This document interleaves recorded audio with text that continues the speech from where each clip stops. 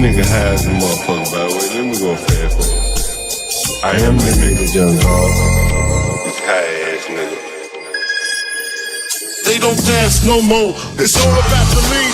Back in the day, crack was jumping on the scene. Now they slumped on the sidewalk. Can't talk, Golden era baby. but we still feel the rock. They used to be kings, now they lost in the scheme. Popping them bottles, throwing money, living dreams. Now they zoned out and mumbling, fumbling. No rhythm in the city, the whole shit crumbling. They used to rock the house, they was riding through the streets. Remember they was dancing, sliding to the beat. Now it's poison in their veins, ain't no pulse on the street. Guess it's over now, they accepted defeat. Back in the day, the rock had a violent freak. Different story now, they got no energy. The new drugs got them slow with the hit unload. Eyes closed and they don't dance no more. Rock used to be jumping, type shit they was on. Now it's lights out, guess the thrill is gone. I am the nigga, young dog. I bring it to you rough, rugged, and raw, nigga. They don't dance no more, it's all about the codeine. Back in the day, they was rocking on the scene. Crack had us pop, Even dancing in the rain, now they nodding off. shit just don't hit the same. I am that nigga, young dog.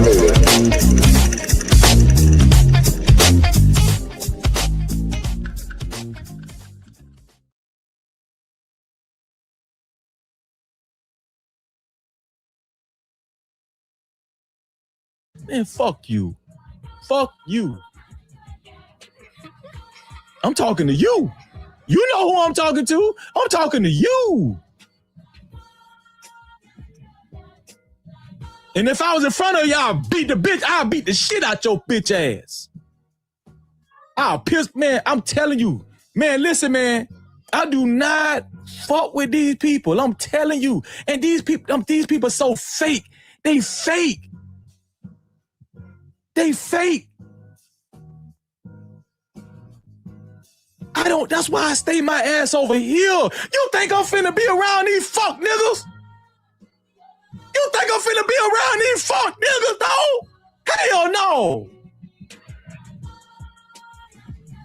You goddamn right, John Galt. I would rather hang around Carmelo Anthony than a lot of you black coon ass ninjas. You goddamn right. I seen your shit, nigga. With your drunken ass, with your drug habit drunken ass. You're goddamn right. You're goddamn right. With your drug habit, weed head, drunken ass, alcoholic ass. You motherfucking right. Yes. I would rather hang around a real nigga like Carmelo Anthony than your black coon, drunken ass, weed head ass. You motherfucking right.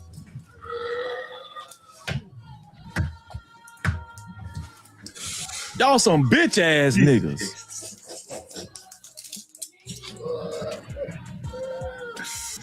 Bitch ass niggas. Bitch ass. And you know you a bitch. Not just John Galt, but a lot of you John Galt some credit. He'll come up and holler at me. I give him credit. Come up and fuck with me. Oh, these blacks don't like that I smoke and drink, but they better not. They better look a little bit deeper and understand how I'm able to see he ain't smoke and drink. And I'm gonna show these. Sometimes Kendrick Lamar, so you gotta step out and show these niggas. So I'm gonna step out and show these niggas today how John Galt. Bottoms up, nigga. Bottoms up, nigga. Maybe I smoke and drink because you fucking blacks are just like damn near animals. It's medication, motherfucker. To deal with you blacks, you drive people crazy to drink and shit. Maybe that's what it is. If the motherfucker never thought about that, then maybe we are just so fucking disgusted. You done drove this man to drink. Maybe that was it, but I'm gonna step out and show niggas today. I know. Let's see. I was shit out. I've been cleaning up. I was sweating this shit. I took me a nap. You know, I wasn't smoking and drinking free there. I took me a nap from cleaning up for niggas, and then my phone just rang. Niggas begged me. I said, I gotta get this shit on the channel. Let these people here, nigga, be getting big for a place to live. Let me step by and show this nigga. Who the frick, nigga? What's up, Richard? Everybody here.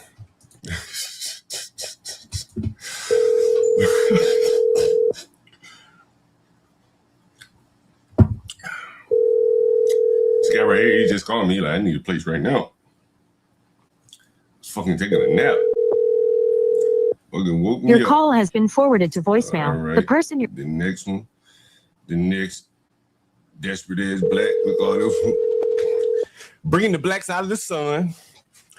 Keeping the top of their head from getting baked.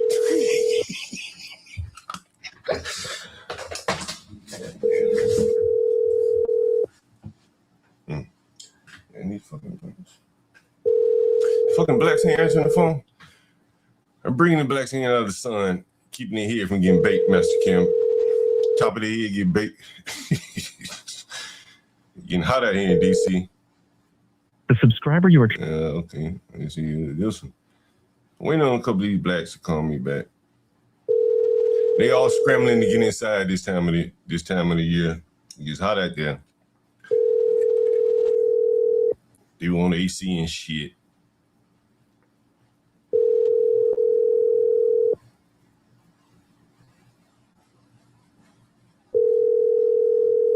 That's another black. Let's see. So many of them been calling me today. Who is this? All right, this is another one. Shit, I was asleep all fucking day. Wake up to these fucking blacks blowing my damn phone up. One of them you heard from already. She's been calling. She called yesterday. Number. They called me from like 3 damn different numbers and shit.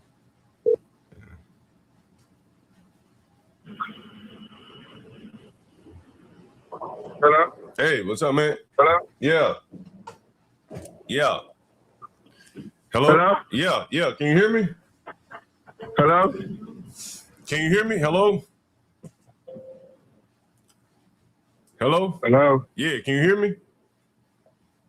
Yeah, hello? Can you hear me? No, I can hear him. Let's see if I call him back. It's the couple from yesterday. The couple from yesterday here. Hello? Yeah, what's up, man? Can you hear me? Hello? Hello? Yeah, the mighty Obama phone. Hello? Maybe on a train or some Obama phone. He called me back. They just texted me though. They said they're on their way. This is a couple from yesterday. But you know, a lot of these blacks, they criticize me. They find every angle to criticize me. You heard the freezies of the world. But the blacks on the other side of the table, the ones that have to deal with me, who have to, do business with me, because I'm one of the few people out here doing business out here with these people. You see how gracious they talk to me. Yes, sir, Mr. John. Thank you, Mr. John. Thank you, Mr. John.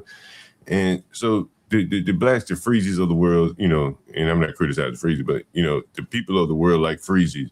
I'm not singling them out. They don't understand on the other side of the world how these people are very, very dependent on someone like me, or a guy that just sitting around smoking and drinking all day. That's what they see. But when I'm not on camera, I'm cleaning up hell. You've seen the piss bottles and all that kind of stuff. And then to bring it all home with the whole Carmelo Anthony thing, you've heard the earnesses of the world, that I'll put the YNs on you and all that. There is a large element, the soft skills of dealing with these. Some of these people are very violent. Some people are very violent. And I'm got to be 50-something years old.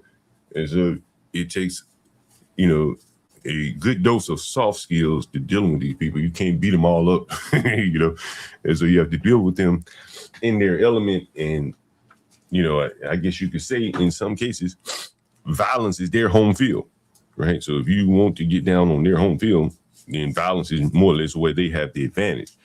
So to do business this long, you got to use your mind and not your brawn to deal with these people. And, that's a lesson for the Carmelo Anthonys of the world out there. You can't beat all these people up. Some of them are going to be much more violent than you're willing to be. And so from that standpoint, they're kind of dim-witted at the same time. High on violence, low on IQ. Unknown caller. Let's see. This is the lady ready. Hello? Hello? Yeah. Hey, John, we on our way now. Okay. Hey, look, I'm gonna send you the address. you bring the money to me first, and then you go and check in. I'm right around. Hold on.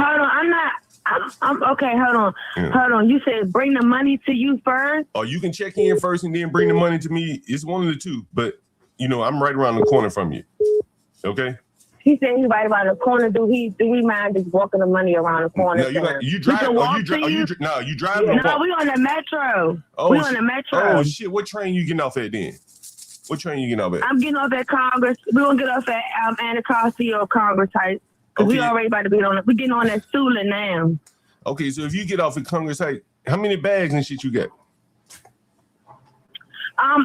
We just brought one bag for now because we're gonna wait till we check and get everything. I mean, we wanted to wait till we pay you, get our code, and then we're gonna go pick up the rest of our clothes and stuff. All right, so we wanted to get our code so we could just go in and out on our own. Yeah, get off at Congress Heights, and I'm seeing my address. You just come and just pay. You got cash? You got cash? No, I got cash out. Okay, all right. Well, you just cash out me and just go straight to the house then. Okay, so what you want me to do? You want me to hold on. I'm trying. He's trying to talk.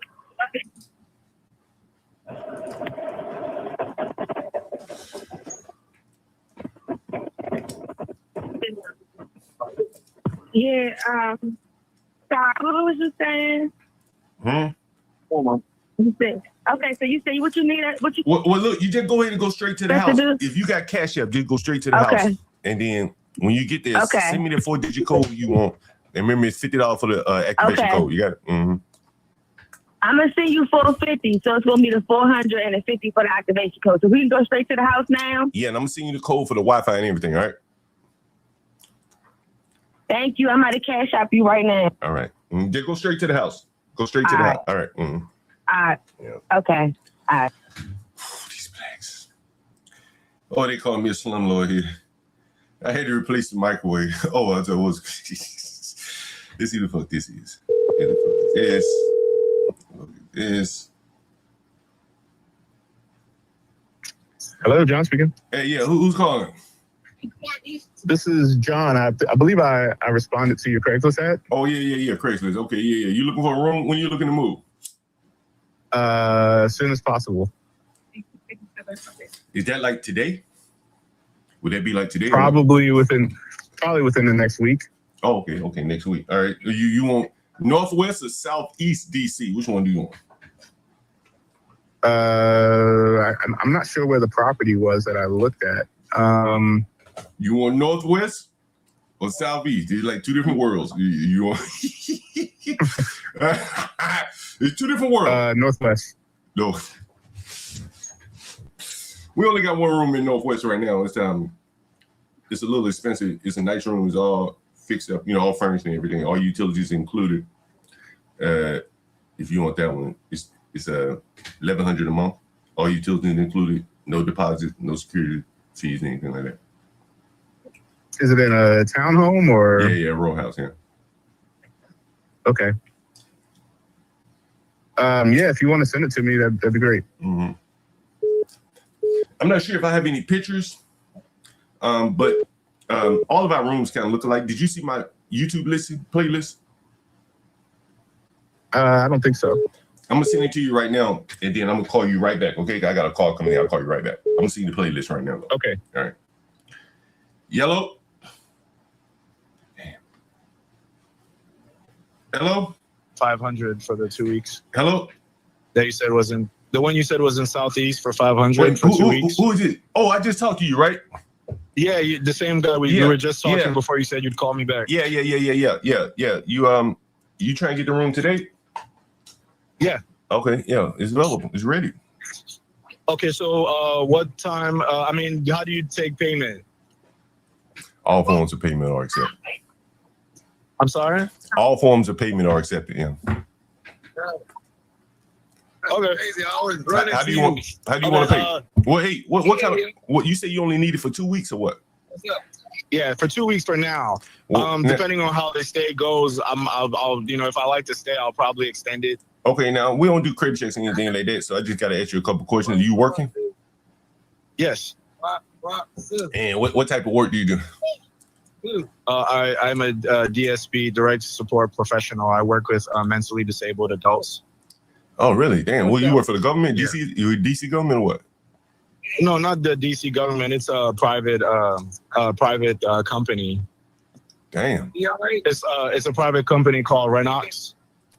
Oh, yeah? Renox, yeah.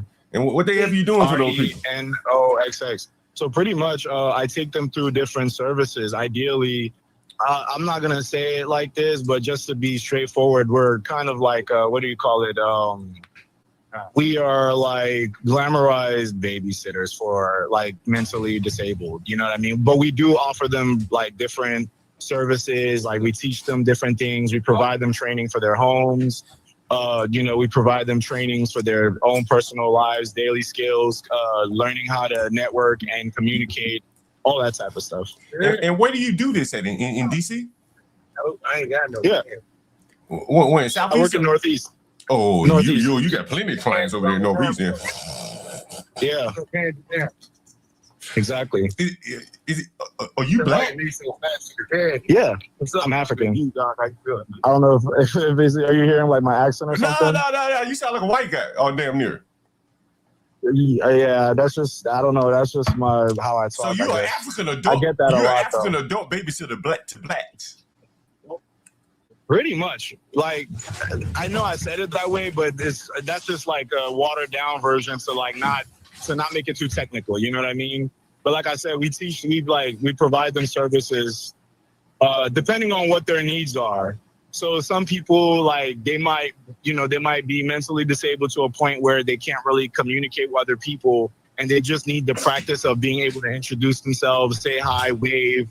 Because they have different disabilities. Some of them are blind, some, had a brain injury, some are on a wheelchair, all types of stuff. Yeah. It sounds like you got a steady income. Yeah, I do. I need a counselor. Oh, you at work right now? Sound like some of your sound like your clients in the background. No, this is a guy that I just, every time I'm walking to my bus stop, I meet him. Sometimes we talk, and I help in ways that I can. Yeah, man, you sound like a good guy, man. Damn. Well, what part of Africa are you from? I'm Cameroonian. Oh, you're Cameroonian. Okay, yeah, damn. Okay. Yeah, I've been to West Africa several times. I've been to Tanzania. So I'm familiar with Africa, man. I got a lady that's African. I'm sorry, say that again? I got a lady that's African. I've been in Africa several times, yeah. Okay, that's dope. Where'd you go? Tanzania, Ghana, where else I went? Tanzania. My stepmom is from Tanzania. Oh yeah, I've been there. It's nice, beautiful. Yeah, I've never been myself, but man, I went on safari, man. Oh man, I saw, what is it called? Is it the Big 7 or the Big 8? You know what I'm talking about? Oh wow. No, I'm not familiar. Yeah, so when you go on a safari, there's I think the Big 7 or the Big 8. I can't remember what it is, but it's the lion, the elephant, maybe a giraffe, a rhino, hippopotamus or whatever. So that's like the Big 7 or whatever. And so I actually saw all 7. So a lion, pack of lions. Wow. Yeah. That's dope. Yeah, but anyway, so you looking for the date. So let me send you the address. You paying cash or what? I'll do like a transfer, Zelle or PayPal, whatever. Yeah. So look, let me and when you want to check in, what time? So right now I gotta go pick up my stuff, and then I'm waiting for my ride to help me move my stuff. And once I get my stuff and all of that, and I'm ready, I can't really rush my ride, unfortunately. Yeah. So that's the only reason I can't give you a definite time. However, as soon as I know when I'm getting picked up, I'll be able to know if I have the address. I'll be able to know when I'll be there, and I can send you the address, we meet, and then I'll send you the money right then and there. All right, so do you have an idea of the time or no? Yeah, nay? Unfortunately, no, but I'm thinking maybe like around 5 or 6, hopefully. And did you say, and man, I've been talking to so many people, you're Southeast, right? You're Southeast. Okay. Yeah, let me see the address of the place right now, and then okay, thank you. All right, yeah, that'll help me plan it as well. Yeah, and I'll text you as soon as I know. Yeah, all right.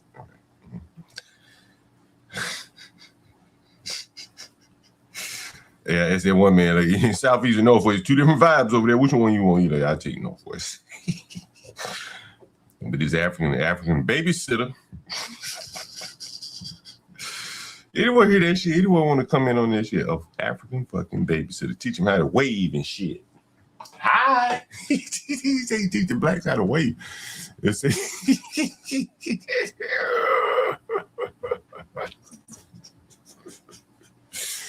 And this is the that's the economy that the blacks are creating. That we got babysitters and shit, right? And we're bringing in African babysitters to babysit blacks. And again, no one can show you this side of the underbelly of the economy that goes to serve blacks. You know what? Let me call somebody. No, this is something. I did not know he was a babysitter.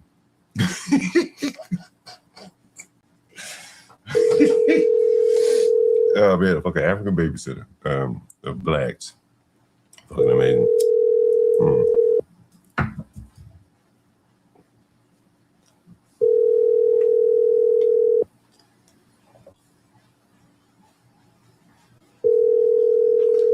Fucking African babysitter. I gotta call this lady back. Another lady in Pakistan somewhere. Where is she? Okay, I call them. Let me call her. Pakistan. Somewhere. This lady she going on a Howard. Lady right here going for a Howard. Hello. Hey, what's up? How you doing? Sorry I missed your call the other day. No, that's fine. Yeah. Yeah, so the tenant that's moving from the unit that I showed you, she's kind of delayed. Okay. She's kind of delayed in her moving, and that's kind of holding me up because she's moving across the street to one of my other units. Okay. But she's not moving until Sunday. So Okay. what I was thinking about doing is getting her to at least send you a video. Well, I can send you a video, but getting her to send you a video, or maybe you could talk to her and ask her about the room or something like that. Because she's still there. She's still the current tenant. That might give you a little bit more assurances than anything, because you'd be talking to a current tenant at the place, and maybe she could do a video call with you if she was willing, because she's not moving out until Sunday, and that's the unit that I've sent you pictures about. And Got it. yeah, so I could do that. I could put you in contact with her if she's willing. And then you could do it like a virtual tour of her, because she's still in the room. I can't do a virtual tour while she's living there, but she might be willing to do it, right? Does that make sense? And so otherwise, if you can wait until Sunday when she moves across the street, then I'll be able to do the virtual tour for you. So it's really up to your schedule. Okay, should be fine. Can you give me her contact, so I'll try. If she's willing, she will. If not, you can show me on Sunday. Okay, that's fine. And how much is this room? Yeah, that's the room that I showed you with the private bath. Remember we talked about it? I said you should get the room with the private bath. Yeah, just a second. Yeah.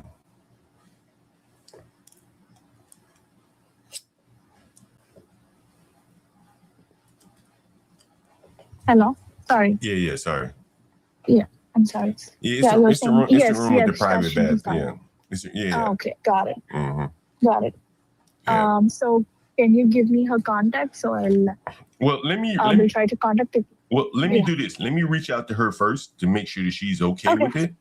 And then what I'll do is if she's okay with it, and then I'll send you her number or vice versa. And then you guys do you have any other availability other than that? Because we have a room available across the street, but it's just a room. You have to share a bath. But as I say, like on Sunday she'll be out, so you don't have to worry about that. Okay. Yeah. Okay. When are you getting in town? Because you coming for what, a Howard residency or something? You trying to go to medical school or something, right? Yes, Howard. And when are you going to be in town? Actually, tomorrow. That's the reason I'm asking. I didn't confirm. Yeah. All right. So look, I have a room for you until what's tomorrow? Saturday.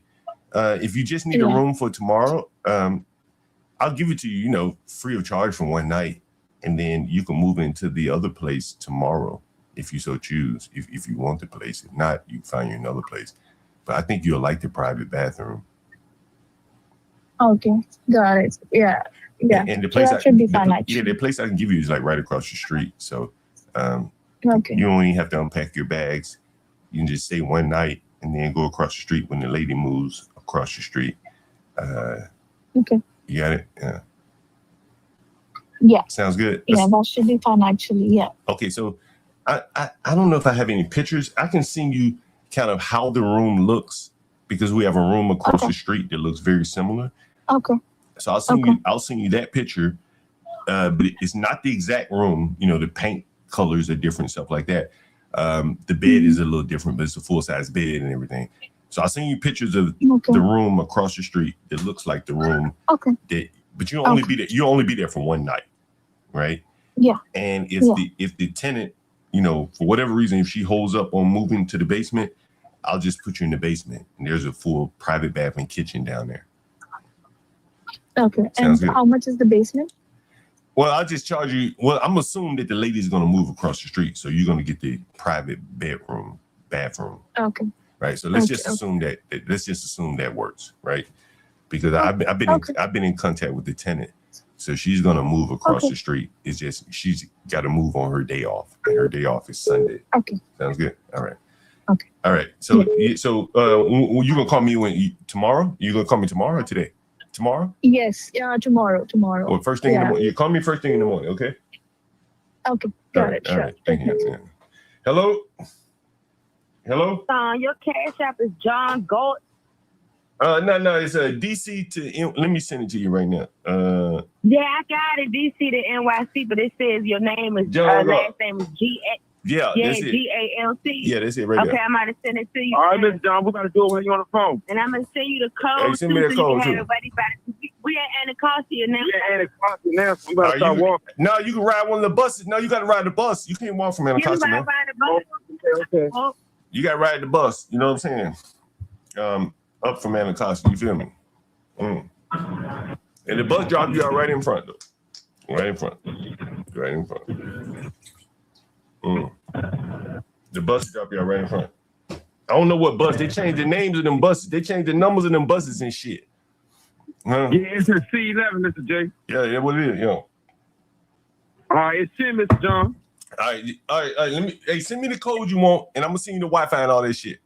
You hear me? All right, we about to send the code. We want the code to be what? 8160. 81. Oh, I'm about to send it to you. It got to be 4 digits. 4 digits. 8160. Yeah. All right, we just sent it, Mr. J. All right, I sent it. I'm gonna see the let me set the code right now. All right. We on the way to the house now. All right. And I forgot to ask the nigga who should I send the code to. They didn't send me back 2 different phone numbers and shit. Oh shit. The subscriber you are trying to reach is not available. Please leave the phone off or something. He probably on Wi-Fi. Smoking and drinking.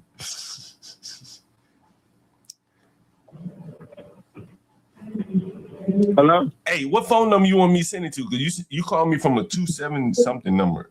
What number you want me sending? Yeah, that's my number. This is the nail number, the 301 number, 852. What number you want me sending to though?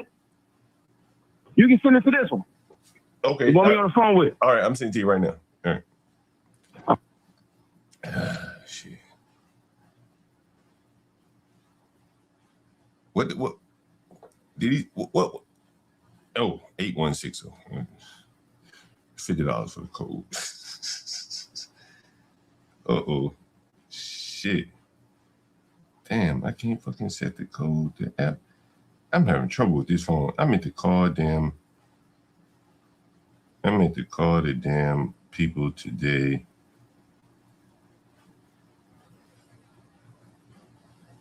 Basement door. It's the basement door. Yeah, basement door. 8160. Damn, I'm not gonna be able to do it from here. God damn.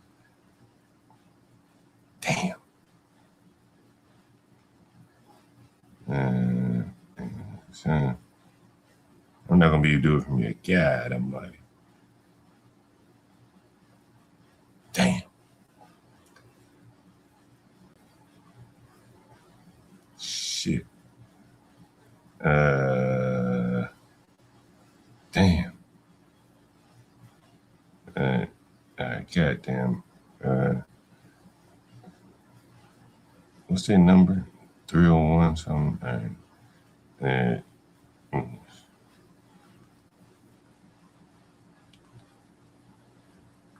sending them the code right now. Freeze, I'm halfway drunk. Send them the code. How do I operate like this? It's pretty easy business for you. Dealing with the blacks. A lot of these blacks don't want to deal with the blacks. Look how fucking easy this is. Fucking woke me up out of my sleep.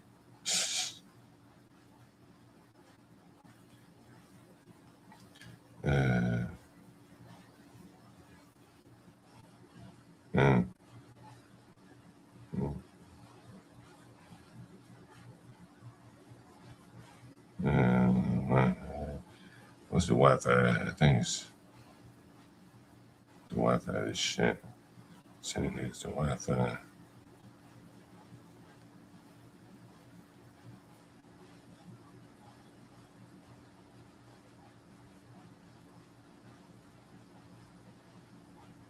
Yes. Let me send them the Wi-Fi. Front door, bedroom, Wi-Fi. I think that's it. Make sure they send me my money. Did they send? They send me my money. And that's what matters. Janelle. That's her name, Janelle. She sent me the money. That boy, this is a beautiful day. Man, these blacks are trying to get outside. I was on Hemp Show the other day, Latina, talking about the Dean Wood, you're talking about the Carmelo case and stuff like that. So I was on this panel the other day. Hemp was trying to play a game of like gotcha, like Mr. Junk, all this. But you know what's crazy? Hemp, I didn't know Hemp lived in PG County.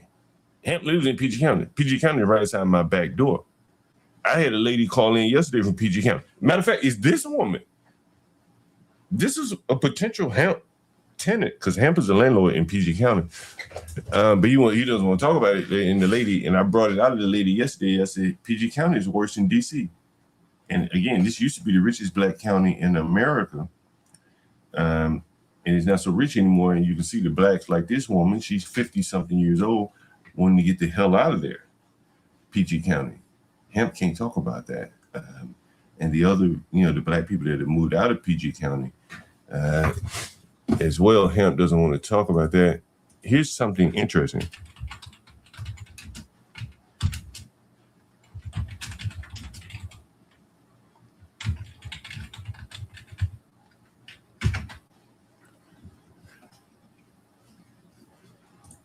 Let's see. Damn, this is fucking Google. I need Google here. Let's see. Let's see if it shows up here. Yesterday I talked to you about Denton, Maryland. Denton, Texas. Today I want to tell you about another community not far from here. And it's called Columbia, Maryland.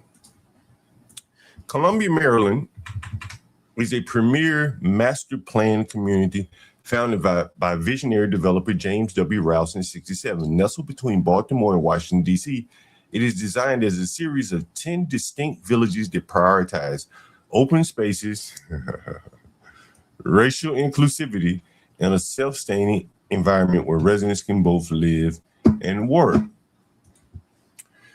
So my mother went out here a while back to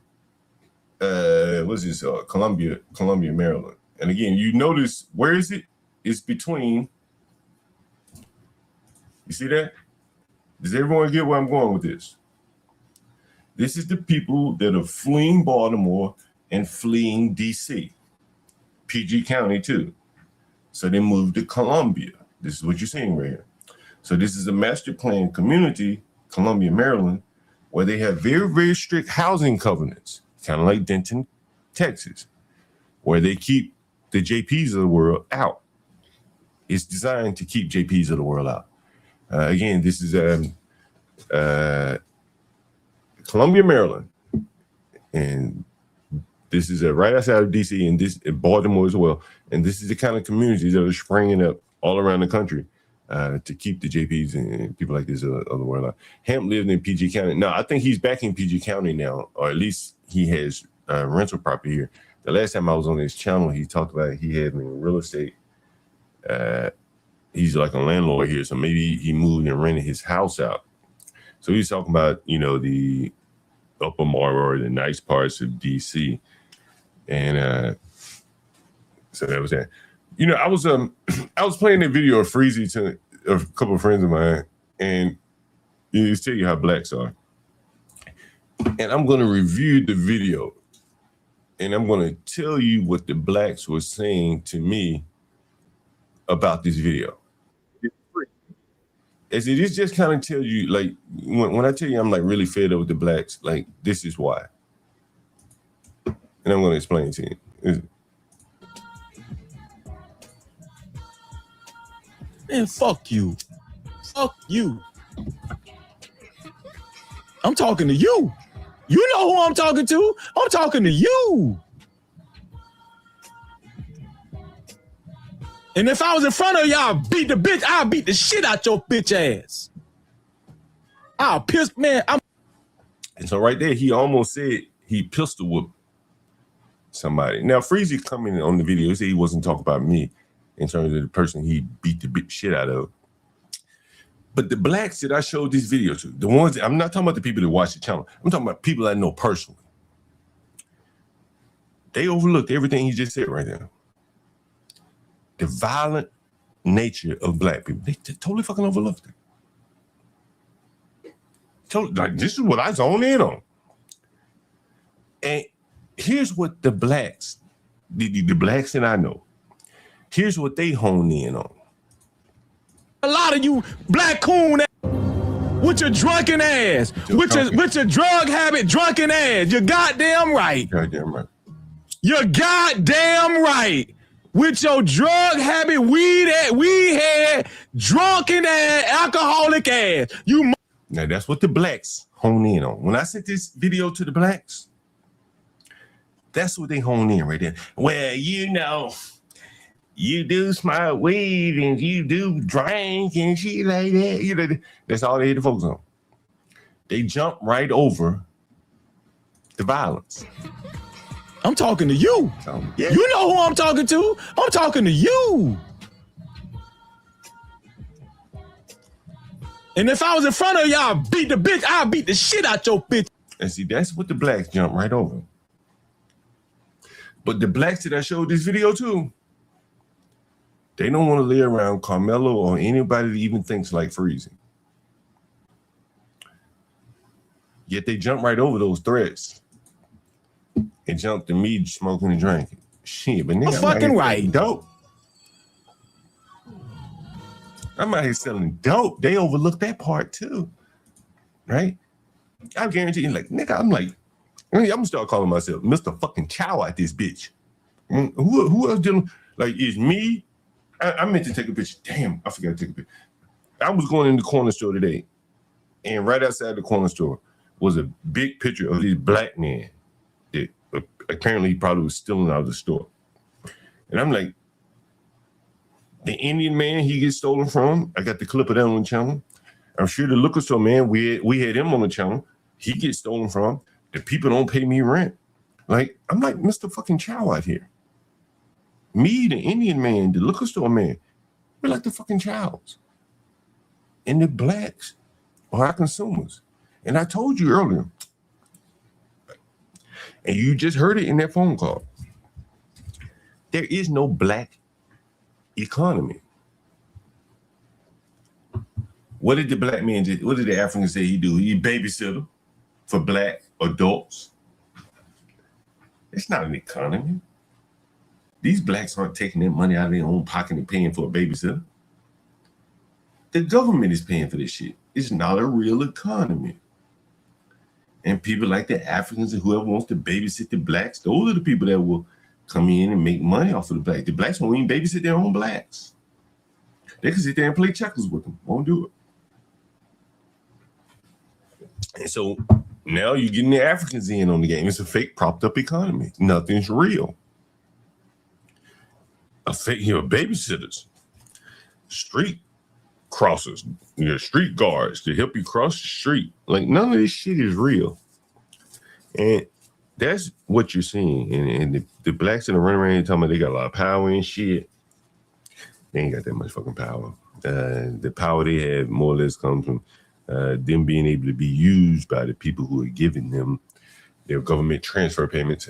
And that's what you're saying. Anyway, so a couple of things I guess we'll cover while we're waiting on this African to send me the money. Send me the money. Damn, should I switch to beer? Will that make Freezy mad if I switch to beer? It's kind of hot out here. Let me switch to beer.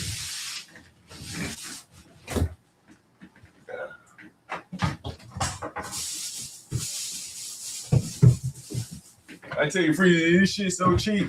This shit, the goddamn Miller High Life Freezy is $5.19. No lie. In the liquor store, this is the cheapest fucking beer you can buy in the liquor store. This is what I'm drinking right here. This is the cheapest shit you can buy. The cheapest fucking shit you can buy. $5.19 is what I'm drinking. Miller High Life. With that being said, guys, you want to support the channel. I don't do a good job of that. Because part of it is, you got to have passion to do this day in and day out. It's my opinion. Unless you're doing reacts to the news and stuff like that. Particularly if you don't have a channel that's monetized. I got more than enough subscribers to be monetized, but the content, I guess they say, is just a little too rough, a little too raw. Like the lady said, no, not that, but the lady that said, she said, yeah, and so from that standpoint, YouTube probably said, Jungle, you're a little too raw for monetization. We can't play ads on some of the shit you're showing, the naked blacks on the street corners, the passed out blacks and stuff like that. And so, monetization for me, no matter how many subscribers I get, the content is probably just a little bit too raw. But for the people that enjoy it, this is what we bring to you here. And we don't even have to worry about many strikes here because we don't use other people's content. Very rarely do we show anyone else's content, which makes the channel somewhat unique in that regard. So if you are interested in supporting the channel, you're not supporting me. Don't think you're sending me any money. Anything you send, trust me, it goes back to making the show a little bit greater. We buy mics, cameras. As I said, I sold one of my mixers recently, but we have 2 mixers, a hell of a video mixer, a hell of an audio mixer. One is for the street interviews, things like that. And it says, all the damn stupid fees that go along with running the stream, how it goes. Anyway, so let's look down I had some couple bookmarks, couple emails I want to share with you while we're waiting on this black. What is this black? Make sure I don't miss his phone call. While we're waiting on this black to get with me about this room, the African babysitter. Oh, yeah. We're going to start here. I've been talking recently about an election here in D.C. And the election is for the mayor. I don't know how many of you have heard me talk about it. I even covered the debate between the mayoral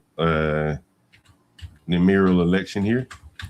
And so we have, I guess you could say, somewhat of a Mondami about to be elected. And DC is a very unique city. It's a very unique city from the standpoint of that it is more or less under federal jurisdiction. MFB would know exactly what I'm talking about. He's lived here for a period of time. And so Trump has a lot more powers here than he would have, say, over New York or something like that. And so one of the things that Trump is saying, and he's issuing a threat to the local voters, the electors here in DC, the voters, and he's saying if the voters vote for a certain particular, he's willing. Has anyone heard about this? Trump is saying if the blacks vote for the bull mammy, he's going to take over the city today in Washington. And here it is right here. People heard this exchange between a reporter and the president. Here in Washington, D.C., there's a Democratic primary for mayor. One of the 2 leading candidates, Janice Lewis-George, is running a Zoran Mondami campaign. It's focused on socialist policies How would you feel if she emerges victorious in next Tuesday's? Well, I wouldn't like it, and maybe we'd take back Washington, run it on the federal basis. We won't put up with it. We're not going to lose our businesses. Well, we were actually able to catch up with Janice Lewis George outside of a campaign event tonight. She gave us her response to the president's comment. The reality is that this is the Bull Amendment that will soon be the mayor of Washington, D.C. And Trump is saying, no.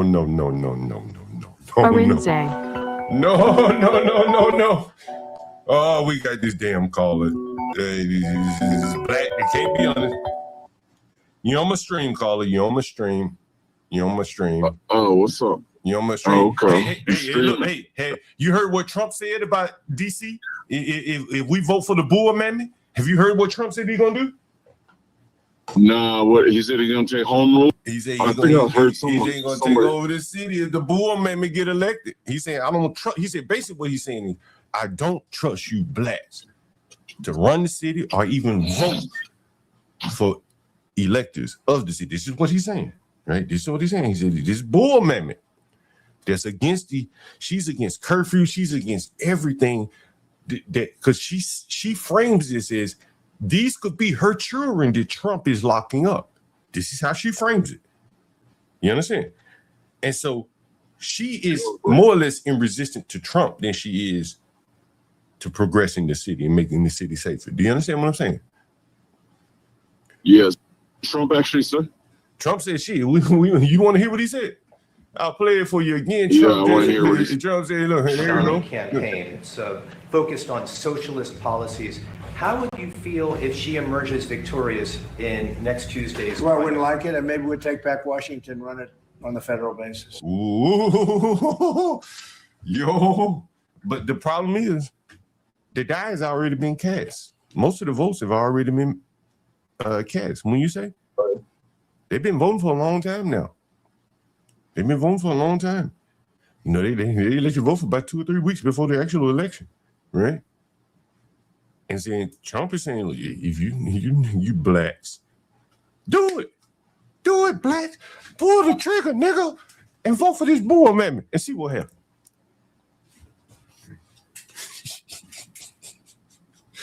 What do you think about that, caller? Are you a fan of this? I don't know. Are you a fan of the Bull Amendment? Are you a fan of the Bull Amendment? Who are you talking about? It's only one running. Janice George. Nah, I'm not. I don't like her. Why you don't like her? I don't like her policies. Hey, bro, I just had a call from a dude. Remember I was telling you how there is no black economy. Remember I was telling you that shit? I was telling you that the other day, right? Yeah. Nigga, we just had a man call in from Africa. He's from Africa. He's from Africa. And you know what he does here? You know what he does here, nigga? Huh? You know what he does for a living?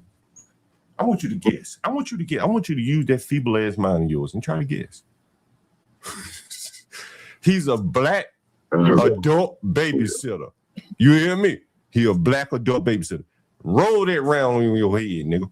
A black adult babysitter. Nigga, we got jobs in America where people babysit black. They teach them how to say hello and shit, say hi and wave at people. Adults. And he about. I'm sorry. So what's his? He said, what's he doing? He can't believe it. He's an adult babysitter. He teach blacks how to wave and shit, say hi. All right. I don't understand the ebonics or whatever. You tell me in North, like pretend I'm a white guy and you're trying to tell me what he does. We got in America. We have Africans. No, bro. Yeah, just pretend I'm a white guy. Go ahead. In America is so great. We got Africans that come here to America from Cameroon and shit like that to teach black people how to wave hi. Hi. All right. That's his job. Okay, got it. That's his job. All right. I think you're still making. What's his job? What's his title? He's a DSP. Well, I don't know what the fuck that shit mean. DSP. But his job is to teach blacks how to wave hi and say hello and shit. Oh, okay. That's interesting. So he came all the way from Africa, man. All right, I'm gonna let you get back to your. All right, I'll talk to you later. All right.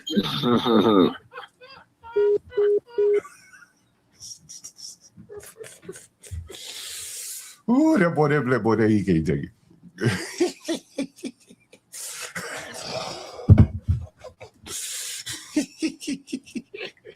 I wish Be Brave would answer the phone. Be Brave up on CT. Somebody tell me, Be Brave up on CT. Be Brave up on CT. Let's see. If I call him twice, he's gonna answer the phone. Oh man, this is too good, right? This is too good. Whoever would have thought today in America we'd have black fucking babysitters. Black fucking babysitters, and the babysitters would be fucking Africans. Whoever would.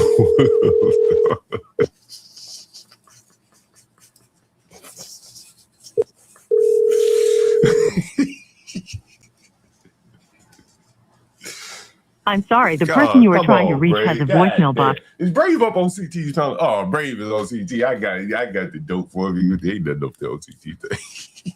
Because Brave had been saying blacks need babysitters. And here we are now, seeing that there is an economy for adult black babysitters. This is nothing short of amazing here. I didn't even know this. You know, I knew there was some kind of like babysitting type services, but to this level where we're bringing Africans in here, this is very interesting here. Very fucking interesting here. Yo, and you know, one of the things you may not notice is that with the couple that just called, it would have been cheaper for them to rent weekly or monthly. But blacks have such short, sighted future time orientation that with the blacks, I charge them weekly. They get paid weekly or bi-weekly. And they're more willing to pay rent weekly, even if it's more. But if you let them go too long, they're so undisciplined that 30 days is just too long for them to have to think and prepare and save their rent.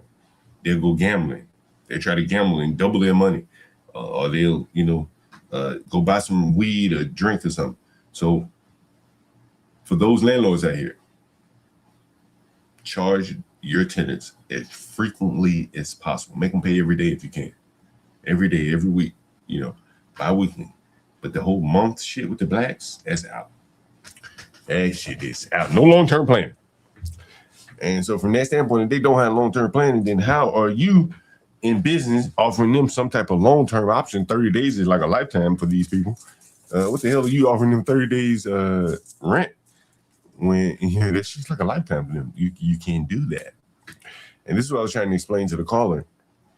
He's in the same business I'm in. Like, bro, like you gotta churn these people. You can't. They're not going buying a case of beer. They're going to buy one beer at a time. So anyway, so back to the regular schedule program. The DC Trump is threatening to take over DC. We won't put up with it. We're not going to lose our businesses. Well, we were actually able to catch up with Janice Lewis George outside of a campaign event tonight. She gave us her response to the president's comment. The reality is that the people of D.C. vote for the mayor of D.C. And the president threatening home rule because he doesn't like how residents may vote, to me, is an attack on democracy itself. If you win, how would you approach a relationship with Donald Trump as president while you are the chief executive of Washington, D.C.? Yeah, I've been clear that I will work with anyone to the benefit of DC residents. That includes Trump, that includes his administration, and it even includes Republicans in Congress. And there's so many things that we can work on together. As I've always said, there's a lot of work that needs to happen at Union Station and making that a regional transit center. The federal land over in Southwest is an opportunity for us to build and create housing and new opportunities. You've heard me say over and over and over again, and if we get to it, you'll see what I'm saying. And you're going to see a pattern here where she's not willing to address the teen problems, So what she does is she wants to look away from that and try to focus elsewhere. And I'm going to show you through a series of videos what I'm talking about here. This is a Montgomery-like candidate. And she's going to crack down on these landlords. Trust me on that. Opportunities for DC. And so I want to work with this administration on creating those new opportunities for. I want you to notice where she is by looking over her shoulder in the background. Look over her shoulder in the background. Tell me what you see. Put it in the chat if you can tell me what you see. Right here is Brooklyn Grove. This is right near Catholic University. And I want you to look over her right shoulder, and create right housing here. And new opportunities for DC. And so I want to work with this administration on creating those new opportunities for DC residents, jobs, housing. And that is what I hope we can accomplish. One more thing Louis George added. She told me she doesn't even believe that the president has the authority to overturn home rule here in DC. She says that authority comes from Congress. So what to make of all of this news? Well, we know Mark Seagraves has been covering politics in D.C. for over 2 decades. Here's what he told me. When you hear the president of the United States say that he wants to take back Washington, D.C., run it federally, what does that? Oops, sorry.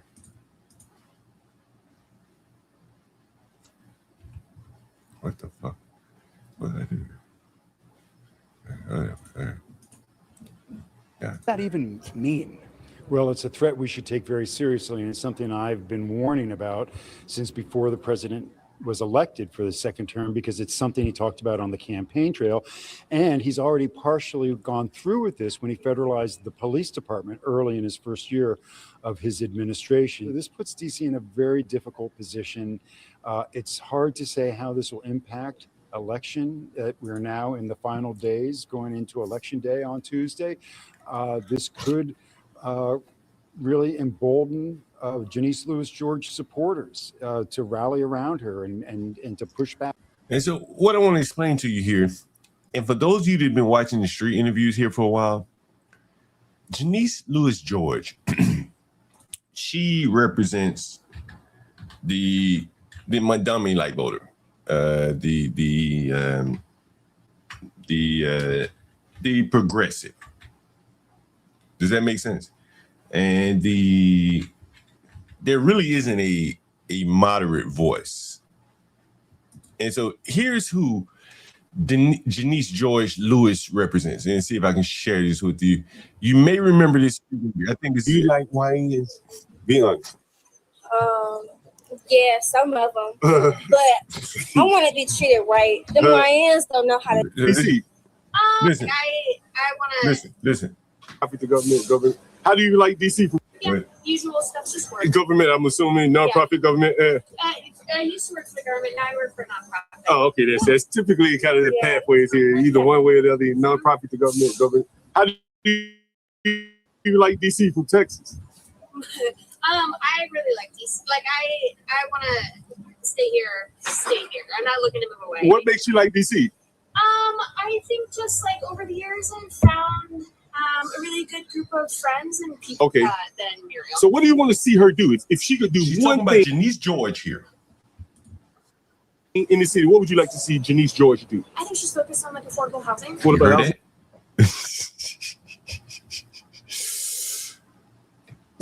Affordable housing. To the white liberal here, we have an affordable housing problem. You heard her? And I think it's in this interview. I think I asked her where she lives and how much she pays in rent. And I want you to listen to this shit. This is the problem that Janice George is trying to solve by building more houses without making large swaths of the city safe. She's basically saying, look, I can't do anything to these YNs. They're my weapon. So I'm just letting them run wild and use them against Trump. And the smaller areas of the city that's safe, northwest parts and northeast, small parts of southeast and southwest, where the baseball stadium and stuff like that is, the waterfront. I'm going to build low-income housing for those people in those areas. And the developers respond in kind and say, okay, you want low-income housing there? We're going to build one-bedroom apartments for grandma. So that this white lady here can feel safe around grandma. We're not building 3 bedrooms apartment for Keisha, and Tyrone and shit. This is how the game is played. So I want you to listen to what this lady says. I think it's affordable like cost of living for people, for everybody. And I'm guessing you live around here? I rent around here. Is it very expensive? Yes, I mean, like I live in Pleasant Plains, so Howard. Okay. So you heard what she said, right? She said, I live by Howard in a neighborhood called Pleasant Plains. When I first moved here, there was no neighborhood called Pleasant Plains. For people, for everybody. And I'm guessing you live around here? I rent around here. Is it very expensive? Yes, I mean, like I live in Pleasant Plains, so Howard. Okay. Live in a small apartment to make it work. Yeah. Yeah. For my audience, what is a small apartment in Northwest Pleasant Plains cost? Yeah. Our rent is $1,800 a month. And it's a 1-bedroom or studio? It is a 1-bedroom, but how many square feet? Oh, I don't know. Right now. And here's the black who really doesn't have any options in this vote. And I want you to listen to him. They're both voting for Janice George or the Janice George alternative, but the blacks, by way of the Democrats, have seated in ranked choice voting. So no matter who he votes for, one of the two is going to win, and it's probably going to be Janice George. She's going to have the proponents of the votes there. Changes depending on how you work. But right now, because during the winter, I was kind of slacking off. I don't like the cold. I ain't gonna lie. I don't know if you heard that, but he said during the winter, I don't like the cold, man. That cold weather. I don't like that cold, so I don't work in the wintertime. Listen, he said in the wintertime, I don't do too much work. Cold like that motherfucker. Now, you've heard people say the Spanish work 7 days a week, even in the rain out here, making $1,600 a week just delivering food. Homeboy here said, wintertime, I don't really work in that cold weather, man. Right now, it changes depending on how you work. But right now, because during the winter, I was kind of slacking off. I don't like the cold. I ain't gonna lie. So in the winter, you don't have to pay as much? No, in the winter, I wasn't working as much. How much are you paying rent to live around here? I pay $2,400 for a 1-bedroom. This is Janice George's audience right here.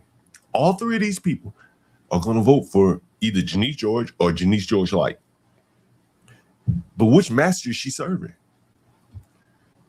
There's nothing she could do for that black man here. There's nothing. Like, he's helpless. He's worthless. He's only worth a vote. But for the white woman, he can do something. She can do something for her. No, in the winter, I wasn't working as much. How much are you paying rent to live around here? I pay $2,400 for a 1-bedroom. Ooh, $2,400 for 1 bedroom. I don't need to be up here. I'm up here going to see my family. Hey, you on my stream, bro. You on my stream. You want to keep that conversation going about the underman, your underman, bro. They hate that AI and shit.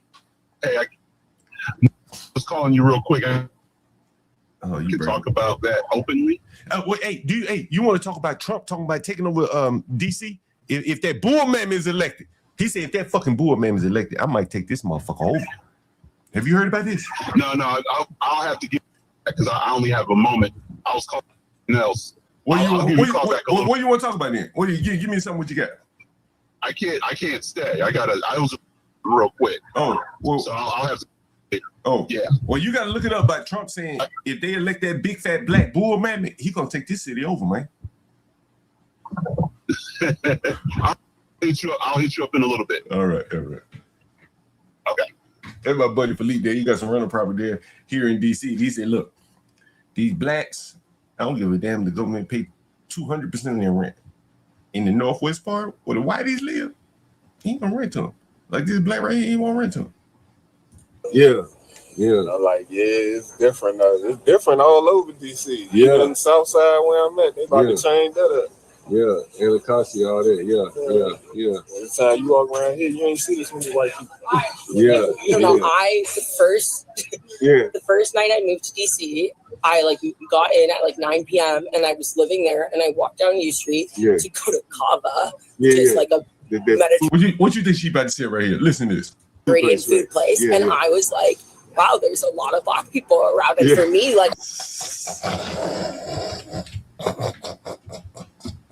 I was living there, and I walked down U Street to go to Kava, which is like a Mediterranean food place. And I was like, wow, there's a lot of Black people around. And for me, like, I wasn't used to it, like, and I noticed it. And I was like, it was like very club scene.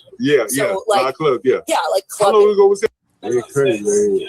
It turned this area around quickly, isn't it? Yeah. What high school you went to? Damn. Up there. What? I don't know what they call it now, but up there on 16th Street. What was the name of it? It was Bell when I went Bell. there. I heard next to Lincoln. Yeah. Well, they renaming shit. Yeah, they didn't. So what he's talking about here is that it was. I had a beautiful time here in DC. So what he's talking about here, you will hear this guy. And listen, like I I want you to said, listen to this. Again, the schools. I don't know if I did a stream, but I had this saying: the schools are the battleground. I remember I was in New York. I was in Brooklyn at the time, and they were trying to schedule holidays. And, schools have so many days that they go to school. And, they say 175 days a year they must be in school. And so that means that there are only so many holidays that they can allot and still maintain the minimum school days. And so I'm in New York at the time, and I'm watching the news, and they could not provide a school holiday for Ramadan. And this was in New Jersey, though. It was news out in New Jersey. And I remember the Mexican lady saying, the Muslim lady saying, once we get our numbers up, we will get our holidays. Trust me on that. And that's what formed my thoughts, is that the schools are the battleground. The Muslims want their holidays. The Christians want their holidays. The Jewish people want their holidays. Everyone else, they're so baked in holidays. There's periods when school is not in session.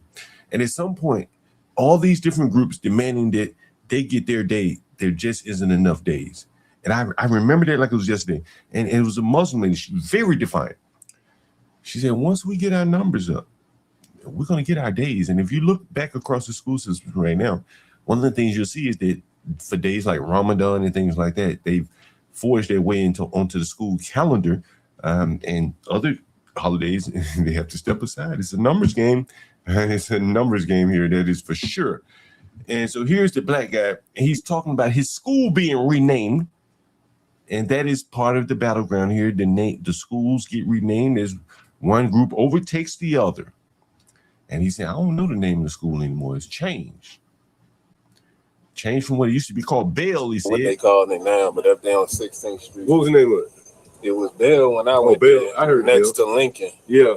Well, they renaming shit. Yeah, they didn't change. Like I said, they didn't change a lot. So I don't even know what they call it now. You grew up in Northwest Side? Yeah, they're right up there, Columbia Heights. Oh, okay. Damn, boy. I'm about to go up there. That shit like Spanish town there. Oh, yeah. It's not like, I'm like 16 and up. That's Spanish. I think 14 down there. But they be all on the corners and shit, selling food and shit. Hey, I ain't mad at it. No, I ain't mad. I'm like, bro, that shit, you be in Mexico when you down there. When you up there, you know what I mean? Yeah. You in a shelter or something to move up? Did you hear that part?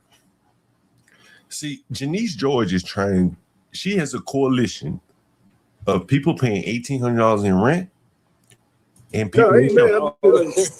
Bro, that shit, listen, he's in the shelter. Oh, yeah. It's not like, I'm like 16 and up. That's Spanish. I think 14 down there. But they be all on the corners and shit, selling food and shit. Hey, I ain't mad at it. No, I ain't mad. I'm like, bro, that shit, you be in Mexico when you down there. When you up there, you know what I mean? Yeah. You in a shelter or something to move up? He's in a shelter. My buddy Johnny Boy right now is in the shelter. He called me the other day. He like, yo, I'm in the shelter, John. I'll be out at some point. And so these are the two different constituencies he's trying to meld into a coalition against Trump. A man in the shelter and two women who said when they first came to DC, they saw the blacks, they were shocked. This is the coalition that the Janice George is trying to form. See, that's the only way you can move up that fast. Oh, okay, yeah. You in the shelter. Yeah, that's the only way you can move up that fast. I ain't know that. Yeah. I ain't know, but I got mine. I'm good. Yeah, that's real good. Yeah. Yeah, this is $500. You have to pay Right now, $500. right now it changes depending on how you work. So, But right now, because during the winter, I was kind of slack home. I don't like the cold. I ain't gonna lie. So the winter you don't have to pay as much. No, in the winter I wasn't working as much. No, the first night I moved to DC, I got in at 9 p.m. and I was living there, and I walked down U Street to go to Kava, which is like a Mediterranean food place, and I was like, wow, there's a lot of Black people around. And for me, And so here's something, again, this is why Trump is talking about taking over the city. Can you name a Republican member of Congress who you have forged a relationship with, who you think would be a supporter of Washington, D.C., would be an ally to Washington, D.C.? So I have been walking the halls of Congress myself. I also have been walking the halls, doing days with Free DC and talking to Congress people. I have spoken to Hakeem Jeffries, who said DC needs to do a better. Hakeem Jeffries is a Democrat. The question was, can you name some Republicans that you've talked to? Be a supporter of Washington, D.C., would be an ally to Washington, D.C. So I have been walking the halls of Congress myself. I also have been walking the halls, doing days with Free DC and talking to Congress people. I have spoken to Hakeem Jeffries, who said DC needs to do a better job of communicating with our Congress people in Congress. I met with a purple jurisdiction Democrat. Again, the question was, have you met with any Republicans? Republicans have control over this city. With Trump in office, they have control over the city. And the man asked her, have you spoke with any Republican? The people that have control over the city right now for the next 2 years. And she said she met with Hakeem, the Democrat Jeffries. Well, my team met with a purple jurisdiction Democrat, Vindeman, out in Virginia. When my team met with Vindeman, he said that he had often voted with the Republicans against DC because he didn't feel that vote was consequential. And so that shows that when we build relationships, we make the case, as Hakeem Jeffries told us, for ourselves. And we don't just depend on Congress people to know the lies that Republicans in Congress are telling about DC, but we tell it ourselves that we can be effective. And I do think that is a key difference, that we haven't been having any relationships with Democrats. And Hakeem Jeffries told us actually that Republicans are voting on Republican lines. We need to shore up our Democrats, especially Democrats in purple jurisdictions. She cannot answer the question. You saw that. She would not answer the question. Is there any Republican that you talk to? You're going to have to work with these people. As the mayor of DC, you have to work with the opposition, particularly when they're in control. It's the way it works. This is politics 101 in America. And she said, I went and spoke to one of the most liberal Democrats when asked about speaking to Republicans. She cannot govern. She cannot govern the city. And this is why Trump is saying, I'm going to have to take the city over. You see this here in the area. And this is why I say, when you got these Republicans, and I'm gonna lay some of the blame here at Justin Fairfax's feet. For those of you that remember Justin Fairfax, he's a Black former lieutenant governor that killed himself. I think he killed his wife too. He did. I think she was a pediatrician for sure. The boy was out over his skis. He couldn't become, he wasn't worthy of becoming a governor. Hey, what's up, Black lieutenant? What's up? Hey, hello. Can you hear me? Yeah, loud and clear. Oh, I'm still at work. I saw your quote in the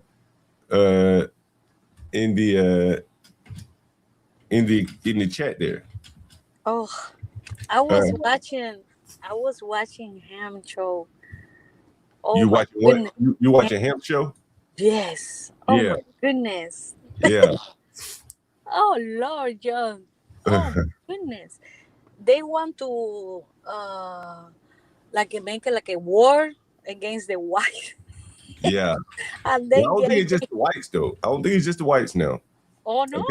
I think it's everybody. Hemp, I have a clip of Hemp saying that everybody, if you're not Black, you're white to him. That's what Hamp said. And how he knows? Say what? How? Explain me that. I don't know. I don't get it. Well, you know, So as I'm I'm saying to black. you, So I'm black. I don't know. he says if you're not black, you're white to him. I think that was Hamp. No, was it Hamp or Freezy? I think it was Freezy. Freezy says if you're not black, then you're white, and he was referencing the Carmelo Anthony jury. And I think in some sense he may be right. Even someone says culturally, and I think that culturally all the other groups that are coming here are more or less. Well, but back in my country, we are black, white. We are all kind of colors. We call each other negrito or it's no matter. It's okay. You can call each other. Can you see this on the screen right here? Let me see. Let the Negro fight. Oh my goodness. You want to read that out loud for the audience that may not be able to see it on the show? Oh, I know. It probably make you uncomfortable to read that, doesn't it? Oh my God. Does that make you uncomfortable to read that? Let's see. I don't know English. Let the Negro fight his own battles. His problems are not mine. I don't want to ally with him. Oh, okay. Who is this person? Oh, gosh. That is Felix Tijerina in response to the League of United Latin American Citizens. This was 1957 or something like that. No. And this was on the they wanted him to work with the NAACP on the Board of Education. And he's saying the Negro battles are not mine. Let him fight his own battles. What do you think about that? But which Negro are he talking about? I'm sorry? From what? Who are he talking about? From United States or from? Well, yes, this is in the context of the United States at this time. This is 1957, I think he said this.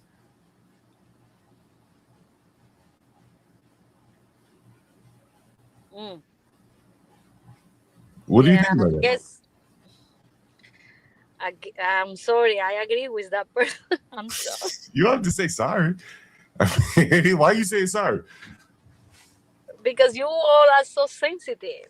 Look at how I have to, John. I work here in the post office. I have to hide from these women. These women, I'm telling you, your sisters are terrible. You know what? Okay, let me explain you. There are some of them. They start working at 3:30. Can you hear me? Can you hear me? Loud and clear. I hear you loud and clear. Yeah. Some of them they clock in at 3:30 in the morning, and like around 4:30, they already eating those things that you guys eat. What's the name of that? Like crabs and. Oh, crap. At 4:30, like they already taking breaks. I clock at 5:30. Yeah. 5:30 a.m. So when I come to work, all the break room is already smelling so bad. Because they Wait a minute. You said the break room smells bad? Man, at 5:30, because they already eating, they already breaking, When I come, they already go break and I keep throwing package. So they already eating all of that crab boils or whatever you eat. Oh my God, and I feel so dizzy. And I say, I one time I told one of them, "Hey girl, you don't think it's too much eating that? It's not even 6 a.m." But wait a minute, what are they eating crabs in the in the break room? The break room area in the back of the post office. We have the break room and the locker room, and they already eating that. It's too early. I said, you guys, how long are you been working? 2 hours? They're already breaking, eating at this. It's too early. John, I'm telling you, it's too much. And then I know you're laughing. It's too much. John, you remember that Bernie Mac joke? You remember that? Hey, hello. When our people break, he blessed having break. crab boy. But he blessed having crab boy. What part of the country are you in? Me? I'm in Florida. I live in. Do you know Florida? Well, yeah, I'm familiar with it. Do you know Tampa, Florida? I've been there before. Yeah. Well, I live in Clearwater. You know where the black team take over last week? Oh, they had a black team take over in your town? Oh my God, in Clearwater? Oh my God, John. It was a mess. Look it up in the news. You can look it up. Clearwater takeover. Look it up. But I work in Tampa. I had to drive here to Tampa because I lost the bead. You know, the post office is by Union. The Union give us the bead or whatever. I lost the bead over there. Oh my goodness. So I have to go I have to come back to Tampa.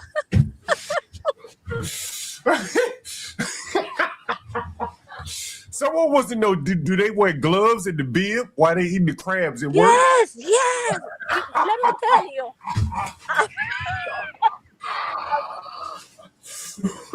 But think about it. I have to clock at 5:30 a.m. So because I have to drive from Clearwater to Tampa. You know, I get here like 5 a.m. I'm still here because they offering overtime at this time of the year. So I have to drive. When I came, it's 5 a.m. How you eat crabs at 5 a.m.? It's bad. I'm telling you. I tell them they sweating because the air conditioner is not. I'm telling you, and they all the time they tell me, "Oh, how can you have the post office job? How you this and that? How you?" I said, "Well, because I passed the test. I took the test, and I passed the test. That's how I have this job." Well, so wait a minute. So I would imagine that the post office probably at some point was majority black. It's still majority black. Still majority black? Yeah. What is it like working around a bunch of blacks in a government like that? Joe, listen. In one point, I told you the other day when Be Brave was there. Yeah. In one point, I let my hair grow because my husband, he started complaining, "Oh, you always cut your hair." So, and then because my hello. Yeah, no, I'm listening to you. I'm just calling Be Brave. Go ahead. Oh. Go right ahead. No. Keep talking. Go right ahead. So I wanted to cut my hair to donate it to the San Youth. Do you know San Youth children? Hey, hold on. Brave, we got a live one, Brave. We got a live one. Hold on, John. I'll jump off Brave, we got a fucking live one here, Brave. We got a fucking live one. Oh, man. What is that? Brave, she just mentioned you too. I had to call you. It was a fucking Latina woman mentioned you. That's the only reason I call you. Brave, can you hear me? Hello. Yeah, I can hear you. Brave, we got a live one here. Brave. We got a sister gal or a Latino woman, and she's describing what it's like to work with blacks. And she said these niggas are eating crabs at work in the break room, stanking up the break early. Latina. But at 5 a.m., 4:30 a.m. in the morning, it's not normal. That's not normal. Hey, Brave, you got some background noise, Brave. Brave, you got background noise. Oh, listen, I gotta go. Hold on, Brave, you got background noise. I know. You want to just join the panel, Brave? I would love for you to talk to her. Yeah, I will. All right, I'm gonna put the link in. The chat right now because I'll be there. I need you to talk to her. I need you to talk to her. I'll be there in a minute. All right. It's Brave right there. Yeah, we're gonna get you to talk to Brave, and we got two women up here on the panel. Okay. And two smart, intelligent women, and I've been reading your comments about what it's like working with blacks. So I'll let you carry on while Brave is going. So your experience working with the blacks as a Latino woman? Say that again? Your experience working with the black women or black people in general as a Latino woman? Okay. I already get used to, I've been in the post office for 11 years already. I get used to them. But the brothers are good, You black guys are so sweet. At least with me, that's my opinion. But black, who respectfully, the lady in there, the nice lady, respectfully. But most of black women are so crazy. In my opinion, it's so crazy. It's like they are like upset all the time, like mad. Every day they are mad. They are mad. They're mad. And they come into work like that, mad. Yes, and then everything, like a little thing, John, little thing make them mad. It's for nothing, for no reason. If you put the bottle of water here, hey, don't put the bottle of water. I say it's just a minute. I take it. Everything is mad. The attitude with everything, and then the supervisor. A lot of supervisors are black men. In the the post supervisor is office. a black man. Yeah, we have a supervisor. Not now. He already moved up. Move up. Yeah. Now he's the manager. He's the manager. Do they favor you over the black women? Yeah, because that's the problem. No, but I already learned. I learned over the year how to prevent that from happen. Yeah. No, I never talk to the supervisor if it's black. I never talk to him or nothing. I never approach What do you mean him. you never talk? What do you mean you never talk to him if he's black? If it's like for instance, let me explain you. The carrier, the postal carrier. Are you a carrier? No, I'm a clerk. Okay. So you go ahead. Sorry about that. That's why I told you I come at 5. My begin tour is at 5:30 a.m. Mm-hmm. The carrier they come at like at 8 a.m. Yeah. So, the problem with them is, this is my opinion. Like I see in the post office, they have like a problem in between them, the black men and black women. I don't know why they don't.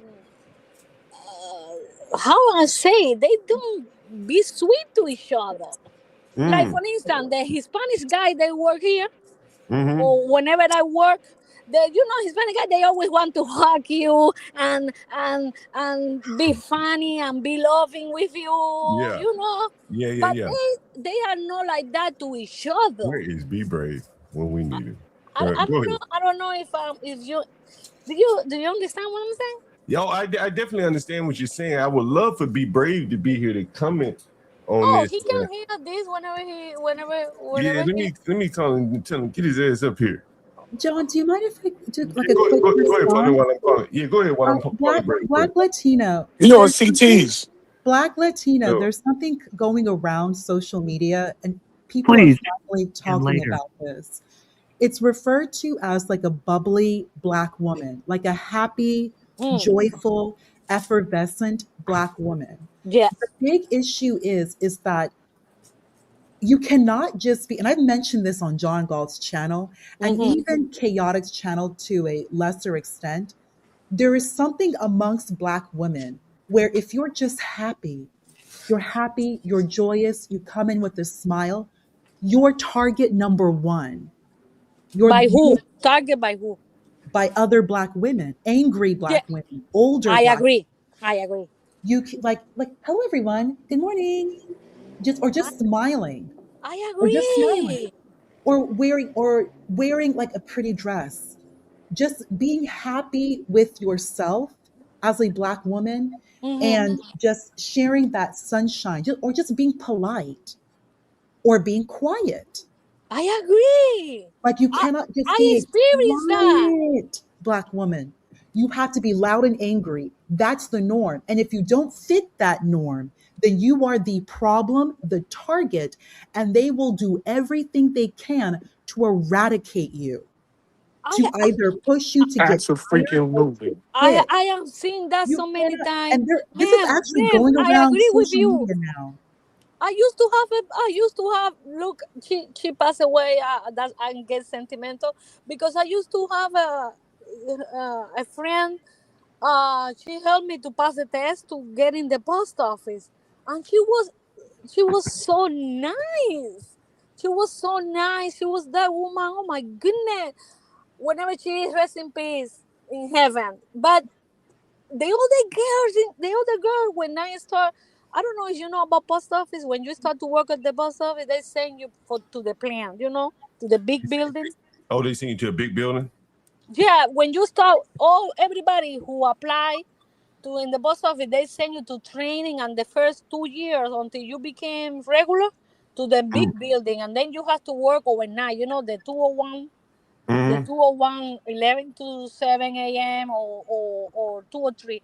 So that 2 first years, I was like crying every day because all of the black girl at the plant made my life impossible. John, it was like, and the other lady, she was saying what she was saying, she's so right, because that woman, that black woman, she was all the time. She was the only black woman I ever know nice. She was nice to me. She used to tell me, "Don't cry, don't listen to them. They jealous. They're just jealous because you have long hair. Calm down. Don't cry anymore." Every night, she used to tell me, "Come with me. Let's break together." And she tell me around about her family, all of that problem. And in that moment, I used to think about why is she's so different in my mind, because I didn't know about you guys. I didn't know how you behave. So for me, all of that was so weird. I say, what is that? Because in Latin America, we women, we are all the time join together. We know we have to go to the kitchen. Hey, let's cook. Hey, all together. We use, like, you know what I mean? Yeah. So, and that girl, again, rest in peace, she used to tell me, it's because you, in your mind, where you come from, Because that's you're so what? You're different. Mayan. Hello? No. What did you say? Because you're Mayan? No, she said, she used to tell me, because in your mind, she Oh, used in to your tell me, mind. in your mind, you think they are the same like you because you are a woman and they are women, but we are not different. You have another kind of thinking. But one thing she told me is the only thing she told me. I never, in that moment, I say, okay, yes. She used to tell me, you have to change that mind that you have. You have to change it. You mean And toward the black women? yeah, she said, you have to change your mind. You cannot be nice or nothing like that. You have to be American way, which is you have to be hard. You have Unknown to. caller. Oh, hold on, goddamn. Hold on for a minute. We gotta make some money here. Who the hell is this? Oh, is this the African? Is this the African babysitter? Let's see. Hello? Yeah, you just called me? It must have been by mistake. Oh, okay. Who is this, by the way? Yeah, no, we just talked about getting the place in Southeast. We were talking earlier about that. You the And I told PS you guy, that DSP guy. Yeah, DSP. You sent me the address. I'm getting my stuff together right now, and I'm arranging my ride. So yeah, I'll be probably sending you like the time I'll be there. All right. In a bit, probably like in about an hour or so. Yeah, no problem, man. Mm-hmm. All right, thank you. Black Latino, the trope is that you have to be an activist. They want Black women to be these activists, to fight for the Black cause, to be angry, to carry this weight, this burden of the supposed Black experience where white supremacy is getting you, and that you have to be the one to fight white supremacy. Even during that, I don't know if you remember the whole George Floyd situation. They were using like Yeah. young Black girls, little Black girls, having the march in these streets to fight for their people, to fight on behalf of George Floyd, who was a drug addict, who used counterfeit money, a man who beat a Black woman who was pregnant. This is what they want. For Black women to be a race soldier. John had a live yesterday regarding child soldiers. The other soldiers are Black women. So you had to become masculine, you had to become angry, you have to like basically lose your femininity so they can feel comfortable and then use you for your money, your labor, and take away your happiness. And this is finally being discussed. You cannot just be a happy, polite, cheerful, well-mannered, educated Black woman. You cannot do it. That's the problem. And it's not white people. You cannot even bring in white supremacy. This is specifically within Black society that no one wants to talk about. I'll end real quickly so you can respond. I did an assignment. I work in like the tech industry, whatever. I was doing contract work in Utah. Utah, which is majority white. Salt Lake City, majority white. Not one single problem where I could just be a proper lady, quiet, well-mannered, behaved, dressing modestly, no problem. Just being a lady, just be a lady. And I had Right. natural hair. I didn't even flat iron my hair because I wanted to see like just be myself, like in my own natural state. And I wore just like long clothing, no issue. And the other ladies were so polite. And keep in mind, there's it's just white people. It's Utah, Salt Lake. All No right, Ponder, problem. what's your question? What's your question for Ponder? Oh no, my Yeah, question is what's just the question? to explain to you what you're seeing is not just a unique phenomenon. That's just how it is here. Oh my God. That's just the situation, and it's finally I being know. discussed in social media. Like they call it like the problem with the bubbly Black woman. So that's all I wanted to say. I'll go on mute. Thank you, John. Yeah, so I was talking about the bull meme mayor here that Donald Trump is saying that he's going to take over the city, and she has children, or a child, I should say. And so from that standpoint, she's very, very sympathetic to the Black teen takeovers. Does that make sense? Oh my God. And I know you said you just had a teen takeover in your town, and she's Yeah. very, very sympathetic to the teen takeovers. And here is Janice George, Ponder, and Black Latina. I want you guys to comment on this. Again, this is her using Blacks. Right now, This is her using Blacks as well. This is the Navy Yard where John Galt did some, I think I did some footage here. You'll see this is the background of her talking about the teen takeover. as an executive, you have to decide which tools you use and when you use them. And right now, using the curfew as a tool for our young people is dangerous. It is dangerous because we have federal troops who are in our city, mass ICE agents who are in our city. As an executive, you have to decide. And so that's Janice George, the likely next mayor of Washington, D.C. And she's saying that she's fighting Trump by unleashing the YNs on the rest of us. That's very interesting. And she sees the curfews as dangerous on that behalf. John Galt, you know Collin County is not about to let their city turn into that. You know it. Well, that's Collin County, but this is a very liberal city, and she, got my nigga be brave. Brave. There's so much. John, So I much was in here happening earlier, for you. John. There was a Black policeman agreeing with damn near everything I said about inner city Blacks. I couldn't leave him right away, buddy. I can't hear anything. Why? You can't hear Be Brave? No. No, check Can you your hear me audio. now?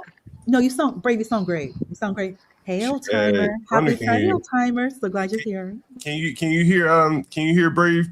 Hello, test 1, 2, 3. Black Latina, she's been describing working with Blacks, Brave, at the postal service. Now you know that's their holy grail right there. Yeah, The postal that's service. $5 government work. I can't hear. Be Brave. Be Brave is talking. I can't hear She him. can't hear you, Brave. I'll be damned. I wonder why. Can you hear me, John? He's mute. I can hear you loud and clear. Oh, Oh my Andre, God. can you hear What me? should I do? Brave, come back in. Go out and come back in. No. Who John, you think it is? he sounds great. We can all hear him. Sounds good. It's me. Maybe it's me. If you don't mind, Maybe you come need right to back step in, back and come back Latina. in. Brave, you sound good. She said she would come to work and at 5, 6 in the morning, the blacks would be eating crab legs, stinking up the break room. I wish that was the least of our problems with blacks. It's bad. But go ahead, It's bad. Black Latina, tell Brave what you were telling us. Be brave. I can hear you, but listen. Like 2 years ago, my husband and me, we bought a house in a black, like a fixer up, John. You know what I mean? Yes. My husband is a contract. You know. Hello? Can you hear me? I can hear you. You can hear you. Okay. So we bought the house. Well, he bought the house, and we start fixing. In the first day, the first day that he brought the other guys to know what was I don't know, the material, whatever it means do about the fixing. He went to the backyard. It was a black woman naked, John, in the backyard, bathing herself and stuff. And hey, Black Latina, can you come back so you can talk to Brave so you can hear him? Okay, I'll do that. Yeah, I'm gonna put the link right back in the chat. Brave, did you hear what she said? Yes. I heard it very clearly. I don't know how I even get out of here. How I get out of here? Just hit the X button and you can just come right back. Do you mind giving later on, maybe in your live, you and Brave to discuss Frisco? Look, Brave. What's that? What am I looking at? What? Look at this shit. What am I looking at? The comment on the screen. Oh, Black Latina, that happened to us too. It's just common. Wherever blacks are at, you prepare for some crazy ass shit. Hell, the black police officer, he was in law enforcement for 20 some years. He had to apologize for saying I was absolutely correct. And John, I'll tell you what, your footage, man, is very valuable to me because all I got to do is say, look, I don't worry. Because they think the news footage that you see blacks tearing up inner cities, somehow they think it's all conspiratorial. I said, no, there's a real life dude named John Galt that has footage that would blow your fucking minds. What are you talking about? The fuck out of here. Brave, somebody said, be brave, come back.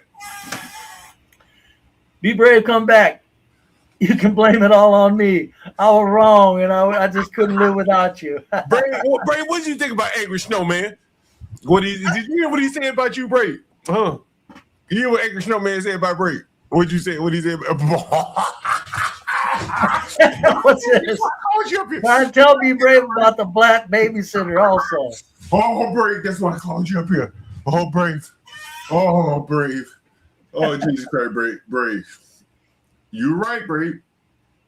You're right, Brave. What did I say? Where was I right? You said blacks, they need babysitters. Oh, yes, of course, yes. Well, they got them. Do they really? Adults watching adults? We just had one call in. Put a one in the chat if you heard it. God damn. It's an African immigrant. He's clearly been here for a while. I think he's enrolled in School Brave, and that's the work that he does. They call it a DSP, John, a DSP, directional support person, and that's exactly what John is saying. Brave, they basically, like, he even broke down his daily work task, which is to essentially babysit. Teaching niggas how to wave high, Brave. John. Brave, who bringing you that dope like this? They got blacks up here. They got jobs for Africans coming here to America, teaching blacks how to say hello. Hi. They teach me how to say hi, Brave. That's his job. Jesus Christ. Amazing. And understand how to be on a schedule, be mindful of time, meet obligations, daily obligations, build your daily work schedule. That's what he mentioned that he does every day, daily work. John laughing. Oh, John. And he's teaching the kids how to be well-mannered? Not kids, but adults. Adults. Yeah, What the fuck you talking about? Brady, you see, you try to you put your ass down here. You try I'm sorry, man. I'm sorry, John. Give me one more chance. Brady trying to say they children and shit. These adults. I just didn't want to think that. But yeah, I mean, I've said it 1,000 times. We've been treating them like children for 100 years. Now they're having to teach adults social skills. Amazing. Simply amazing. A fucking African is coming here teaching blacks how to wave and shit. God damn. It doesn't surprise me, man. It's much needed. It really is much needed. John, if I may ask you, since Brave is finally here, may the both of you speak a little bit in regards to what happened in Collin County, Texas, and Frisco? You were both right. And it's so sad what happened to this teenager. Also, Brave John, the father, Mr. Metcalf, Austin's father, had a live, and it was very telling last night. We may have to cover. But Bray, I need Bray to take a victory lap real quick. Bray, I need you to take that victory lap on Angry Snowman ass. You take that victory lap on Snowman ass? Well, now hold on a minute though. What, you talking a couple 2-3 days ago? Yeah, what he said, I will apologize to be Brave. What for? He said I was right. He said the motherfucker's right. He said I agreed with him all along, but I just in the back of my head, I just couldn't agree with him. He was trying to the truth hurt him. He said he was trying his best to reason with the blacks, and he said he tried for years and years. And he said, "Be Brave is right." That's why English Snowman came up here and said he did say it right. Brave, you heard it, right? Yeah, he did. He said it. Yeah. Should have told him that he said he even wanted to apologize to me. And if he's listening, I accept you know what? apology. You know what? That man had a better chance of turning water into wine before we get in with those people. You know what I'm saying? If he's listening, Angry Snowman, I accept your apology, buddy. They all coming to heel, Brady. They all coming to heel. Look, listen, man. At the end of the day, he had a better chance of turning water into wine than reasoning with dumb people. That's why I say, folks, always remember this. There's an old saying: the older a person gets, the wiser that the elderly become. Brady, what was I telling you this morning? I'm telling you on the phone. What did I tell you this morning? What was it? I can't quite remember. Refresh me, and I'll go right into the whole. There is no black. Is there a black Be Brave out here, Brave? Oh no, there's not. Yeah, maybe there's one somewhere. Yeah, but Stanley ain't no Be Brave. No. Not Be Brave. He don't have the wisdom of a Be Brave. No matter how much education he got, he ain't no Be Brave.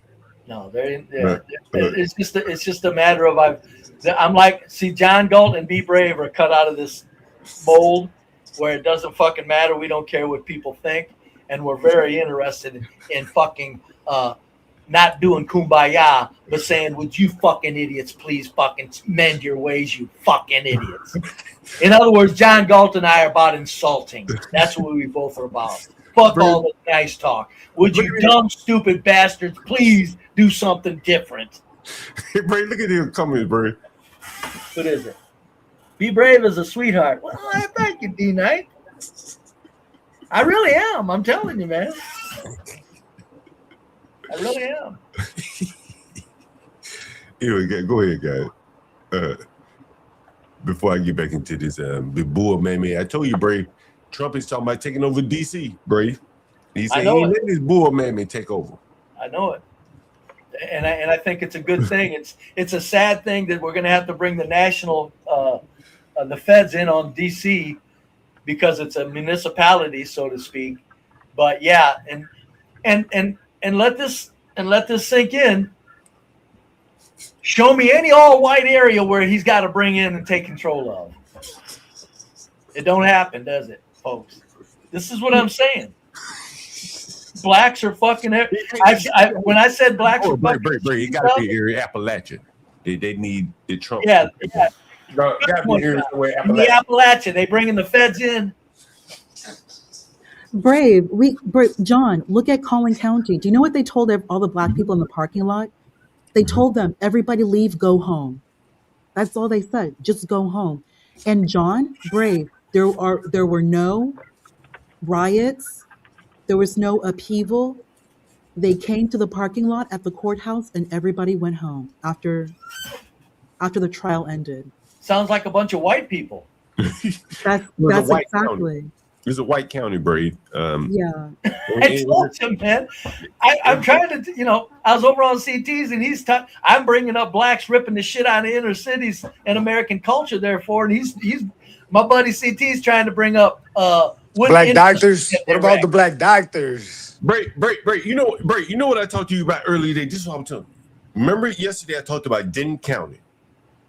Yes. And I said that they basically put all the blacks out of their county by saying no more Section 8. No more Section 8. Right? Yeah. And I told you that there was a county right outside of DC called a planned community. Is a premier master community. Brave. Look at this. Columbia, Maryland. I was telling you about it this morning, and I want you to look at it. Listen to this. It's nestled between Baltimore and Washington, D.C. Why do you think that is, Brave? Uh-oh. Well, it's nestled between Baltimore and Washington, D.C. Uh-huh. And what kind of an area is it? It is a premier master plan community. My mother went to an event out here. And I'm sure that includes all races of people. Yeah, but Brave, they got very strict rules. You can't move out there and rent your place out to Section 8. They do not allow it. It's like Denton County. You understand? There's only one group of people they're worried about Section 8 on, John. Right. You understand, Brady? I bet they don't have one basketball court in that whole town, bro. Well, they may have one, but they don't have one now. I doubt it. You don't have to worry about Section 8s coming in. Hey, look, Brave. Trust me when I tell you, if you have a basketball court in there, you're gonna have some problems. Hey, speaking of basketball, they will. Now he's true because there was an all-white neighborhood that I remember very well. They had to, in an old school, they literally had to take the goddamn basketball court down because of blacks. All white neighborhood. They didn't care. They were in it. They found it. Down it goes. Now, where I live, in the last 2 towns I've lived in, there's nothing but basketball hoops everywhere. Nets on them and everything. Hey, look, listen, man. Trust me when I tell you, Brave. It's just a matter of time. Well, that's kind of and you could be right, Wicked, because boy, there's a lot of old people where I'm at. I'm going, Look, and some men and the elderly, Lord have mercy. Brady, I want you to look at this. Wicked. No, there's no sun men where I'm at. Look, I want you to look at this. This is the former richest black county in America, and this happened years ago. I remember this. Prince George's County does not have a formal or systemic countywide ban on basketball courts. Those specific individual facilities and community centers have faced temporary closures, lockout, or rim removals over the years due to security concerns, fights. Yeah, I wanted to elaborate on security concerns. There goes Wicked being proven exactly right, and I can vouch for it. I've seen it in my own eyes. All white neighborhood. Yeah, look. Fine kept little park. No more basketball hoops. I wish they could be more specific and honest about the security concerns, though, John. Yeah, it would be nice. Just spit it out, please. God damn it. Yeah. It attracts these Asian kids, and their chaos. Yeah. God damn them. That is what I wanted to point out to you guys. Brady, you haven't been watching long, so I want to go back and show you something. I'm gonna go back, and for the audience, bear with me, all right? If you can bear with me, and I don't know if you've seen this video, but Brady, this is the two faces of DC, and what you're gonna see are the liberal white women are supporting the bull mammoth. The one that Trump is saying, if you elect this bull, I'm going to take over the city. But listen to what the white people versus the black people are saying. This was a street interview I did a while back. These are white people, better placed white people. And I just want you to listen. Oh, yeah. Yeah, usual stuff just works. Government, I'm assuming, nonprofit. The YNs don't know how to treat a lady. And what brought you here? Just work. Oh, yeah. Yeah, usual stuff just works. Government, I'm assuming, nonprofit government. I used to work for government, now I work for nonprofit. Oh, okay. That's typically kind of the pathways here, either one way or the other, nonprofit to government. How do you like DC from Texas? I really like DC. Like, I want to stay here. I'm not looking to move away. What makes you like DC? I think just like over the years I've found a really good group of friends and people Okay. than Muriel. So what do you want to see her do? If she could do one thing in the city, what would you like to see Janice George do? I think she's focused on like affordable housing. Affordable housing? Yeah, affordable like cost of living. For everybody. And I'm guessing you live around here? I rent around here. And this is very expensive. Yes, I mean like I live in Pleasant Plains, so Okay, Howard. Okay. I live in a small apartment to make it work. Yeah. Yeah. So for my audience, what is a small apartment in Northwest Pleasant Plains cost? Yeah. Our rent is $1,800 a month. We're gonna keep playing it, Brave, but I want you to comment right there. Well, what's sick about these people is when they talk about affordable housing, if you took their face and you shoved it in the pile of shit of facts that represents affordable housing and the blacks who tear that shit up, she probably still wouldn't admit she's wrong. But I'm telling you, these stupid people, them lily white stupid bitches like that, they don't live anywhere near it. They don't look into it. So they think affordable housing is a harmless, what do you call it? A victimless statement. Right. And where somebody could just shove her face in the facts of what affordable housing brings behind it without fail every time. At least it would have been nice to hear what she would have had to say, even if it was. It's a matter of jobs and opportunity. It's white oppressors. So whatever she would say, the point is she would have to admit that your affordable housing wish means blacks are going to tear something up. You bitch. Here she goes, Lizzie. And it's a one-bedroom or studio? It is a 1-bedroom, but how many square feet? Oh, I don't know. You have to pay now, yeah. Oh, Brave. I want you to listen closely on this, okay? Here's a Negro living on Section 8. Listen closely. If you need me to stop it, just let me know. Yeah, it changes depending on how you work. But right now, because during the winter, I was kind of slacking off. I don't like the cold. I ain't gonna lie. You heard that, Brave? He was down where? He said in the winter, man, like, I got Section 8, bro. Like, I don't like the cold, bro. So fuck that wintertime working. I just chill out in the winter. Hibernate like a bear. Got it. It would have been nice. Did you hear it? Did you hear it? I'm going to play it one more time. Changes depending on how you work. But right now, because during the winter, I was kind of slacking off. I don't like the cold. I ain't gonna lie.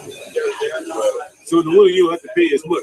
No, in the winter, I wasn't working as much. How much are you paying rent to live around? So you heard me say, like, in the winter, man, like, shit. Yeah, that's what I'm saying. It's just like, thank you, taxpayers. I'm just going to take 5 months off. Thank you. Yeah, it's amazing. There's no end to these fucking people. Hey, I got to roll out, man. Can I throw a random thought y'all way real quick? I'm on my way out, but look, check it out. Brave. Hey, Brave. Hey, hold on, Brave. Brave, look at I was on these guys' channel, Brave. Boy, I turned that motherfucker out. He said, John, you're a mess. Chris Haskins. Go ahead, Wicked. Go ahead, Wicked. Real quick, yo, Brave, I was thinking, right? It hit me like a ton of bricks, right?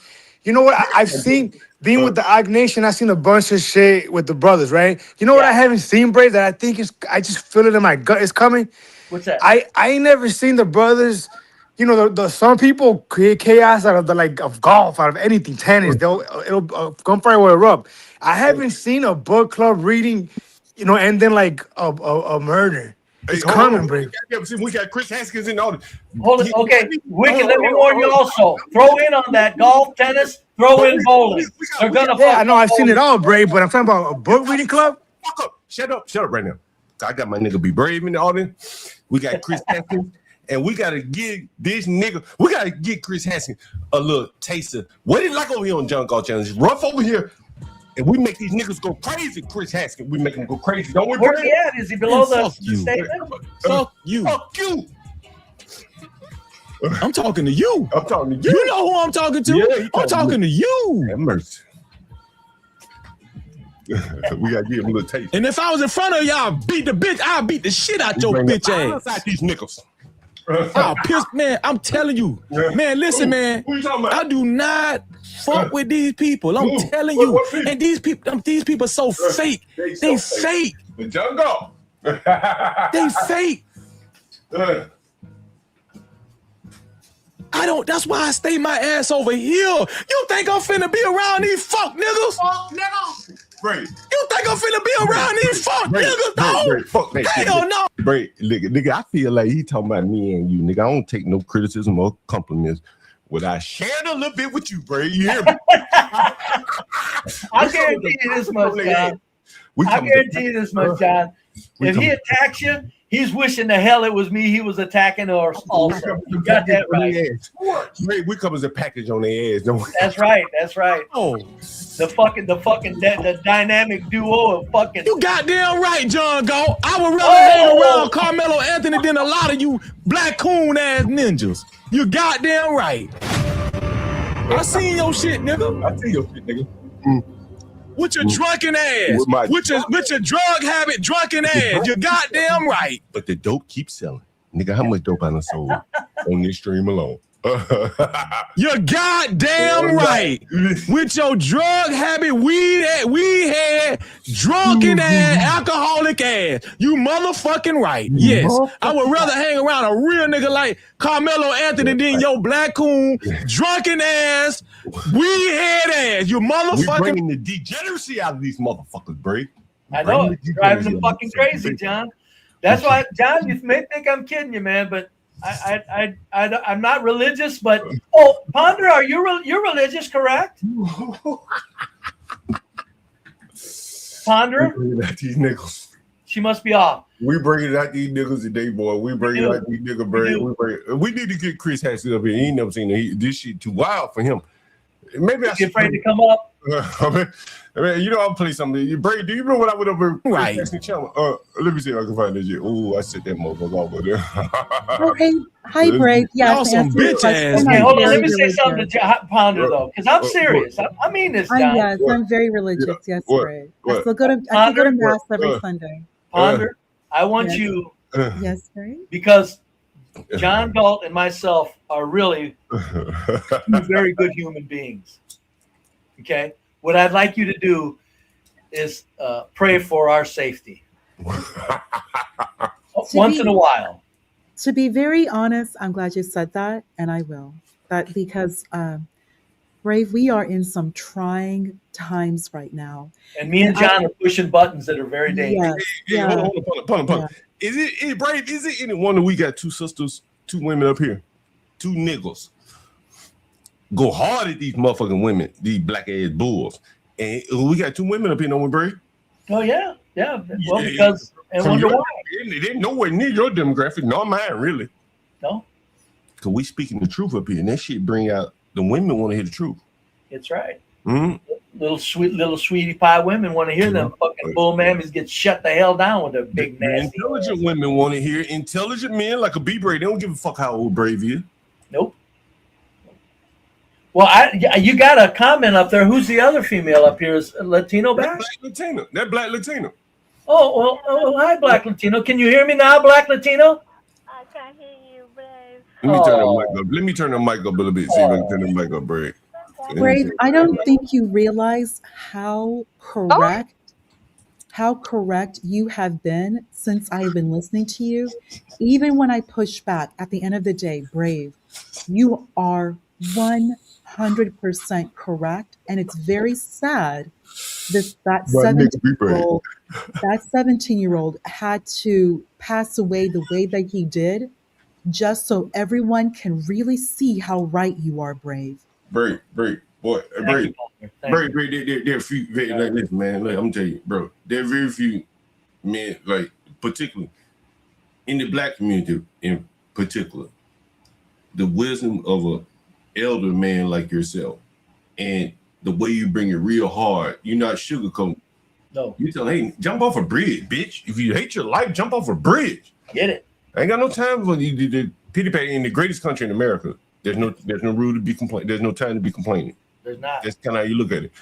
And no, we're not playing them fucking games up here. Go CT, see alive. Send her over to CT. Somebody put the link in the chat for CT. Noelle can go over to CT. But I've been telling you that from the start, right, Brady? And I've said to you from the beginning, not many people are going to be world beaters. No. And so if you're not going to be a world beater, then you need to know how to get along in the world as a regular guy. Yep. And some of the things I hear you say, like the way you approach going to a job. I got the formula, John. Taylor should be giving that kind of information to these blacks. You understand what I'm saying? Yeah, I know. There are 2 or 3 books that I should have written, and I'm hoping I don't have to answer for not writing them.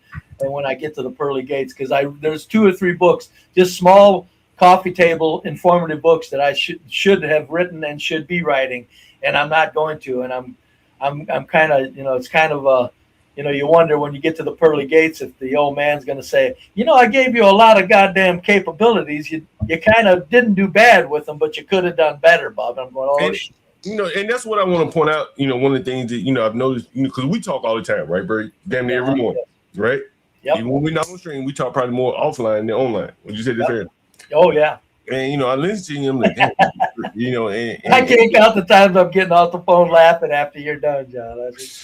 You start my day out laughing. It's like, that's a bad motherfucker right there. Every day somebody calls you, and they're like, every day someone, like, even in the chat, like, you're a 70-year-old man, you should be an afterthought. But you are very relevant. Yeah. On the frontier of communication platform. Yep. On these streets, they ain't no motherfucker like me. And, the other day, I posited that. Although I do want to thank Savage Red and Avarian C and Righteous Muffin and now Angry Snowman. Keep throwing in there. Look, hey, Bray, look who we got. Bray, look at it. Read that comment there, Bray. We just talking about this nigga today. Hey, Ryan, Galton Brave, the greatest couple on YouTube. Thank you, Ryan. We talking about him today, boy, Bray. We sure were, boy. Mm-hmm. We sure were. What the hell is Ryan? What's going on with Ryan? Golly. Look, hey, Bray, you got something coming, man. You got to keep your magnifying glass up to read the comments. I'm putting the comments up there for you. Be brave. Have actual wisdom. Thank you. And Dolomite is an intelligent black man. I'm assuming he's black, but you can look at his comments and stuff like that throughout the stream, and even in the comments after the video. He's not stupid, and game recognized game. And I think, man, you are a very unique white man, a very unique man. I always say, John, that when it comes to people like me and John Galt, everybody's unique. But me and John Galt are real unique. My nickel be brave. We are real unique. Bro, you got 2 comments on the stream. Yeah, unique on steroids. Hi, Brave and John. Hey, Mister Brave, we need more streams. So many people miss it. I'll help you set up on a Rumble or whatever. Well, Richard, buddy, Richard, get in touch with me. You want to do that? I'll guarantee you. I don't care about YouTube. I'll go over to Rumble. Richard's in his 20s now. I know it. And I wouldn't know a damn thing how to do it, Richard. So, but anytime you really get serious about that, we could do it. We could have me on Rumble and however quick you wanted to do it. You got to come in, Brave. You got 2 coming in. I will email you, Brave. Thank you, Richard. Thank you very much. Who's next coming, Brave? I'll email you this weekend, and I'll be looking for it. There you go. My new email is. Hey, Brave, you got no coming, Brave. Well, I got to give him my new email. Yeah. Okay, put it in the chat, Brave, so people can write it down. I can't. I don't. Just it's real easy. All right.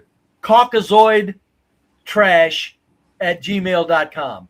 Caucasoid with a Z, because I'm white trash and don't know how to spell. Caucasoidtrash@gmail.com. Spell that in the chat. Someone spell that in chat for him. Caucasoid. No, @gmail.com. I'm telling somebody in the chat spells out for you, Brave. Yeah. Just so you can. John? Hello, John. Go ahead, Black Lieutenant. You had some conversation with Brave. Go ahead. May I ask you a question to Brave? Yeah. Go ahead, Brave. Yeah. Why do you call yourself white trash? What does that mean? Well, I do that because blacks seem to think that this thing called this imaginary poverty that doesn't exist in the USA. I know people are low income and struggle, but there's no real harsh poverty here in the USA. And blacks rely on so much of our population is acting crazy because of poverty. And I call myself white trash because I've been, I don't worry about money. I've never pursued any wealth. As a youth, as a kid, we were very low income, outhouses, moving all the time. I always ate and we were never homeless. But the reason I call myself white trash is to take the wind out of the sail of the excuse of black trash bullshit. My nigga. In other words, white trash, I always say this, white trash behave very well in this country. So it's not about anything about low income or anything. You can be right at the bottom and white people still act very civil. You can live around them and they're very well behaved. Their children go to school. They don't disrupt schools. So the reason I call myself white trash, Latina, is because to rub it into blacks that nice try, but it ain't about any income level. Behavior is fucking foul behavior no matter who does it at what level. And you blacks are doing the majority of it in this country. And you're using poverty as an excuse, you dirty bastards. And it's sickening. So do you think I hear you sometimes talking about the women, they acting like that because of the women? Is that what you're saying sometimes? Yes, because Latino, I'm sure you're an attractive female, and you knew, and you had the spirit. Hold on, Brady. She said she got hair down in her back. Woo, hair down to your back, and you understand the value that men get energized around you. Hold on, Brady. I just remembered. What did you say, Latino? What did you say about black men to black women versus? You said that you said something about black women are not. That's what I'm asking him. Hold on. The black men hold on, black Latina. You were saying that the black men are not very, not very, comforting to the black women or something to that effect. The black women. No. Yeah, go ahead. Explain that to Brady. Explain the black women, black men dynamic. It's what I'm seeing all of this year. I came to the United States in 2008 when Obama, the first time. So in all of this year, what I've noticed is that black men don't acting like a man to the women. I don't know how to explain it. It's weird. They are different. They are different men. They are different kind of men. They are. Well, you want me to explain why? Wait, but I want to compare. I want to compare because. Brady, hold on, black.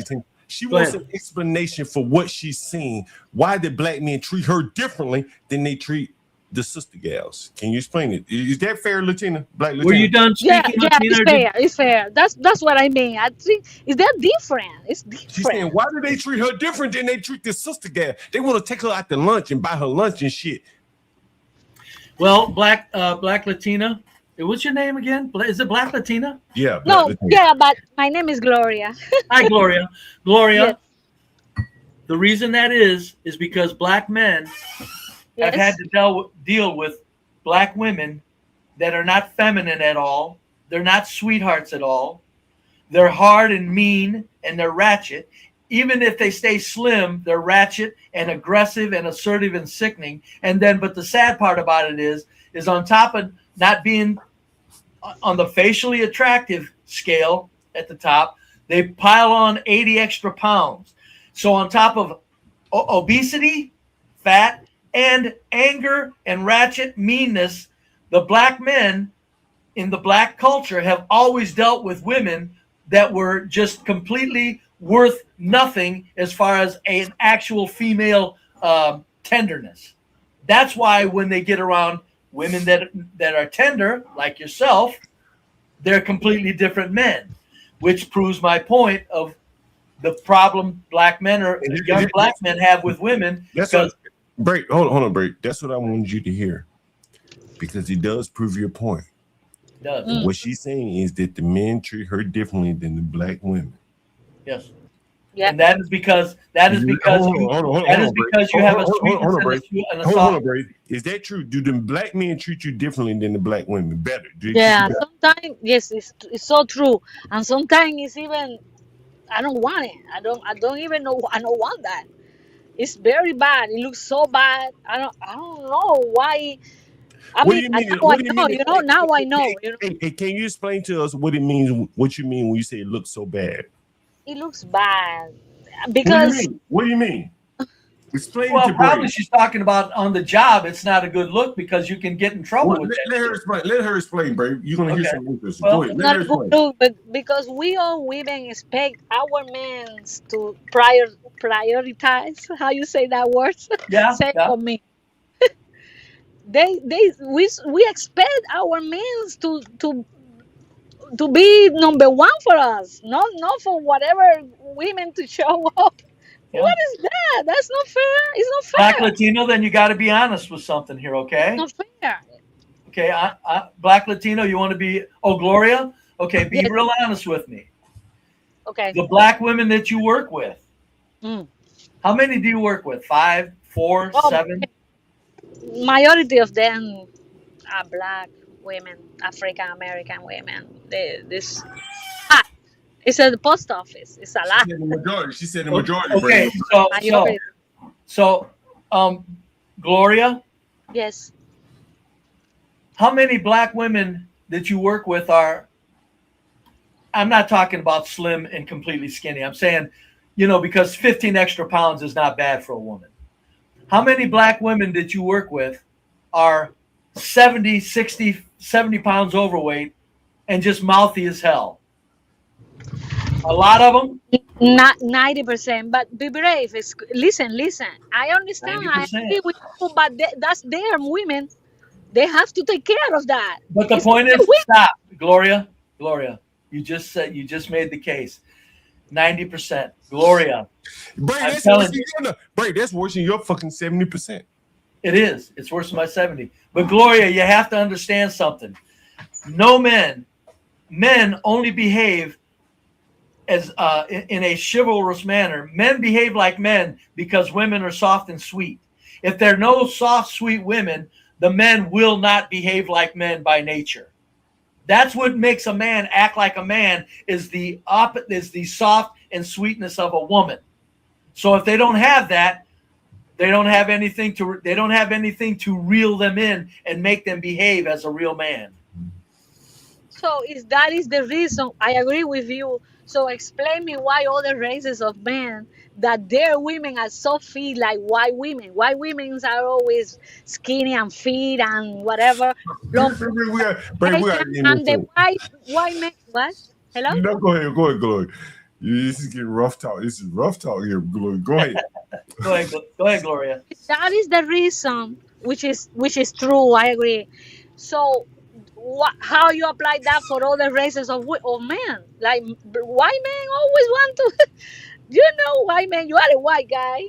White men don't care if they have pretty women. If they see like here in Florida, most of white men in Florida want to sleep with us, with Hispanic girls. So how you explain that? They have the best women because white women are, in my opinion, the brand. Yeah. Wait a minute. What'd you say about white women? You said, in your opinion, they are what? But remember, John, I'm from South America. That's how we grow seeing the white women on TV. The white women are the best. The white women are the most pretty, which is, kind of real. It's real, Okay, so let me say this to Gloria, John. Hold on, Gloria. Can I get you to comment on what she just said, Bray? So what she just said was she grew up in South America, and the image of a pretty woman was a white woman. Yeah, of course. That's the image the world over and has been 2,000 years. But Gloria, Gloria, when you say white men are after Spanish women too, yeah, Gloria, this is Florida. To be fair. Gloria, I can assure you, there's a lot of white men. They're very happy with their women. But Bray, a much larger number of white men are very happy with their women. But I'm going to push back with you. I'm going to push back on you a little bit, Bray. Go ahead. There's some very beautiful white-looking Spanish women. Very beautiful. Yes, Very yes. fucking beautiful. Very fucking beautiful braid. Who is? On that. These white Spanish, whatever the fuck they are. Yeah. That melange or whatever you call, like in between black and white. There's some very beautiful women there, Brady. And I can see a white man wanting them because they're soft women. Oh, of course. No, I'm not saying there's anything wrong with wanting them. Women, bro. I'm talking about those. She says white men want us, and I'm going, of course, you're beautiful women. But Right, I'm that's just what I'm saying. assuring her that the white men, there's a lot of white men that are very happy with their white women also. But I think what she's saying though is you listen to her talk. Well, no, she was responding to me. Hold on, Brady. There really is not much different between her and a white woman. Well, that's right. Yeah, that's what I'm saying. That's why I'm saying it's not horrible. It's not as if the white men are turning their backs on white women when they're going with white when they're going with Hispanic women. They're still close. They don't get brave. This is a coalescing of sort. There are some very attractive Hispanic women, bro. Like, oh my God, they're beautiful. They're white. Well, they're beautiful. Some look damn near white, some of them look mixed, but they have the white European effect. You know, you know what I'm saying? Like that's what she's talking about, and the black women cannot compete against that. No, they can't. They I was just commenting though. I was just saying though that when she says white men do it too, I'm going, no, not to the same degree that black men do it. Black men run from their black women. White men do not run from their white women in droves. That's what I'm saying. It's a difference between when a white man goes to a Spanish woman, like he's not stepping down, bro. Trust me. No, he's not. That's correct. I did not mean that at all. And another thing, if a lot of white men that are not good at getting women in general will also go for Spanish women for the sake of maybe making a Spanish woman want him because she can become a citizen. Now, I think the Spanish women, the ones like the black Latinas, yeah, they're getting premier white men. No. Now, John, hold on. I certainly agree that here and there they do, but I'm telling you, the white men that can really get women, a lot of those white men, I'm sure, are loving to look at Spanish women and want them. But what I'm saying is the white men that can get women, by and large, they're sticking with white women. I gotta go, John. I gotta go. Thanks, Gloria. I'll see you. Okay, I'll see you later. Okay. Brady, my nigga Brady, man, I tell you, boy, like I tell you, we talking the other day about like how like you're an older guy. I don't think many older black men, older men in general, could talk to as wide of a demographic as you. No, yeah, they'd have a hard time. Right? Mm-hmm. They'd have a hard time. Yeah. I'm a natural at it. Mm-hmm. Yeah. I've always been I've always been that way. It's just a matter of simply for one reason and one reason only. The main outstanding reason is I've never had to worry about what people think, so I don't have to worry about an image. Therefore, I can be very honest, and I'm very creative and articulate. So it just lends itself into like, hey, let's talk. You too. Where, what age group, what demographic, what race, let's talk. So, I mean, I call myself, always have a street level social scientist. I'm very interested in what all humans have to say. And so, Brave, as I was telling you, we got a very good listener. We got a Bull amendment about to be mayor, Brave. Yeah. This is the two faces of DC. Listen. $400 for a one bedroom. Yeah, it's different. I want you to listen to this black bird. Listen. Yeah, I'm up here going to see my family, right now. Yeah. I'm like, it's different. It's different all over DC. Yeah. Even South Side where I'm at, they about to change that up. Yeah, and Akasi, all that. Yeah. Every time you walk around here, you ain't see this many white people. Yeah. The first night I moved to DC, I got in at 9 p.m. and I was living there, and I walked down U Street to go to Kava, which is like a Mediterranean food place, and I was like, wow, there's a lot of black people around. And for me, I wasn't used to it, and I noticed. You heard that, Brady? Yeah. She wasn't black people. She was what? she wasn't used to seeing this many black people out and about. Yeah, That's but I what she said. guarantee you, it wasn't. She wasn't saying there were black people around me like she was saying probably could be not a good thing. She was saying it as in, oh, diversity. Fucking sick bitches. And so, Brady, yeah, Donald Trump is talking about taking over DC. I told you about that earlier. Yeah. And we got a bull mammy who's probably going to be the mayor, Brave. They're already voting before Trump even offered the threat. Yeah. And she is saying that our black children are a threat of Donald Trump's police force that he's unleashing on the city, on the streets of DC. And I've shown you some of the videos. I've shown you many, many videos. Blacks been arrested and the bull mammy blacks are taken up for the criminals. I've shown you those videos. And that is who the mayor represents, Brady. Oh, I know. Yeah, it's obvious. That's what I'm saying. It's not going to be good when Donald Trump, just because he's Donald Trump, the corporate puppet, but he's just because he's talking law and order. Now the bull mammy has to say, now our children are being threatened with law and order. This is a mayor of the capital of the USA saying this. Yeah. And blacks think they don't have a problem in their culture. She's saying that Donald Trump enforcing the law puts our children at risk. Yeah. So I don't want no curfew. I want to unleash the black criminals on everybody. Yeah. She's going to be the mayor, Brady. She's going to be the mayor. That's what I'm saying.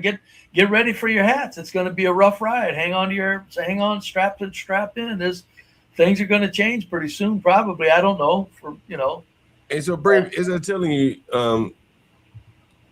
the blacks, they don't have just an influence on where they live.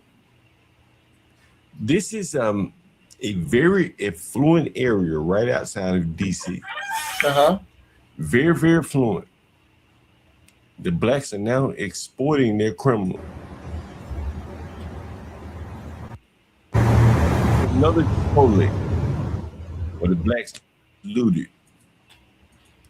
The blacks looted this place here.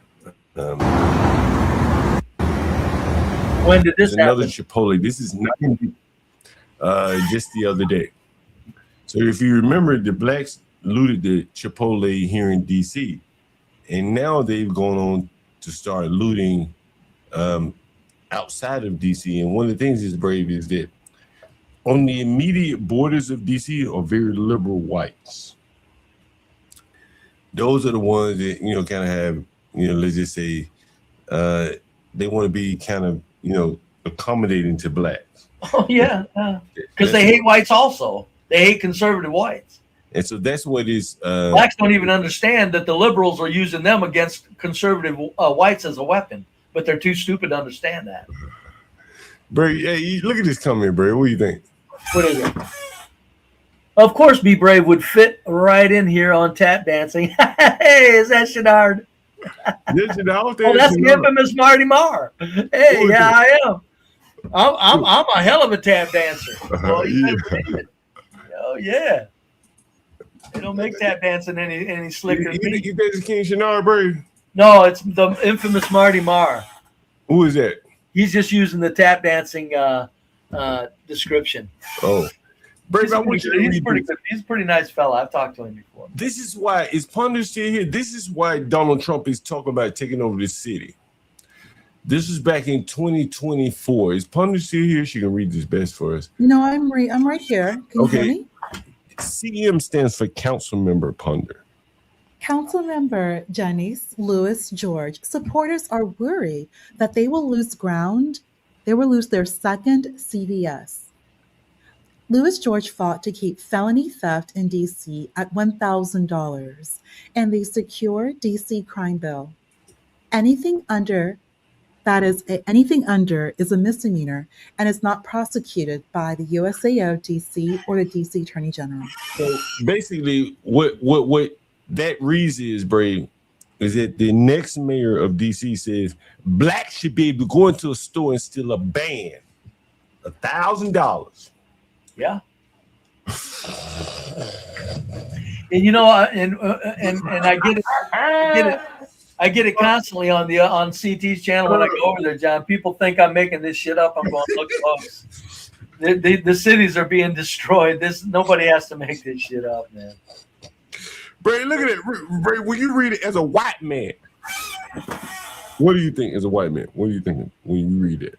Say, I'm gonna let nigga go in and steal a band, as they love to say, a band. Well, it makes no sense. I mean, the reason for it is, don't you?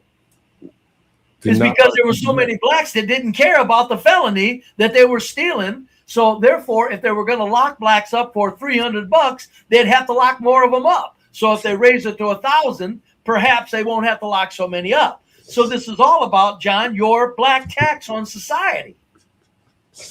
They can't afford to build the facilities that are needed to keep these fucking animals in the numbers that they're being created by the black culture. Brave, listen, there was my grocery store right around the corner from me. Yeah. They say they suffer $500,000 a year in theft. $500,000? That's $5 million over 10 years. That's real. Those are real numbers, Brave. I know it. That's what I'm saying. People don't understand. They think that this shit's kid stuff. I'm going, no, man. I'm telling you, you black people that are making excuses for black trash, you don't understand what you're setting loose on society. Well, I take it back. They do understand it. That's why I call them psychopaths, because the 70%ers exactly want to set those people on society. I'm telling you, I've always said this for 20 years. These black bull mammies, I didn't call them bull mammies, but that's a good term for them. These black bull mammies, when their sons tear up inner cities, they're appreciative of their son causing headaches for the white man. You think so, Brave? I know so. There's no other way around it. They're too willing to just accept them and accept that it's okay to make excuses for it and to join in with them at times. Brave, they are sending their children out as warriors. Just like what was your title? Yeah, you're making child soldiers. Child soldiers. Brave, so that goes. That's my theory. Fits right in with your title there, John. Partner, can you read what's on the screen right here? This is the next mayor, Washington, D.C. Janice Lewis George was the sole D.C. council member to vote against a 2023 crime bill that made strangulation a criminal offense. Wow. Can you read it, Bray? You heard it? Bray, you heard it? Yeah, I'm telling you.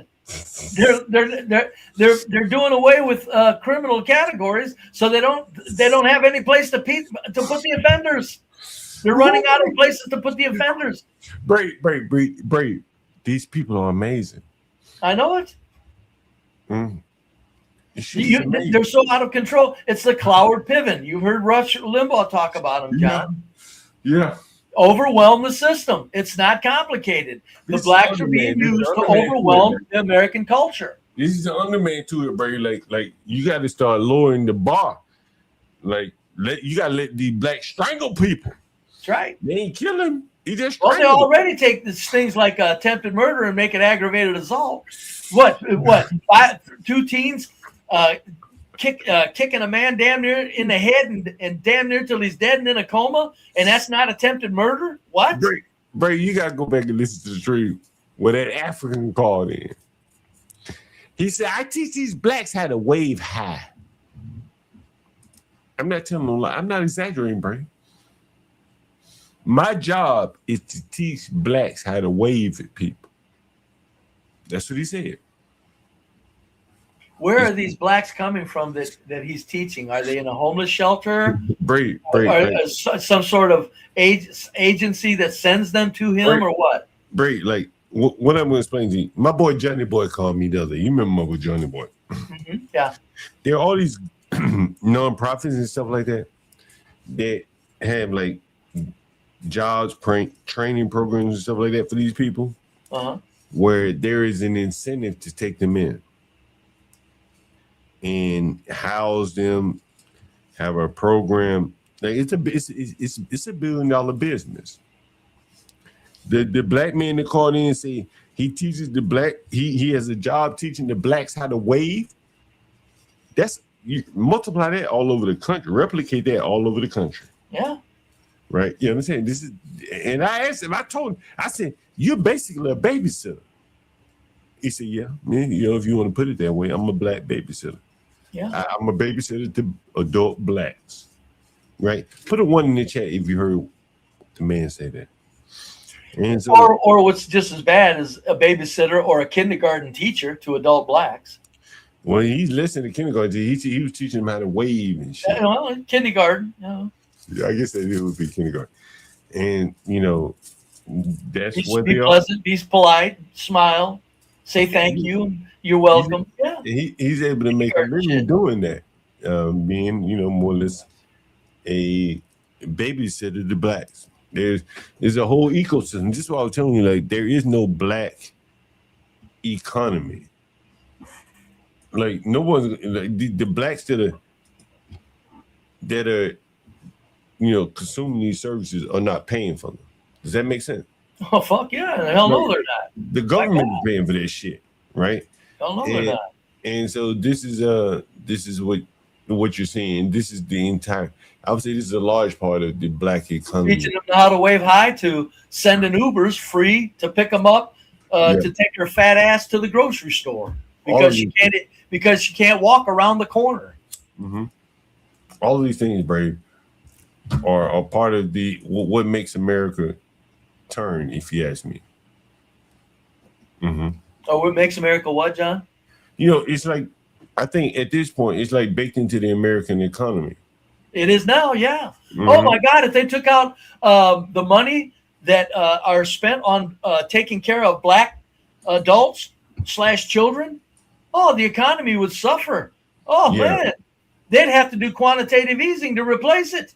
Yeah, and it's such easy money.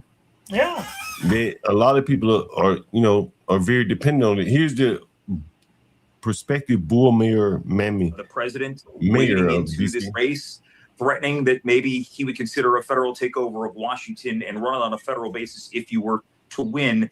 Your reaction? I don't believe we're not gonna get ice off our streets by fearing this president, and we're not gonna protect our rights or home rule by obeying in advance. And threatening home rule because you do not like how residents vote is an attack on democracy itself. And so what she's saying is the underlying agenda of her is that she has all the white people. I've shown you that street interviews where the liberal white woman is going to vote for her. And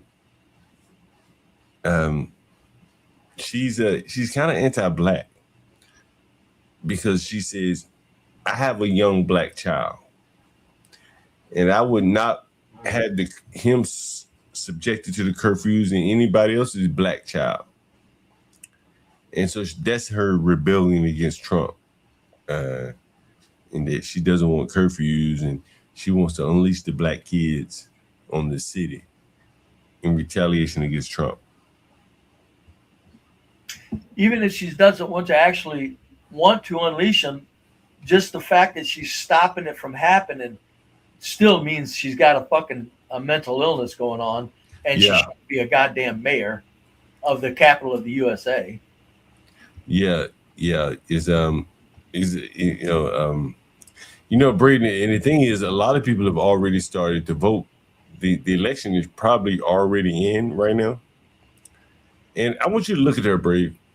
Here's a picture of her. Here's a video. And so she's clearly a bull mammy. I want you to look at her. Mayoral primary threat. This is her in the white. Home rule if one of the top candidates wins. Today, the president speaking out against D.C. Council member Janice Lewis George with early already underway. Well, I wouldn't like it, and maybe we'd take back Washington, run it on the federal basis. We won't put up with it. We're not going to lose our business. This is her. And Trump is calling her Montgomery 2.0. He said, we're not going to lose our businesses because of her. because not only is she lax on crime, but she's like, I don't know if you've been following Montgomery, but Montgomery is being very hard on businesses. Oh yeah, he's crazy. It's wild. Right. I mean, and again, John, I don't. We'll say Mom Dami's the culprit, but we know it goes much higher than that. Go ahead. Mom Dami, folks, is taking orders. Go ahead, John. Brad, can I get you to comment on this right here? I want you. We talked about this. What's that? And we kind of we split hairs on this a little bit. But we did agree on something. Let this be a lesson to us, especially to teach our young Black boys, because we have definitely seen this in our community. Did you hear what she said? Let this be a lesson. Let this be a lesson to us, especially to teach our young Black boys, because we have definitely seen this in our community, where the slightest of things has touched off something that can't be reversed. Brad, do you know who this is? That's Jamil we were talking about this morning, correct? Correct. Yes. She's first of all, for the record, though, I'm all for what she's saying. I agree with it. I'm just saying in the final analysis, she dropped back with all of those words and erased it with one sentence. No. All of the good thoughts she had there, John, was erased with one sentence. And Brad, do you remember when I went up on when I was interviewing outside of the Navy Chipotle? I said, we got to be honest. It's the Black teens. It's not juveniles. Don't use that word. Yeah. The Black teens. What did she just say? What did she say? We need to be having conversation with our young Black boys about who? With who? Yeah. Young Black boys. She didn't say teens. Nope. She didn't say juveniles. Nope. That's what I'm saying, John. I really appreciate what she's saying, but she erases it all in one fell swoop. Ain't one step at a time, Brad. I know it. That's all we can hope for, isn't it, John? She just at least said something that made sense. God damn it. But she goes on to say this, Brad. Emotional regulation. Emotional regulation. Have mercy. And decision making and discernment and wisdom. What? Discernment and wisdom. Yeah. She's basically saying that she's talking about this in the context of Carmelo Anthony. So you would have to assume that she's talking about Carmelo Anthony did not exercise discernment and wisdom and emotional regulation. Correct. This is a Black woman coming to grips with the white man's world. That's why she came to grips so well, John. I'm telling you, that's why she had to, at the final analysis, she had to make damn sure she could still get invited to the barbecue, buddy. And she could still get hired by the white man. What she said she was worried about not getting invited to the barbecue, buddy. Which she wrapped up with. I think she also wants to be invited to the yes, that's what I'm saying. She's playing. She is, and she's doing a good job of it. My point is the whites are listening to what she's saying. The Blacks don't listen to what she says after she finalizes it with that stupid statement she made. Let me ask you this question. How many Blacks conservatives on YouTube are saying what she said up until this point?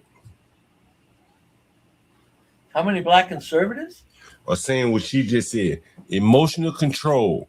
Well, I hear a lot of Blacks talking about Blacks. No, I'm talking about the Black conservative, the angry man, the people like him. He's not a conservative. What I'm saying, the Blacks in general. Fuck it, Black conservative. Okay, not many at all. Not many at all. And so here is a very liberal woman speaking about they need to be more disciplined and stuff like that. And emotional control. And called them out by name. Huh? I'm sorry? And called it out by name. Called out by name. Not like the Hodge twins aren't doing that. ABL is not doing that. Oh, no, John, hold on, man. I've heard the Hodge twins cut up on Black teams. I'm talking about as it relates to this case, they're not talking about emotional control or anything like that. I know, but I'm just saying, God, I've heard the Hodge twins for 5 years. I'm telling you, you got to leave Hodge twins out of that lineup. No, I haven't watched them much, so you may be right. I have. No, they're very good. But they say more than this bitch could ever hope to say. But it is amazing, though, that this liberal black woman is talking about things. Yes, that's the amazing part. She's a woman saying this. He's talking about the intangibles. Yeah, because I guarantee you, there's not many conservative black women, other than maybe Ponder, that would say this or agree with it. And she's calling out blacks. Yeah. Would you agree with that? She's calling out blacks. She's not saying juvenile. She's not saying teens. Nope. And those are not easy conversations to have in a world that Yeah. sees them the way that they do, but we have to have them to save them. Right there, she to just erased the preserve whole thing. Play that again, We have John. to have them. Play it back. Emotional regulation and decision making and discernment and wisdom. And those are not easy conversations to have in a world that sees them the way that they do, but we have to have them to save. In a world that sees them the way they do. She erased all of that good words with that fucking sentence right there to blacks. See, this is why in a world that sees them the way they do. Thank you. That you just said a whole mouthful of very valuable shit and then erased it with a world that sees them the way they do. See, this is why I disagree with you. I think one could legitimately say the blacks have ruined their reputation. And in a world where your reputation is ruined. I agree. She may not mean that, but it doesn't mean no, John. No, I again, we're at odds on that. She knows what she was saying. She's too smart.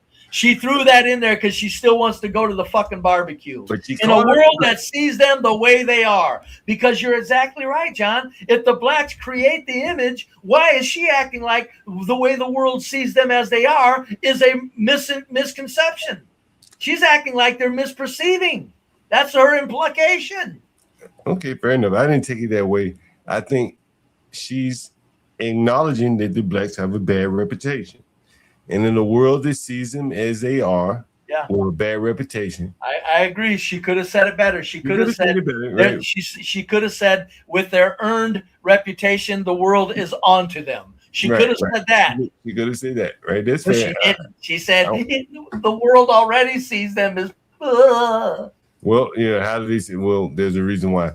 But anyway, them, to preserve them. We have to have them.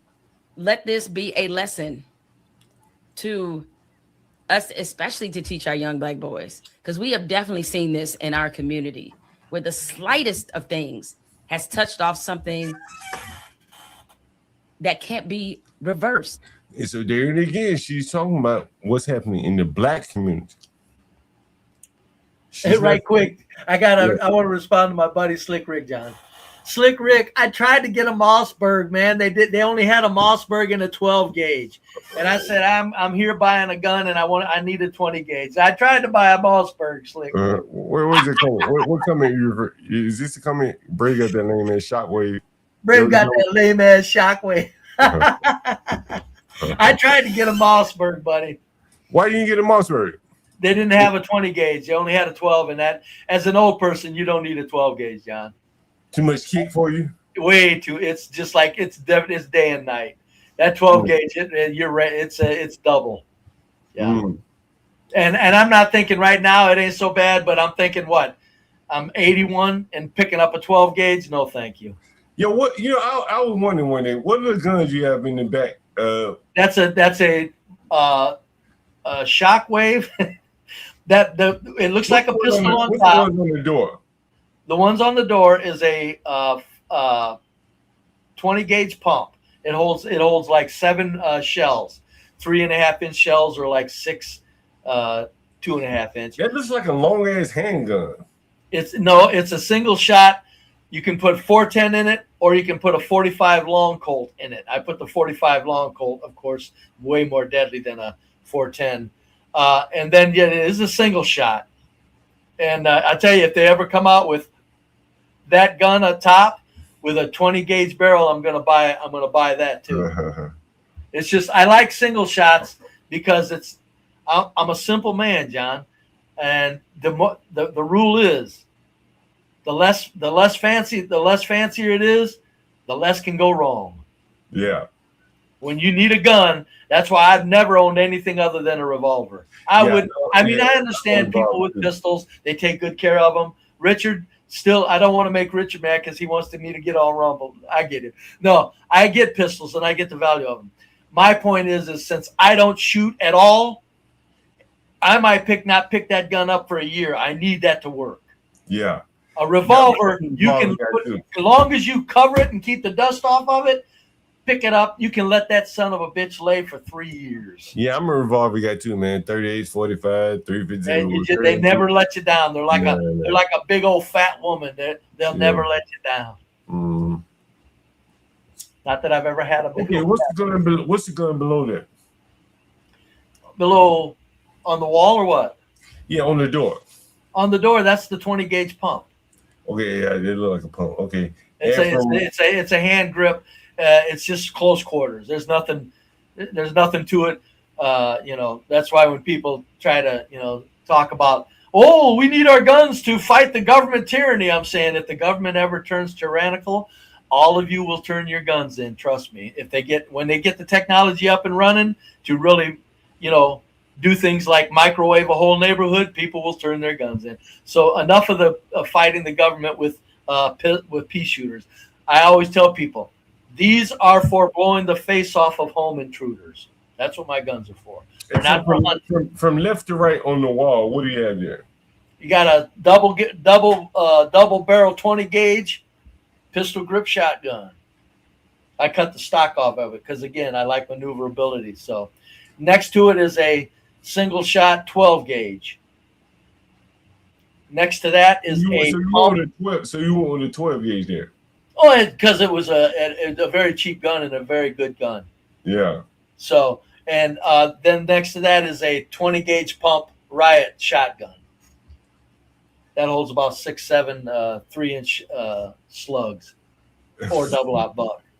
So what was your logic behind buying each of those? Over the years, it's been over the years. Just, I always say the people that got money, that can have more than one gun. People say, why do you got 10 guns? And I try to tell people, the guy with 10 guns is going to hand them guns out when shit hits the fan. He's going to pass them guns around. Do you mind? Yeah. You're in a neighbor, you and your neighbors, and shit hits the fan, and you got 5 neighbors that want to keep that neighborhood right. 4 of them might not have guns. And I'm not talking about race riots or nothing. I'm just saying if something really happened to break down, like. What about handguns though? You have handguns? Oh yeah, I've got a 45 long Colt revolver and a 38 special that I carry. Yeah. And I got a 38 and I got a Derringer 38 roughneck Derringer 38. I'm surprised you don't have like a 357 when you shoot. Well, I do have that Derringer is a 357 Derringer. So can you shoot 38s? Yes. Yeah, I can shoot 38s because up and close and personal with a Derringer, basically a Derringer is something you just shove right into the rib and pull the trigger. There's no aiming or nothing. So the 357 is sweet, but again, it's the kick. It's like, whoa, yikes. Yeah. But I do have 357s for it. If shit hit the fan, I do have 357s available to me. Yeah. No, I have a 357, couple 38s. But You got your 357 revolver. Is it a snub nose or a longer barrel? I got a long. I should show it to you. No, you can't. Don't. No, you can't show it. You can't handle guns. You can have them displayed, but you can't touch them. Yeah, no, I got a 357. It's a long barrel. Remember the white guy that came over? He sold it to me that day. When did he sell it to you? On the stream. Remember the one that you talked to, Brave, my roofer? Yeah. Him. Yeah. He sold me a 357. Yeah. On the stream, It was a good deal, yeah. That's why I say that people, why you got so many guns? I'm going, an electronic magnetic pulse. Say the sun sends a magnetic pulse so bad that it knocks out electric in an area for 2 months. I'm telling you, the guy with the guns is going to hand them out. Yeah. he's not going to keep 10 guns to himself while his neighbors, are looking for ways to, he's going to hand some of them out. And that's why I got guns. I said to hand them out to neighbors if needed. How do you store your ammo? Just in a box. They say be careful. I make sure that it's in a cooler part of the house. So you make sure there's no humidity around it. Stuff like that. So Yeah. But no, I just got a lot of ammo, but I do not shoot my guns. None of these guns that you're looking at, I've never shot any of them. Really? No, they all work. Their pumps work. They're self-explanatory. A revolver is self-explanatory. You don't even dry fire them or anything? No, well, I dry fired the 12 gauge to make sure the pen worked when I bought it. Yeah. Yeah, no. But no, but you are correct. When I first got guns a long time ago, I would put them in a holster and carry them on me, and then of course practice getting them free. Yeah, getting them out of the holster. Yeah, and then after that, then pretty much you just leave them be. Ricky said he has 20,000 rounds of ammo. 20. That's a good neighbor to have, right there, folks. That's a lot of ammo. That's a good neighbor to have. Ghost camera ain't gonna get me fucked up. If Richard's got neighbors he likes, he's and he needs more. There's strength in numbers. Richard's going to be the guy that's going to help his neighbors out. Yeah. That's why when people go, why has everybody got so many guns? I'm going, fucking shut up. If shit hits the fan, you're the one going to be knocking on somebody's door asking for a fucking gun. Dumb fuck. Someone said they getting ammo tooling. What's ammo tooling? Like reloads? I will be getting ammo tooling. Oh yeah, reloading. Yeah. Reload. Yeah. And still, the problem is you're going to have to go to tooling, and then you're going to have to, my God, I'm telling you, if shit hits the fan and they really want to knock the shit out of the rights of the citizens, which they're never going to do. All they got to do is just stop handing out gunpowder. You got black powder, gunpowder. So on the ammo tooling, it's one thing, but if there's no gunpowder, what good is ammo tooling? I'm telling you, the technology right now, I'm all for, going against the tyrannical government. I swear, hand to God, I am. But it's the government has so many goddamn filthy fucking high tech stuff right now that we don't even know what they got. If they roll up on a crowd of people and start cooking you with a huge microwave, all you can do is just go back home. Yeah, there's not much fight to that. No, go home. It's over. Brave, why don't you give some advice to the young people up here, Brave? Give some advice to what? To the young people. I was telling you, I think a lot of young people like to hear what you have to say. Well, there's probably not that many listening, but my advice is to young people is people that are beginning in life have always had to mind their dollars and pennies. And I'm serious, not just a little bit. If you're beginning in life, because don't fall for this shit like, oh, everything's too expensive now. No. It's all how you spend your money. Now, I do know things are more expensive, but I hate to break it to you. You're getting a lot better wages, too, out of a lot of certain situations. You got retail outlets paying $20 an hour now. That was unheard of even 15 years ago. Hey, Brave, why don't you tell the people how you approach finding work? I've always found it very interesting. Well, the way I did it, and the way I did it, you can try this if you want. Anybody can try this if you want. Now, remember, I'm not applying for C-suite executive jobs or executive jobs. I'm applying for warehouse, truck driving, warehouse work, stuff like that. Hey, Brave, when I put the comments on the screen, can you respond to them whenever you feel free? Be brave. You can change your life in America so fast financially. Yes, you can.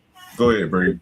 You can, because all you got to do is learn to mind your pennies and stop thinking you need a new phone. Stop thinking you need new shoes. Stop thinking you need new clothes. If you're not making money, you got to understand your first obligation is to get that money in the bank as best as you can, and to get and Now, John isn't big on the stock market, neither am I, but you got to make sure you get about $3,000-4,000 in a fund that you can just let set for 50 years. But past that, the key to it is don't spend money you don't have, and that is what is poisoning Americans in general right now. They can't comprehend not spending money that they don't have. Be brave. Got Gen Z listening. Well, it'd be nice, but it's all about, you got to understand that if you're not going to make a lot of money, you don't get to buy new things, and you got to understand that if your job's paying that money and you like your job, you can't decide on you can't say, wait a minute, I really like this job, but it's not paying me the money you think you should have, so you get rid of the job. No, one of the most important things to life is to be able to go to work to be able to get up and want to go to work where you work. Bray, you got a comment right here. And What is you it? got 2 comments. Here's the first one. I agree with Brave. Stop overspending on useless shit. And here's the second comment. Brave, I got a 60 to 70% savings rate. Wow. Loading my down payment fund and stock rolling. Stocks rolling. I'm up 40,000 in the stock market over the last 3 years. You got another comment, Bray. Richard, you got to have FTO. Yes, you got to look out for the future. That's why I was saying, if you like your job, quit worrying about what you don't have. Enjoy the fact that you like that job. Sure, make a change when it's timely, but don't do it just because you're whipping yourself into a frenzy. You got to count your blessings on the fact that I like my job. Man, that goes a long way. Brave, tell the people how you approach your jobs. Like, what I found was very interesting was the overtime aspect. The overtime. Overtime. Also how Overtime. you approach the managers. You say you walked in and say, who's in charge around here? You're talking about overtime or getting the job. Well, yeah, I think both of them kind of flow into each other. Well, I walked in the back. I never go into the front office of the jobs that I had for any length of time. I never went into the front office. I would go back around to the receiving dock, and I would ask for somebody that's in charge, as if I'm delivering something. Oh, okay. Hold on, Bray. I don't mean to interrupt you, but for the people that may not know, why the receiving docks?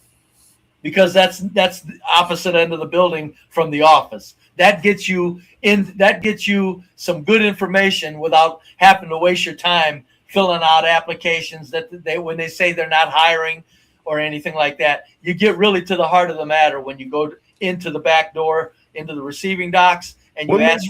What made you think of that? It was natural because I said, look, I ain't worried about going in here and fill out an app if there's no openings. And if there's no openings, I'm not wasting my time. And I also, the number one reason I did, John, is because I knew that with what I'm offering the supervisor or the plant manager that I'm talking to, when I'm offering them my attitude on work and tell them how well I'm reliable I am, and how well that I do what the supervisors say, and how well I adhere to company policy, and am always there when needed for whatever overtime is emergency. I'm there. When I can explain all of that to the plant manager, they go, you're hired. All you got to do is fill out an app for formalities. And it was that easy for you throughout your life? Every fucking time. Really? I've had a couple of them say they didn't have openings until I told them what I was about, and they said, okay, now I got an opening. It is some good advice. And you've always approached your job with pursuit of overtime. Would you say that's fair? Yes, I've always, because folks, young people especially, overtime has been a necessity for the last 60 years. Managers, how many hours a week you think managers put in? 40? No. 60, 55, 60. So if you add up the overtime they do, that's why they're getting the bucks. So your thing as an hourly is to look at yourself as a key personnel. Guess what you're going to have to do to get the bucks? Hey, Bray, you got a comment on the screen here. Be a good, reliable worker. Yes, reliable worker, and not only reliable, but very pleasant, and do what you're told. I snap off salutes to my supervisors, and I tell them when I do that, when I first start working there, I tell them, I'm not kidding. I'm serious about this. I got you. When they give me an order, that's how you get in under the skin. That's how you make them afraid to lose you as an employee. Yeah. You were telling me that you would like do things that like someone would ask you to do something, it wouldn't be your job or something like that, and you would do it, something to that effect. I would do it, and I would tell them not only will I do that job, but I will learn anything in here you want me to do if it involves getting me on that overtime. Yes, your goal was the overtime. That's the point I was making. Yes, right? That's why you volunteer for everything. And there are jobs that I said, no, I'm not doing that because, well, okay, it's not. Some of the jobs are repetitive motion and stuff. I'm going, yeah, no, not me. I don't, you know. But the point is the jobs that I want, I let them know I will do this on a Sunday if you need me to. Yeah, and so when you hear the young man say, I don't want to work in the wintertime, it's cold or whatever. Jesus Christ. I hear young people talking about 40-hour weeks. Yeah. I'm going, that was from 1945 to 1965 and 70 when Europe was tore up and we were making all the big ticket items and the corporate machine put in the high dollar unions to pay wages to employees. Yes, you had 40-hour weeks that paid bills. Then it was over. Hey, I'm telling you, for the last 50, 60 years, a 40-hour week has been a pile of unreasonableness. You've talked about this before, though, Bray. Here's a comment for you. If you have a good boss, they'll love you for going above and beyond for them. I'm telling you, Palomino, they don't only love you, man. They make goddamn sure that if there's something that if they got something that they can hand out for overtime, you're always going to be on that list. And I make sure I become the supervisor's pet. People call me that, and I said, you know what I do in front of people for a joke, John? What's that? I call the supervisor over. I said, sir, whatever his name may be, sir, come here. Put your foot up on this stool. And I would brush their shoe off for them. You got dust on your shoe, sir. That's the fucking loyalty I have, folks. You think my ego's in this shit?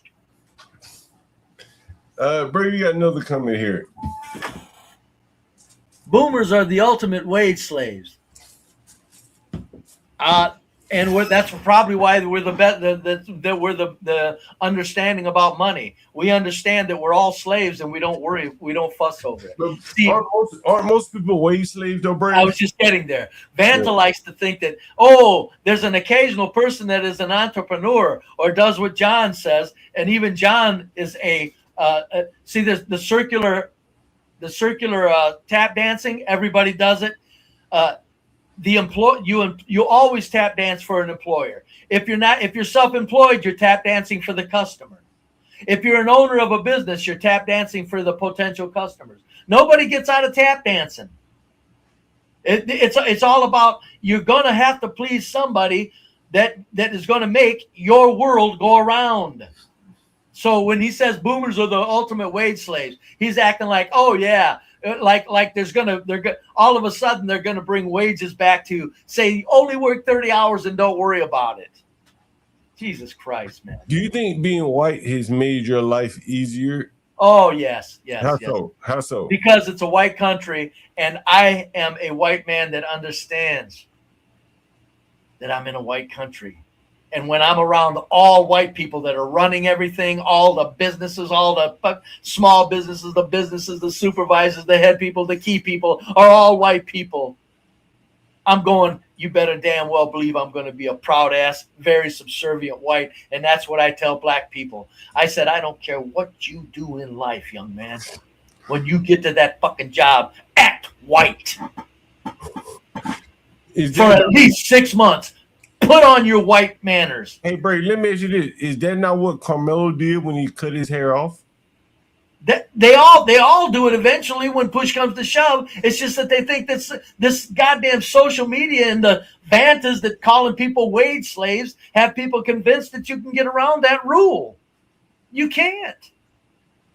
The law of the circle tap dance. Thank you, Shinar, for the term. He didn't create it, but he made it popular. The circular tap dance, everybody does it. Mm-hmm. The millionaires. I worked for a guy in my last job. He sold his business for $10 million.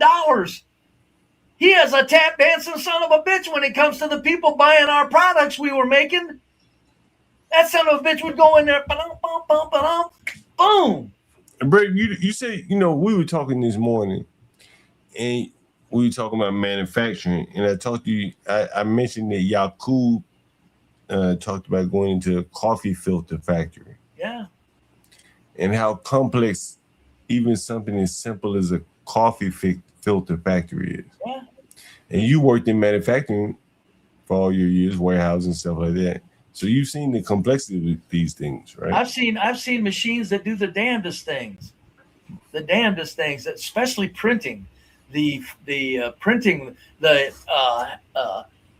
60-foot long printer that takes a carton and prints it and puts it and folds it and glues it and sends it down the line, and the feed of the ink and the technology of the ink feed and the purity of the print. It's like, this stuff is amazing when you look at it. Just that whole machine, and there's 5 or 6 control panels up and down the length of the entire machine to adjustments. It's the stuff, and there's machines that if you look up how they process copper in China. Look at what that goes through to do that. Go look up what they do to petroleum distillates. Look what they go through to do that stuff. The technologies that are out there to do this stuff. This is why people don't understand. We're living in magnificent times. Don't be a dumbass and let your ego block your realization of how magnificent everything is around you. Hey, Brave, I remember you telling me that in some of the industries, I don't remember, it was all white men. And the support industries were the... Yeah, here's a guy who made washers and dryers from sheet metal. But you were saying something like some industry, there were white men, it was white men dominated. Oh, yeah, piece rate. And then in the, I guess, the support industries, it was Spanish. Hispanic, yeah. All Spanish, yes. Explain it. Well, you got white people that are going to set it up, employ it. I'm talking. This is in piece rate where you got manufactured homes and stuff like that. But no matter what industry that whites are in charge of, the Spanish are in the support industry, such as upholstery, component manufacturing, component creation. Say like you're making a door for a yacht. I worked at a place where they made doors for yachts. I mean, real doors for, not for very expensive boats. And all of the support industries, Spanish are in them front to back. You got Spanish people doing them. Can't speak a word of English, and they're making components that go on $500,000 speedboats. Brave, you got to comment on the channel on the page here. Boomer says, look at how magnificent things are around you. Also, Boomer, look at these teen takeovers. That's kind of why I'm outspoken like I am, because they're disrupting something very magnificent. And that's what's more sickening about it than what people realize. Do you realize how magnificent, how much people would enjoy cities if they could just go there and really not worry about blacks and their behavior? You imagine a city where you don't have to worry about black misbehaving. Hey, Bray, weren't you telling me that none of the other groups are going to cause any headaches? Go ahead, John. Did you tell me that you grew up with no grocery stores? Yeah, no large ones. No large ones. I grew up where there was a corner market every 4 or 5 blocks. There was you would open the door. Everybody's seen them. You probably missed them. But the angled door, you walk in and the bell rings, clang, clang, to let them know the customer's there. In the back of the store was a meat counter with sawdust on the floor where the butcher was hacking away, cutting up meat and making sausages and hamburgers and cutting steaks. And then the store would have, everything else up out front. And they would have one of these every 4 or 5 blocks. And then in came the supermarkets. And so that was the America that you grew up in. That's it was something to behold, man. That's what I'm saying. I get there's things that we can critique. I do. But nobody's going to sell me anything about some horrible place to live and put the USA in that sentence. I'm going, whoa. Hey, Bray, look at the comment on the screen. Look at the comment. Sounds lovely. Oh, it was something to behold. That's why I can't stand boomers that are grumpy. We've seen all this. We lived through it. We lived through the times where modernity was coming in, making things so easy. There wasn't any world wars or nothing. We seen civility. There was still morality. You could still leave stuff out all night long. Even where blacks lived, it was safe. You know, boomers seen that. So when I see grumpy boomers, I'm going, you filthy, self-centered piece of shit. How can you be grumpy after having the magnificent life of a boomer? God damn. Someone said the good old days, Brave. Was it the good? You think it was the good old days? Those days were magnificent because, as I said, now you've got technology driving people crazy. I lived when modernity kicked in just enough to make things comfortable. And yet there was still the old time attitudes, families, well-behaved kids, the importance of neighbors and civility and politeness. And now it's just everybody's just, they're getting eaten alive by the technology that's around them.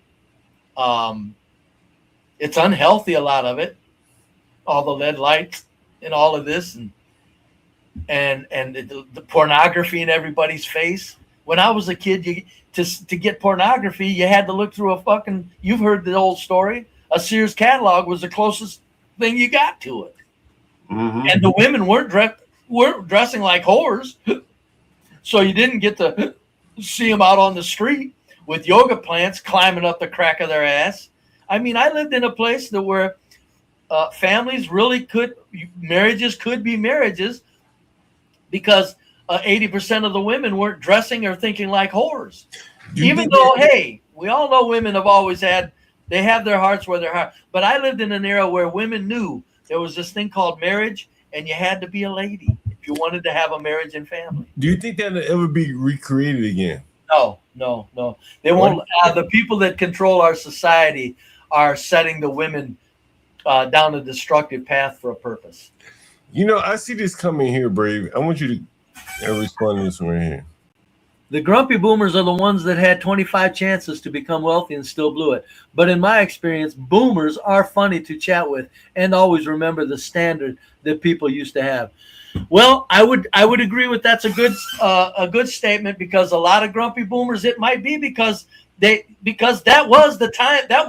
I'm telling you, folks, you could spit in the fucking wind and it would come back money on entrepreneurial efforts. So that's true. But the point is a lot of boomers. Hold on, Brady. You said to me many times you felt like you could have been a millionaire, right? Oh, I'm sure. Oh, I turned down not high-paying jobs, but all kinds of management jobs. I was way ahead of trends, such as I was talking about building mountain bikes 10 years before mountain bikes existed. Things like that. There's just things that if I would have paid attention, if I would have gotten into any business, I would have been a complete millionaire, because I would have completely had employees loving to work for me, because as an employer, I would have been the employer that said, damn, I made $1 million this year. That means I only need about 700,000, and I'm going to take 300,000 and divide it among 10 people. But you That's the kind of guy I'd have been. You weren't really focused on money. Not at all. Not in the least. But as a white man, you could not focus on money. Would you say that's fair? As a white man, what? You could not focus on money and still kind of live okay, I think. You could focus on in my era, you could say to hell with money and live okay, no matter if you were white or not. Right. Because no matter what, there was somebody wanting to employ you and there was somebody wanting to give you overtime. That's just the same plain simple fact. But okay, we all know there's such a thing as pretty privilege. Well, there is handsome privilege. I wasn't Gentleman's Quarterly model material. Well, I was kind of close. But there's handsome privileges. And then on top of that, you're very pleasant and polite and not the least bit egotistical or confrontational at all when it comes to fitting into somebody else's business. Let me ask you this, Bray. You could work in a high-end restaurant. I can see you working, as a younger man. Oh, yeah. Oh, my goodness, yes. Right? And be able to speak to well-to-do customers. Oh, yes. Oh, yeah. Right? Like, you're not going to be, nah, I mean. Yeah, no. I'd have, as a waiter, I could have easily have been a waiter that would just, I never even thought about that because where I lived was 50,000 population. I mean, if you were in a city, that's what I'm saying. In a large city, I may have very well thought about doing that. Somebody telling me they just made $800 last night in tips. I'm going, I'm in. I mean, all you do is carry a tray and speak nice and say, yes, thank you. May I take your order? And if somebody says, this tastes like shit, I said, I'm very sorry, sir. I mean, you think you could fit in with well-to-do whites? Oh, yes. Yeah. You don't think you have a problem? Not only looks wise, but also. You think it would be natural? Well, let me ask you, do you think it would be natural for you? Oh, yeah, it would be very natural. Yes, because even though I quit school in the 6th grade, I still learned how to speak very well. I always have been able to speak very well. Someone said you grew up without HR. He grew up without HR. Oh, no. Nope. I'm guaranteeing you, I've seen a lot of people out of here. The fuck out of here. And no. But would you say you benefited from being white, though, Brady? I would. Yes, I did, though, John. You benefit from being white in a white man's world. Yeah. That's the gist of it. Yeah, and I don't run for that. I wish whites would stop saying it because it's not as if the second place was so miserable. Okay, I was in first place. Sir, your second place is still better than any other place on the planet. There's nothing close to the second place of Black Americans. There's no other place in the world. I don't even care about whites in Europe. Bro, you got to come in on account. They got it lovely. Be Brave could be a CEO of a company. I'm going to guarantee you something, Ryan. I turned down management positions, and where that manager would have taken me, who knows, You could have been the CEO in your own little small company, You think? Oh, it was no problem. Oh, I could have, with my ability to sell my product that I was a part of. If I wanted to take that risk and just go into it, yeah. No, I could have opened up so many businesses, it would be pathetic. And I wouldn't even need salesmen in the beginning because myself as a salesman, if I tell somebody I've got products, I would deliver so well because my employees would be loving to work for me so well that they would be so loyal to me that I could take that person that's thinking on buying from me. I could take them through it's a manufacturer or a warehouse, I could bring them to my business and show them the loyalty that they're going to get from everybody involved in this business. Bro, you got another comment on the screen here. Be brave as a boss. Yeah, I am. I even when I wasn't in management, I was still handled a lot of important things and handed workers to get stuff done with. Yeah. What do you attribute that to, though, Brady? Because golden rule. Golden rule. Because I would never be mean to a person unless he had it coming. And if he didn't understand something, I would be very good at. I've had many young people through my years take me aside and tell me, "You explained that so well and so easy. Thank you." You got another comment here, Brady. Yeah, I agree. Being white counts, but also being great to the point where people need you gives you something greater than white privilege. They're open-minded to badass people. Yes, white privilege doesn't matter if you're an asshole. See, I took white privilege. What did I do? I turned into one of the best goddamn pleasant employees, workers God ever put on earth. So you pride yourself on being a worker? Yes, a worker and a very obedient worker. Yes. I told my employers, I said, when I do this, sir, I tell my managers and supervisors, I'm serious on this. I got it. Yes, sir. Because I mean it with every bit of that passion. I'm going to get done. If I like working here, got it. Yes, sir. Hey, the young people need to hear that, Brave. You know that, like, your mindset on working, a lot of young people don't have. They don't, and it's so sad because it's so easy when you're at the bottom. There's no brains you need. You don't need to have any training. You don't need to have any fancy things. You don't need to have a fancy amount of tools because you're an auto mechanic. You go in with your body and your brain, and you can be the rocking and rolling son of a bitch that any little business ever seen in their life. I've never had every interview I was ever in damn near. Before the interview was over, the owner of the company was asking me, because a lot of times I got in with the owner because they would be called in after the plant manager was okay. And the owner of the company would say, do you have any friends that need jobs? They wanted people like me. Yeah. Just from an interview. I had employers tell me, if I had 10 employees like you, I could get rid of 30 of these others. Brave, look at the comment on the screen right here. Yes, be brave. There's a thing called badass privilege. I'll go for that.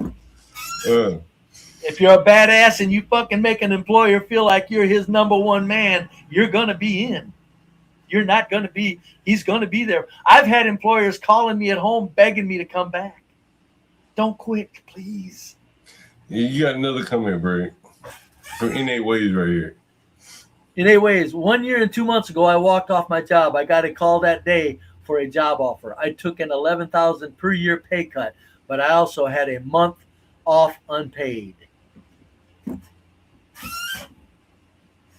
There's value there. And then he took an $11,000 year pay cut. Probably means the job he left, he didn't want it anymore.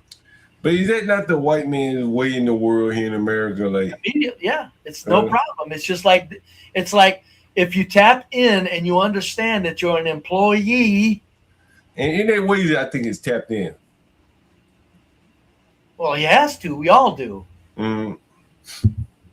I think Innate Ways is also an entrepreneurial when it comes to detailing autos. You see what he put on the screen right here, Brady. That shit ain't hurt me at all. It doesn't. It doesn't. I'm telling you, the number one thing in any, if I wanted a job and I knew I wanted it, I let them know I'm going to be the most obedient worker, your manager, whoever is my boss, he's ever had. I'm going to make him look good as best. I'm going to make him look wonderful to the best of my capabilities to do so. I'm going to make your manager look good. Yeah. I don't fuck around. I don't. It's like, oh, you sound like a punk. Well, if you want to take it that way, but I guarantee you, man, when it came to privileges inside, like overtime, boom, anything. If I needed a day off, don't worry, you got it. Never, no questions. Vacation when I wanted it, I got it on my when I wanted that vacation. Yeah. Yeah, they just, I'm telling you. Employee at the very bottom can have an employer wrapped around your finger in 3 days. Now, take it a month of fantastic performance. That employer is looking at you as like one of his little angels. Yeah. You're making him money. Oh, and by the way, you're paying your bills with his business. Yeah. It all works out. I tell any employer, how do you like your job here? When they ask me that, new employee, I tell them, if I've been here for a month, that means I love my job. And I love working for you, sir. You think I don't say that? I do. I love working for you, sir. You have a magnificent business model going, and I am very proud and happy to be a part of this business. You think I'm kidding when I say that shit? I'm not. Hey, Bray, Dolomite put a comment in the chat. I want you to respond to this. Dolomite, reliability. Were you reliable to your employers? Oh, I don't think I was ever even late to work more than twice in 20 years.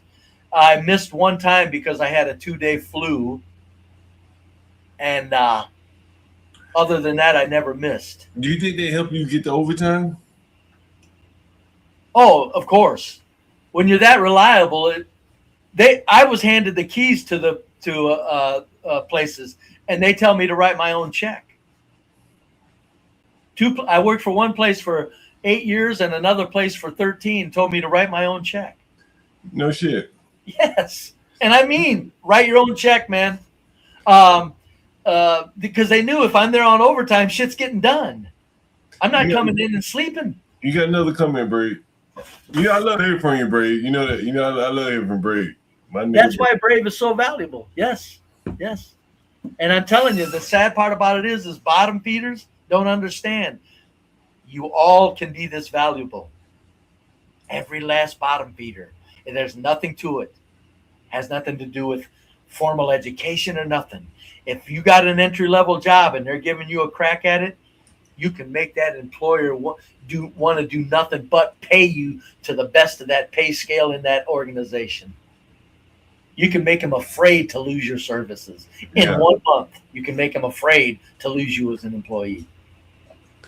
Yeah, now I agree with you on that, Brave. And I think a lot of young people, that's what I'm saying. Like, I truly believe, and I said this earlier, Brave, that like, John, are we losing views? Are we down to 5 views? I don't give a fuck about this shit. I know. I'm just saying. I don't mean to. I love doing this. Look, Brave, I don't give a fuck about this shit.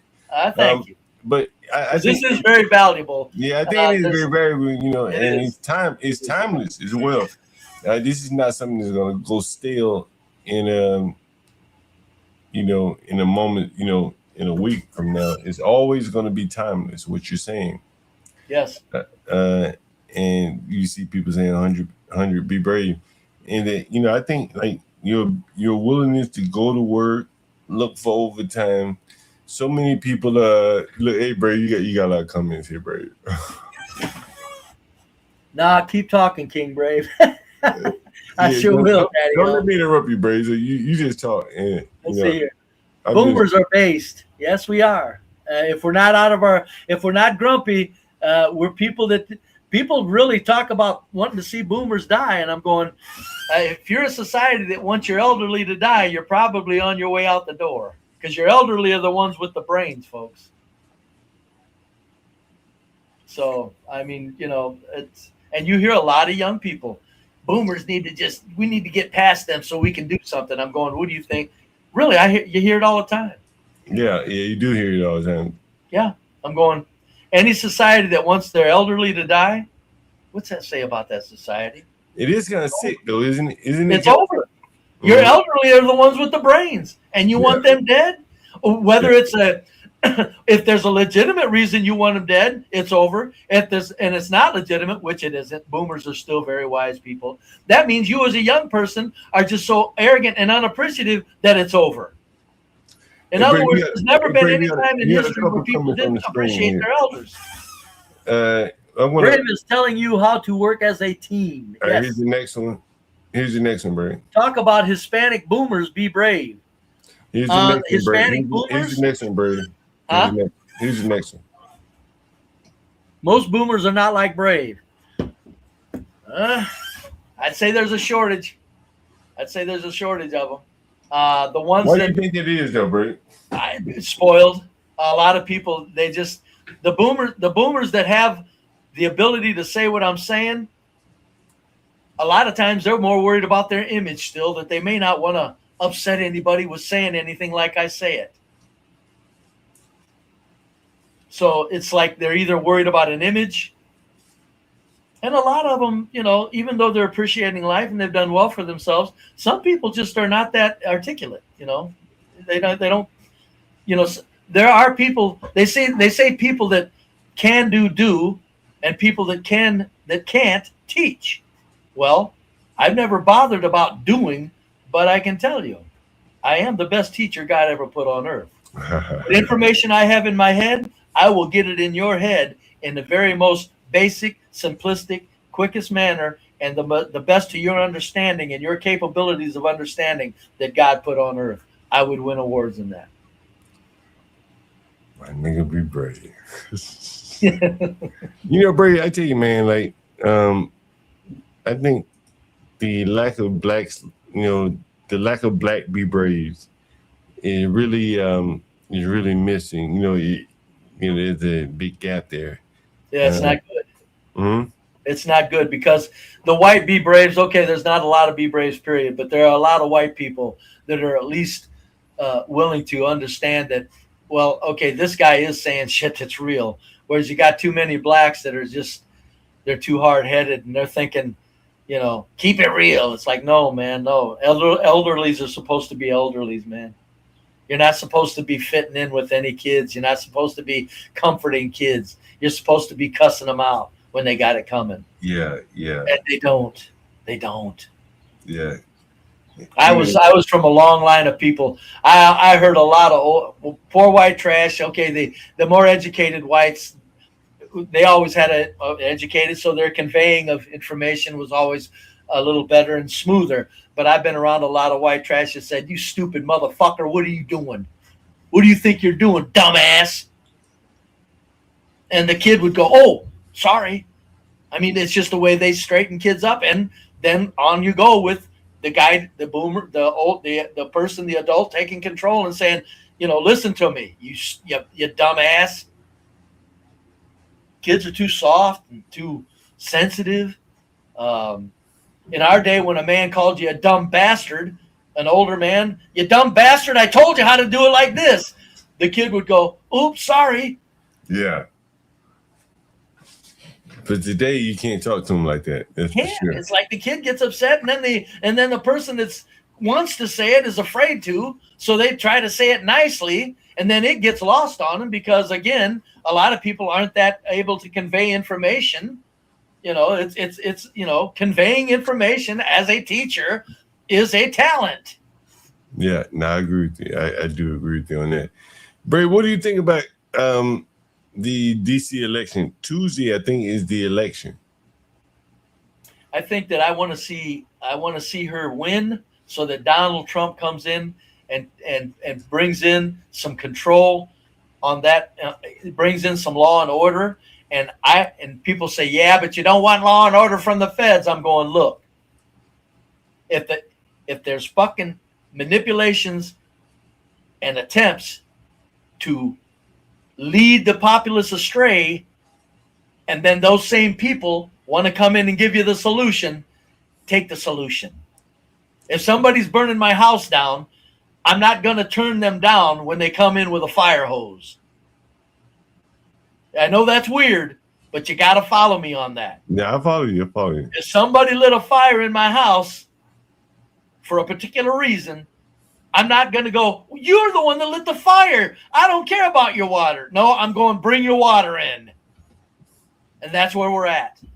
If they're doing things with our culture to change things around, and they're going to come in and take control and smooth things out with that same power structure, so deal with it. That's the realities of life.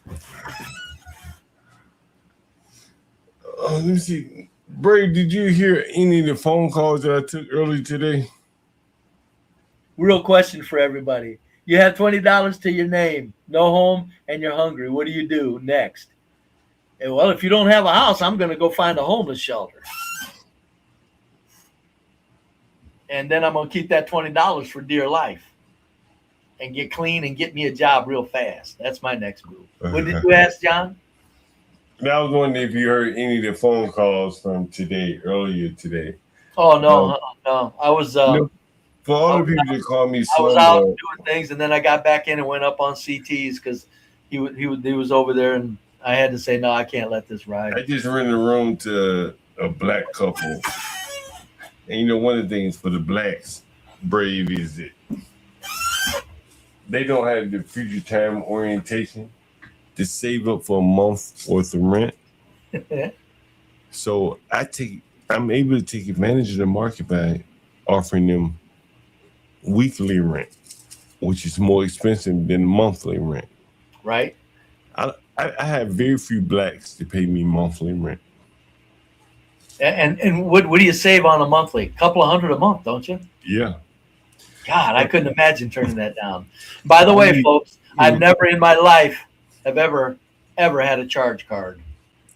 So many of these people Cash on the barrelhead, baby.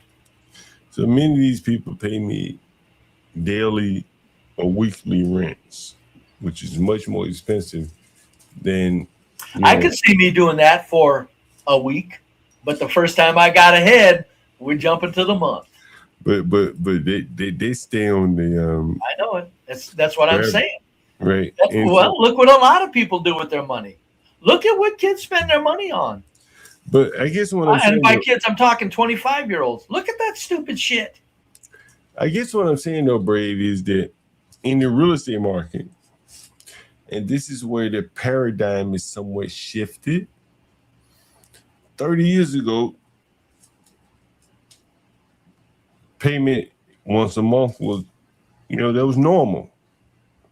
But with all these transfer payment applications, cash apps, so on and so forth, you can transfer money almost immediately, which means that less trustworthy people end up having to transfer their money as they get paid.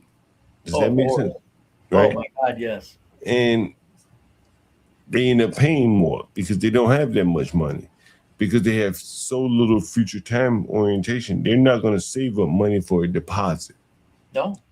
They're not going to have 2 months of rent up front. John, you said it yourself. Of all your rooms that you clean out, look at the Uber Eats these people spend their money on. Yeah. Folks, John says he's got containers upon containers upon containers of Uber Eats food. Right. In my room, you'd find sandwich, you'd find whole wheat bread, and if I left a package out, which I wouldn't, it'd be in the trash. It'd be a lunch meat sandwich. If I was renting a room, if I was down that low, you'd be seeing lunch meat packages and whole wheat bread packages with carrot and celery sticks. And that's the way that the Africans live. Yes. But not the way that the African Americans live. Yeah. They're ordering food out. Some of the Africans too. So that is the big difference in the how these people are living and why they are so poor. Yeah, it just never ends. It's just like they complain about not having money, and then you look at what they spend their money on, and it's like, what planet did I fall off and land on? Because when I was young, when you didn't have any money, you didn't buy anything that you didn't need. Yeah. You just didn't. It was easy. You just don't buy it. You don't have the money for it. Yeah. Hold on. We got a nigga. I think this nigga calling me about that Wi-Fi password. Hold on. Hello. Hey, Hello. Hello. Hello. Hello. Oh shit. Hello. Hello. Damn. Let me call her back. Give me 1 second. This is a niggers that I just rented a room to. Let me see. This shit don't sound right. I want you to listen to this shit, Brady. This is a 57-year-old couple. They're about 57. I think they're about 57. Give me 1 second. I'm about to put it on. Oh, here she is. Okay. Hello? Yeah, what's up? We can't get into our room. We went to the store and it's not even lighting up. It's not letting us get into the room. Are you in the basement already? Yes, sir. All right. Well, you talking about the bedroom door? Yes, sir. All right, give me 1 minute. Hold on for 1 second. All right. I forgot about that door right there. I'll be over there shortly, and I'm going to change the They code for their door. Give me 1 second. Hold on for 1 second. All right, hold on. Hold on for 1 second.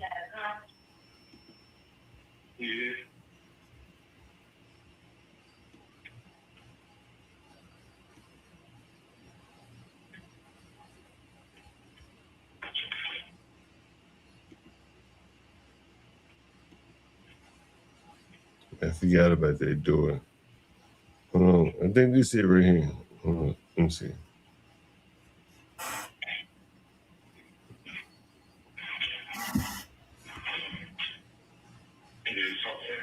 Hold on for 1 second. Hold on 1 second. Hold on. Hold on for 1 second. I'm about to send it to you right now.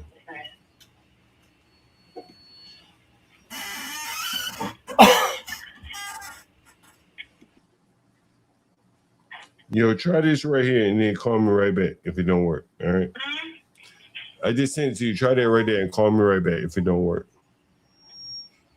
No, it's the damn dude. Say what?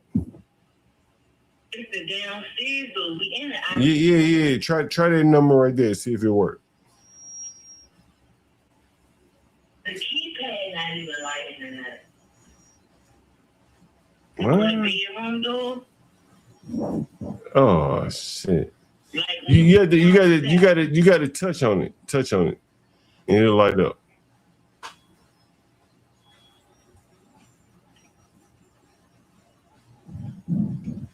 You should be able to touch on it. It'll light up.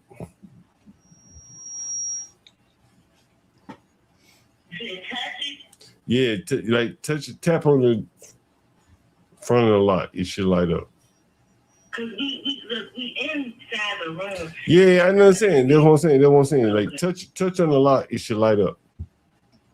It ain't lighting up at all. All right, hold on.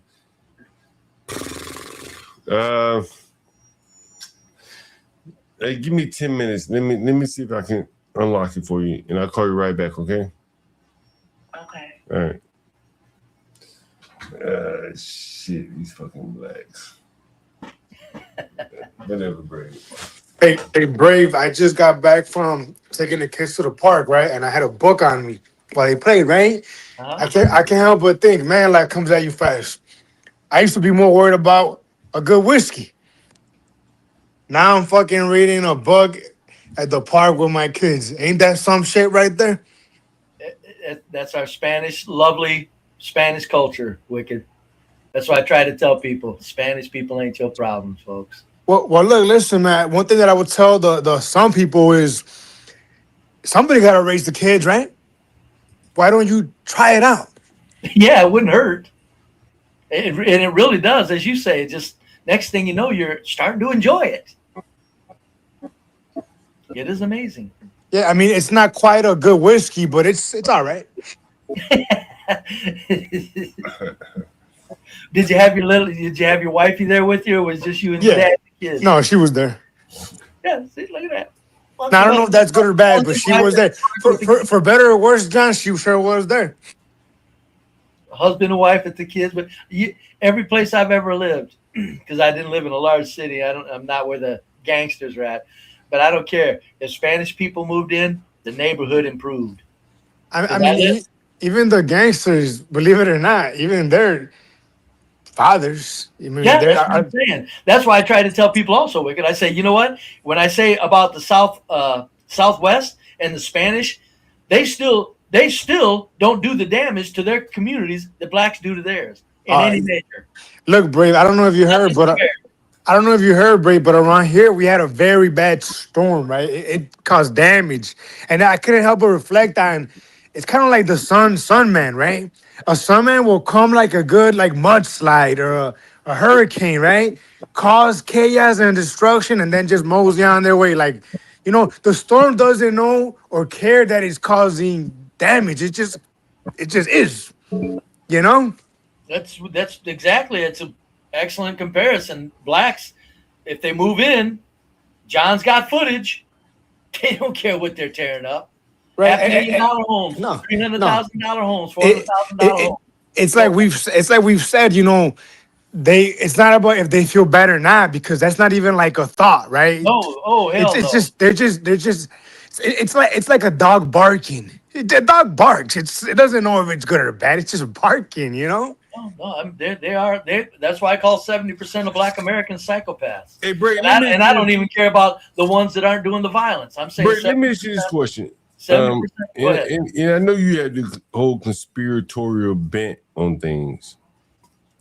What do you think it goes in DC where Trump is threatening to take over a majority Black city?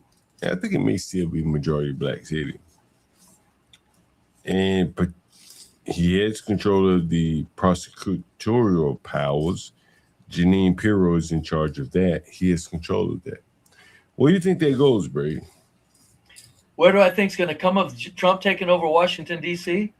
Do you think he's going to push the envelope if this Black bull man is elected? Yeah, I hope he does. Do you because think he I'm will? saying No. Let me ask you, do you think he will? Actually, I wouldn't get my hopes up. I hope he does, but I wouldn't get my hopes up because it could be just a bunch of bullshit talk. Now, she's basically a Mondami of the of DC. Uh-huh. Yeah. You don't think he's going to take control? I hope he does, but in the end, I'm going to go, it's too good to be true because think of what that would a precedent that would set. What do you mean? If he came in and took control and actually did something about the crime, this means that something can be done about the crime. Well, DC is a unique city. No, I know, John, you don't want to, people want to think that there's nothing that can be done about this. This is just humanity failure. No, because I always tell people, no, there are solutions. It's just that we won't do them. We can't do them. We're not allowed to. But if Trump comes in and actually really does something, that's going to set a precedent that proves that, yes, there are solutions, folks. And then other people will be going, well, why in the fucking hell not in Detroit? What the fuck? That Memphis ain't good enough? Hey, real quick. That's why they're not going to do it, John. They'll set a bad precedent. A good one, but it'd be bad for, we don't want people to think that we're going to come in and actually take control of the black animals. Hey, real quick, scum in the chat. It's like I'm not an anchor baby. I'm an anchor man. For your information, brother. Yeah, I come from wetback parents. Put that in your pipe and smoke it. Smoke the hell out of it. Hey, hold on, Wiki. Brave, like we've heard from so many people, Hispanics and people who are speaking on Hispanics, and we've talked about this on the phone, Brave. The Hispanics have earned their way in this country. When you say so, Brave. Yes. Yes. Their reputation, man, like God. Not only have they earned their way with hard work, they've earned their way in understanding the white man rules. Get out of his fucking way. That's what Spanish do better than.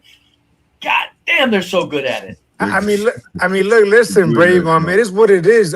Gliders they just govern well, man. They're smart. They're geeks.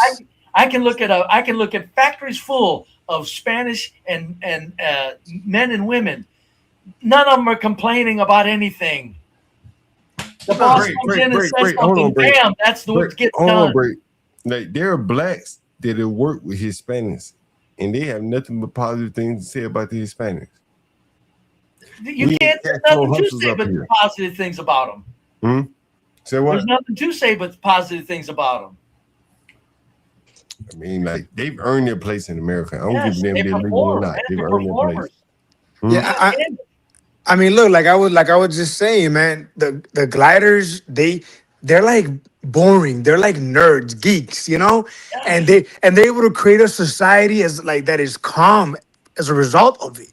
The Hispanics are able to labor and provide for their families in that system, right? Hey, Bray, come in on that right there. I've just always been impressed with the way they do it. Bray, come in on that right there. I know Spanish men will have 4 goddamn jobs. Hey, Bray, they say you're a racist right there. Can you come in on that? Hispanic got privilege in this country. They earned it. Who said a racist? What? Would you say that they earned it? Oh, my God, yes. Yes. No matter where you put them, they get the job done. Yeah. It doesn't matter. Yeah. and yet they take care of their families. You're not going to go to any inner city Spanish school and find the kids tearing up the school. They don't do it. Look, Brave, we've always said, right? If you have, say you have a white neighborhood, right? Yeah. White neighborhood. If it becomes Hispanic, it does become worse. I would agree with that. But if you have a Hispanic neighborhood and it becomes black, that becomes worse. Now, if you have a black neighborhood and it becomes Hispanic, it becomes better. Does that, and so on and so forth. Does that make sense, Brave? Yes, and a lot of white trash dweller here.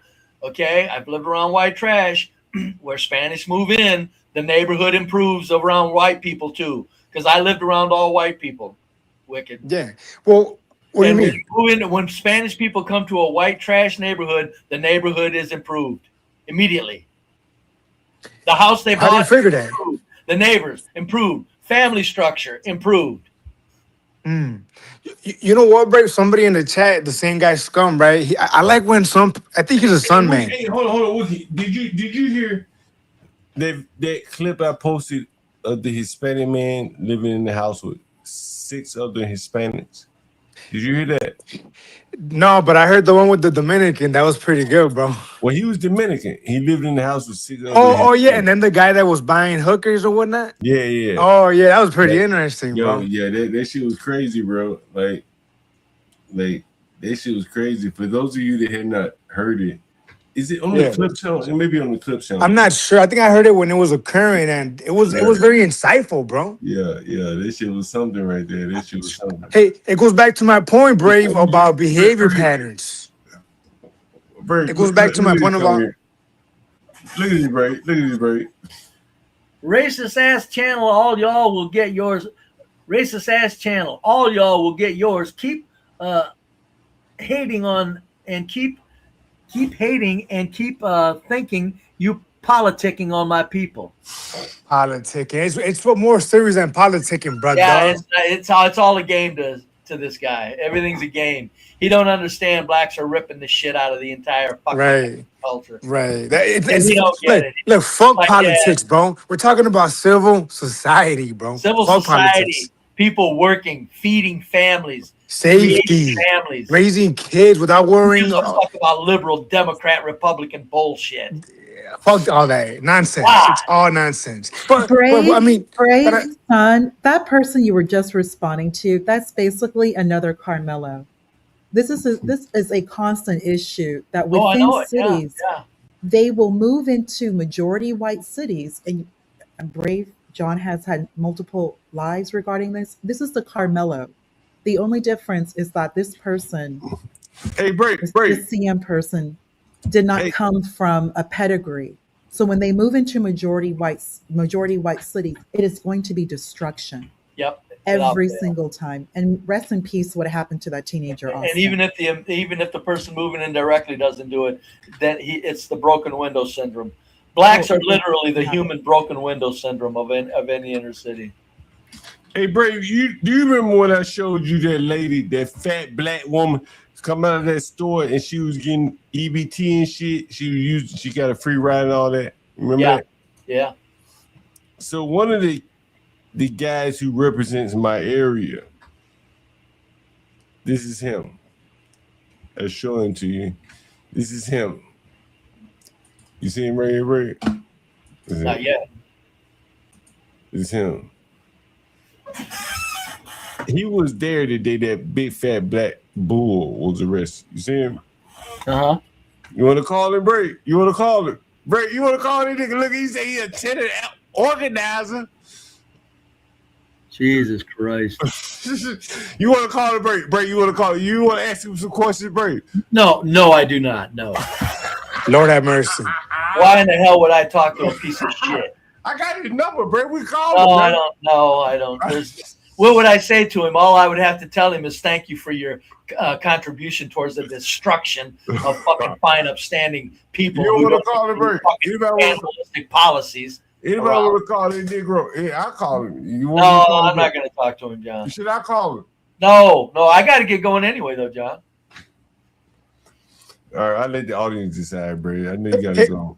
Hey John, can I make a quick point about the Dominicans? John, I would think it would be very interesting if you did call him. I'm just saying I've got nothing to say to him because all I'm going to do is call him a no good for nothing dirty bastard. If he's sitting there just supporting this stupid shit and making it so blacks don't have to think or do anything, it's like, what the hell? I want to talk, but it would be. I'm sure the audience would love it if you called him. Should I call it audience? Should I call it? I think you should, audience. John, it's been a pleasure being up with you, Daddy-O. My nigga be brave. Talk to you later, fuck. The John gonna be brave dynamic. These niggas be hating real hard, brave. Brave, I gotta play this because I think this was really meant at you, brave, more than it was meant at me. I think it was really meant at you more than it was meant at me, brave. And I gotta play this. This is for you, brave. This ain't me, Brave. This is you. Man, fuck you. Fuck you, Brave. Fuck you. You. You know who I'm talking to. I'm talking to you. You ain't that fucking white cracker, that poor white cracker on your channel. Fuck cracker ass cracker. I'll beat the shit out your bitch ass. Brave, you done got me in trouble with man, the black I'm telling you. Brave. Man, listen, man. I do not fuck with these people. Am I still up here, John? I thought I left. Hey, John. Fake. They fake. They fake. Bray, this is all about you, Bray. You done got me in trouble, Bray, with the black community talk. I don't. That's why I stay my no, ass. No cook, no barbecue for John. I'm finna be around these fuck niggas. Oh, nigga, like you're joking. You think I'm finna be around these fuck niggas? Bray, hell no. We attached it to hip here, Bray. You can't run away from me now. Goddamn right. John can't go to the cookout no more, Bray. Around Carmelo Anthony than a lot of you black coon ass ninjas. You goddamn right. I seen your shit. No grape soda for John at the cookout. With your drunken ass. With your drug habit, drunken ass. Bray, we done got these niggas to the tizzy, Bray. We done got these niggas. Bray. Do you think he really wanted to talk to me, John? We done got these niggas in tizzy, Bray. Bray, you know what I'm saying? Like, we done got. They don't know what to do with this, John. They're at a loss. I don't even think he was talking to me, Bray. I really think he was talking to you. I think he's talking to you, Bray. Yeah. Well, it does me proud to be that closely associated with you, so I gotta thank him. I think he's talking to you. You're goddamn right. You're goddamn right. You're goddamn right. Goddamn right. You goddamn right. We had drunken ass, alcoholic ass. These niggas smoke. That one was for John. That one was for John for sure. Bray, I got that cracker on my string. You that cracker. You a cracker, Bray. Poor white ass cracker. That's right.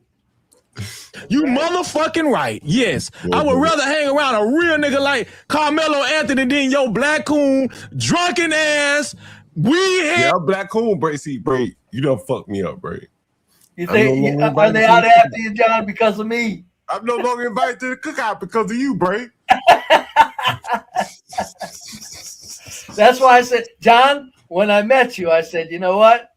When I seen you on CT's show, folks, hand to God, the first goddamn thing I said about John was this. That motherfucker ain't worried about what anybody fucking thinks. That's a bad motherfucker right there. The way John talked the first time he was on CT's show, it takes one to know one, and I knew it. I said, right there is one bad motherfucker. It's only natural that we ended up in this business relationship, John. Brady, bro, Brady done got me a lot of trouble, Brady. The blacks. My mama can't listen to me. You know that? You know that, Brady? My mama, I can't listen. I done got John's mama cussing him out. Brady, you know what my mama said more than what she really can't listen to, Brady? Is this right here.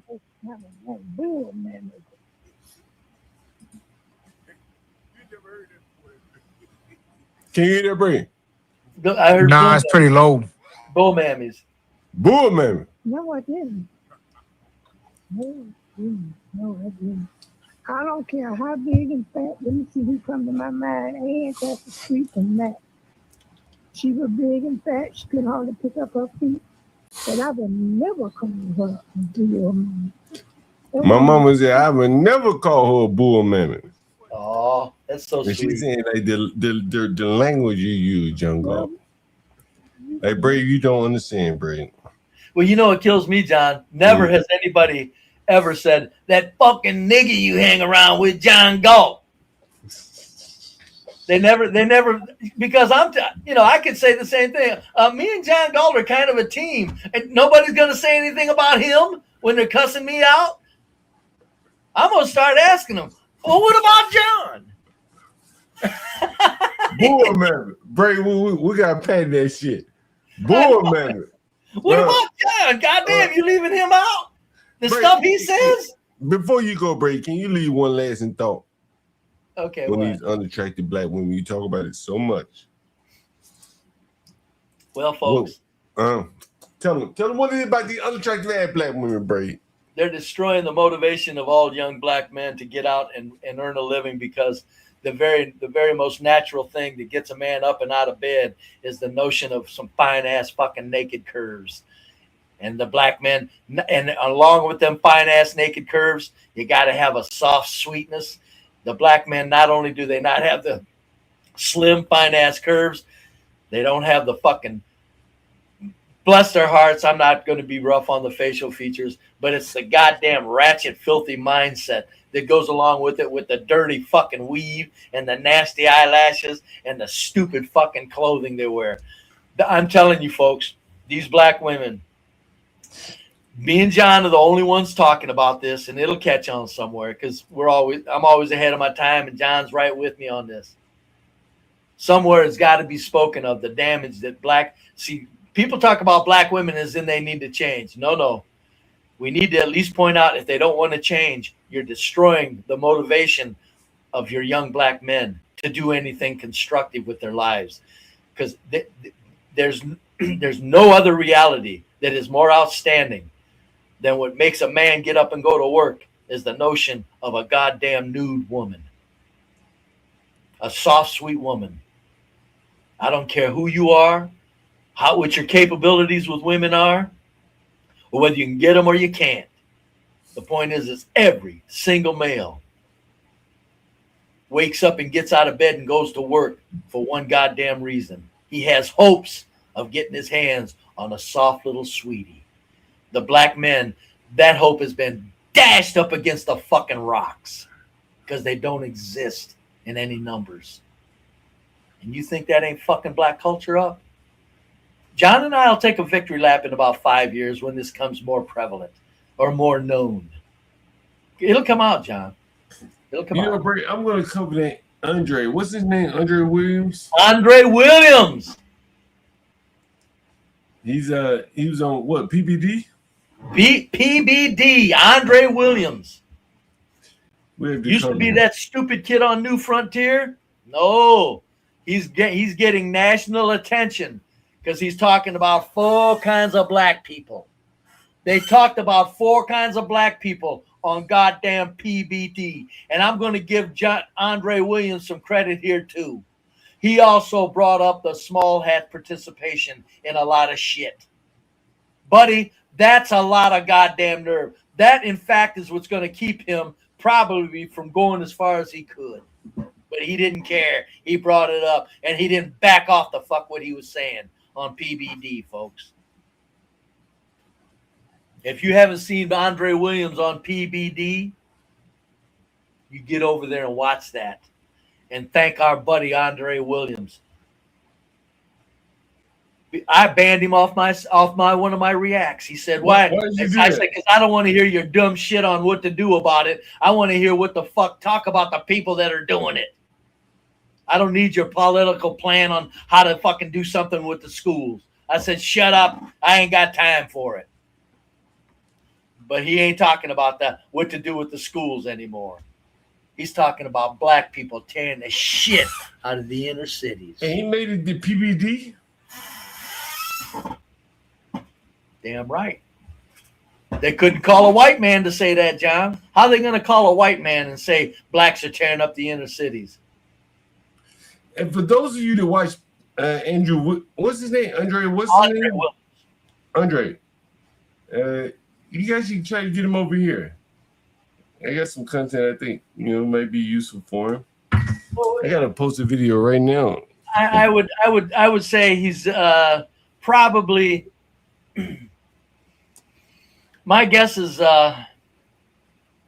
he might stop in, John, but he's getting us a momentum going to where I doubt if he would do anybody's streams too much. Oh, really? Okay. I don't know what to buy. I mean, you can try, but I'm just. He's not saying anything you and I aren't. Right. So I mean, bless his heart. I'm sure you've been thinking the same thing for 20 years. I've been. I was saying this. The stuff Andre is saying, I was saying it on CT's channel 4 years ago and 10 years before that. So everybody's heard everything he would say, right down to the fact that there are blacks that are this black, then that black, and then this black. He breaks it down into 4 categories. I break it down into 2, but realistically 3, because I say the 70% and then the small percent that are doing the physical violent damage, and then the 30%.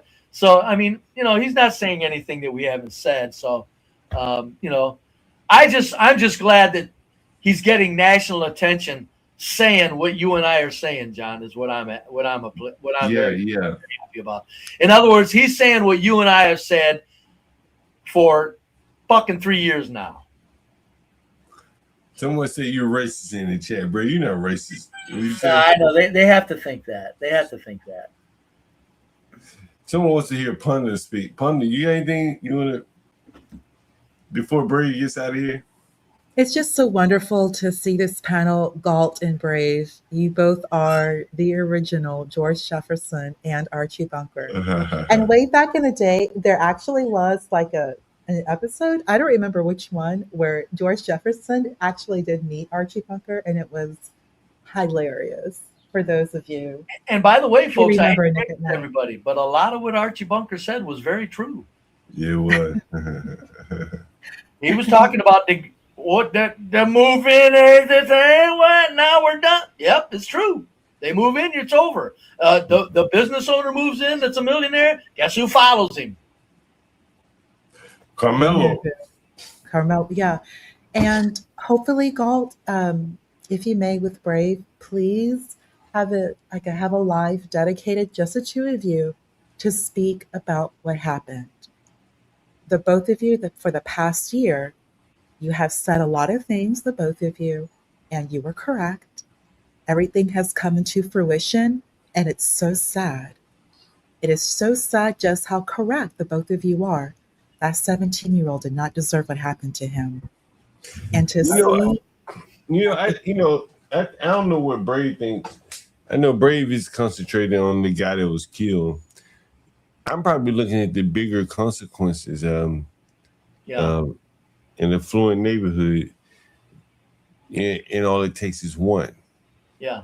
No, I'm with you on that, though. Don't get me wrong, John. I've always. I know you're with me on that. Oh yeah, no, it's perfect example. Galt, do you mind if I give Brave a little bit of background, like I did to you, just so he can understand the context of what happened? I think he knows it's a pretty affluent area and all that. Yeah, right? like I mentioned to you, Brave, Carmelo and his family actually lived in another city called Irving, Texas. Brittany Griner, that basketball player, she went to one of the high schools there. Irving is like a third Hispanic, third white, third black, a large Asian population, very multicultural, multiracial. So everyone lives there. There's Carrollton, a lot of North Carrollton, a lot of white people live there, and it's close to the airport, not too far away from the airport. Irving, west of Dallas. What's interesting, and also, like maybe you remember, Jerry Jones did have the Cowboys Stadium and the Cowboys training camp there for decades. No, I don't know anything about any of that. Yeah, he did for decades. The Cowboys training camp and the stadium. What happened is funny. Both Jerry Jones and Carmelo's family moved the Cowboys training facility to Frisco. Frisco is very far, not too far, but far north Dallas. It's a little bit of a drive. It's a drive. It's the spillover from where Ross Perot, like I mentioned to Galt, Ross Perot moved his company back in the late 90s to that area. So the area was farmland, but it really was Ross Perot that over the course of 25 years turned farmland city into what we see today, which is West Plano and then Frisco. Frisco is the spillover of West Plano. A lot of money, beautiful homes. A lot of the Dallas Cowboys retired there. Uh, um, it's not like Jerry Staubach. It's not. It's a good area. What happened is that Carmela went to one of the best schools in that area called Centennial. Brave, there's a very large Indian population in Frisco. It's the largest, about 30% Indian, excuse me, Asian, and then about over 50% white, over 50% white. Median income, about 140, and the homes are well over half a million. The only thing, honestly, Brave, that you may not like about that area is that there are no trees, zero trees, and a lot of Texas heat. Carmelo's going to is going to the best school in the area. That school only has about 6% Black people, about 6% Hispanic people. It's over 50% Asian, over 50% Asian, and then about 40%, 35 to 40% white. That's where Carmelo went to school, Brave. Austin and his brother Hunter, they went to a school that was about 30% white, 20% Asian, 20% Hispanic, or 18% Hispanic, about 20% Black. So it's more evenly multiracial. What happened that day, Brave, was not about race. Austin was not telling that anything to do with race. He just wanted that Centennial kid, because he went to Centennial. He went to the rival high school, to just leave. That's it. And in their typical fashion, Carmelo just refused to leave people alone. And that is the major problem with them. They don't know how to leave people alone.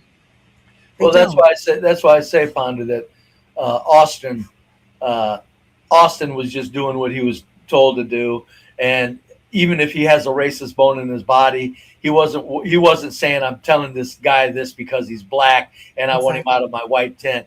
But I'm telling you, with Carmela, it was race, Ponder. I believe that as well. I do. He would not have done that if that was a Black man that came up to him and told him to leave.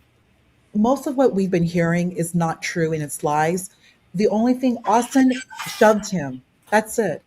Austin shoved him. Austin could have even punched him, but to do what he did, to put a blade through his breastplate, his sternum, that what unbelievable. And so many people are making excuse after excuse for his behavior.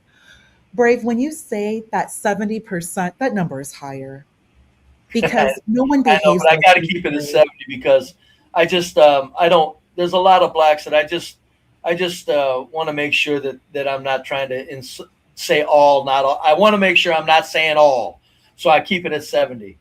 Okay, Brave. Well, Yeah. if you notice that there, of course, absolutely was no riots because no riots were ever going to be had. No. Not there. Oh, not there. No riots. The police told Even everyone. if Carmelo got off and was found not guilty, there'd been no white riots. Whites No, would have oh went no, home and said, no. "I'll be damned." They would have gone home. With the police to tell everyone, the Black people who were in the parking lot, you had to go home because none of those people you saw online even live in the area. They all drove from Dallas 40 minutes to actually, that was the McKinney courthouse. The courthouse is Collin County in McKinney, Texas. None of them live there. None of these Black people who are commenting about Carmelo, none of them live in Frisco. And even if they do, they don't own a home in Frisco. They maybe have an apartment or they're using someone's address so their children can go to school there. None of these people live in Frisco. They do not own a home in Frisco. Carmelo's family did not own a home in Frisco. They were renting. They Oh were yeah, renting. I'm pretty aware The of all only that. one, I'm pretty aware of all the that. only one who owned But were the before I go, that was Ponder, I want to the ask you family. something. Yes, sir. And I don't take this wrong, but say this: say, "Oh, look, I bumped into Ponder at a store." What, Ponder? Is that you? Yes. As a friend, would you let me just give you a kiss on the cheek? Brave old timer. Let me get out of your hair. He cracked me. Just a friendly little for peck both on the of cheek. you. I will, because there's a lot. These people are very angry, Brave, and I definitely will be praying. I go to church on Sunday. No, I didn't hear your answer, young lady. Brave for live. Brave, oh my goodness. Or let me get off. Let me get off so you and Galt can handle it. Let me get off the line. You're right. She's right.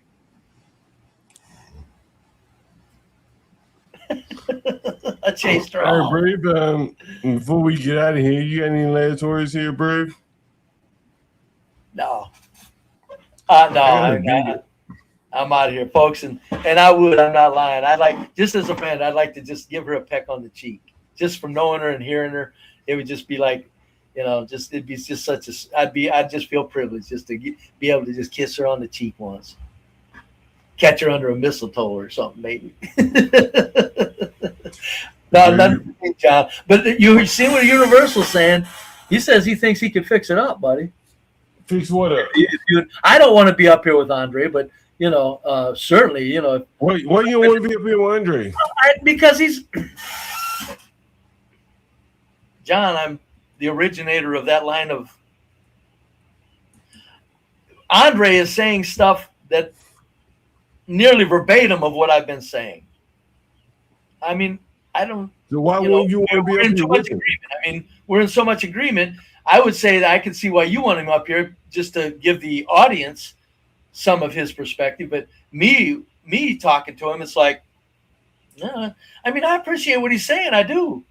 But I mean, you're talking to the fucking dude that's been saying shit for years. It's like, I got some other opinions in his head. Oh no, I don't. He doesn't respect. I don't think he respects me that way. I think Andre. No, I'm just an old silly boomer to him. I think, even though there's nothing he's saying that I haven't said in long drawn out sessions for across the last 4 years and across the last 20 years of my life. I don't think he would. I don't think he needs to. He wouldn't. Andre is way too on his way up. He would never. To him, he would be lowering himself to admit that I'm putting a bug in his ear. Really? You think so? So even though on that, I hope I'm even on that he's like an arrogant young man. I don't care. I always say this. I don't care if somebody copies me word for word, and I'm not saying Andre's doing that. I'm saying where Andre is lifting from me is he's understanding the value of what the fuck angles I was going at. That's what he's jumping on with both feet. But my point is this. I don't care if he gives me any credit at all. I just want him to say it and get it going. Make it mainstream. Because I can't. I'm not. If Andre can get that motherfucker mainstream and start kicking ass with what I've been saying, all more power to him. I don't care if he thinks I'm a stupid old boomer. I wish him the best, because what Andre said on PBD, folks, was goddamn. You might as well have been listening to Be Brave. And he said it with that dude giving him all the respect, and he said it in a way that he's going to get further attention.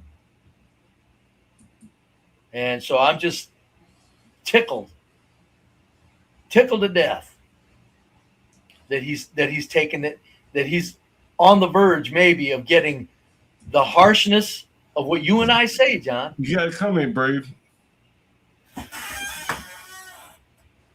Yeah, Brave is right.